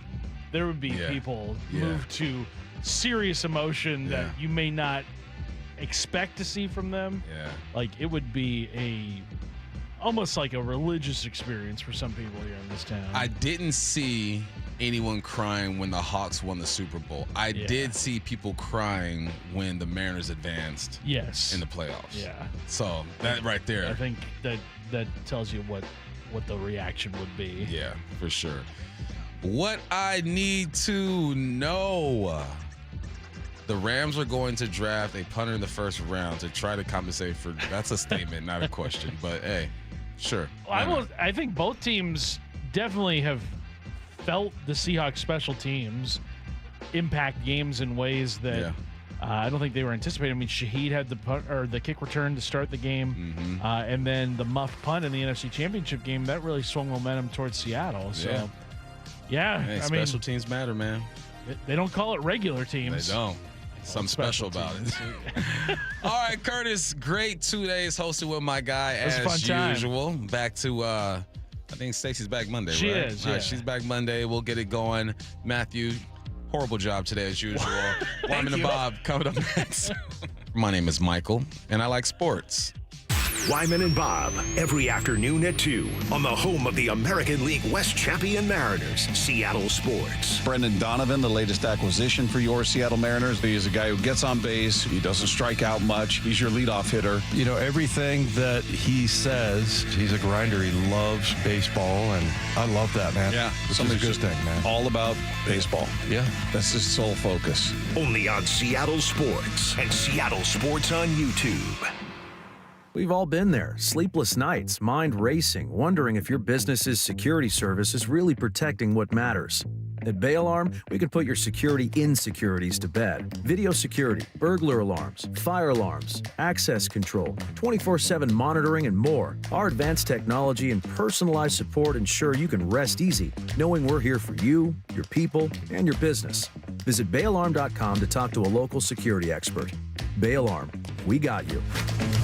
What if you could have the most reliable fiber-powered Wi-Fi? And get this, what if you could keep it at the same price for 5 years? That's the Xfinity 5-year price guarantee. 5 years of Wi-Fi that boosts speeds to the devices that need them most, that finds and fixes problems before you even notice them. Like super intelligent Wi-Fi with a sixth sense. And that keeps you gaming in the fast lane, even when the whole family is banking on bandwidth. All your devices working in perfect harmony for 5 whole years. And here's the best part. No annual contracts, no hidden fees, and our best equipment included. Plus, get online in no time with same-day Wi-Fi. Hey, let's face it, a lot can change in 5 years. Kids grow taller, dreams grow bigger, but your Wi-Fi, it would stay reliable and the price would stay put. The Xfinity 5-year price guarantee. Lock in your price and unlock the possibilities. Xfinity, imagine that. Select plans only. Restrictions apply. Most reliable Wi-Fi based on Open Signal Awards USA Fixed Broadband Experience Report, May 2025. Actual speeds vary. Xfinity Internet powered by fiber and connected to the premises by coaxial cable. For over 113 years, Pacific Lamp and Supply Company has been your #1 lighting specialist in Washington, from the Space Needle in Seattle all the way to the Riverwalk in Spokane. With the largest lighting inventory in Washington, Pacific Lamp's knowledgeable and experienced staff can assist with any lighting issue, including intricate lighting and control designs. Plus, they work with all utilities in Washington to get you the best available lighting rebates.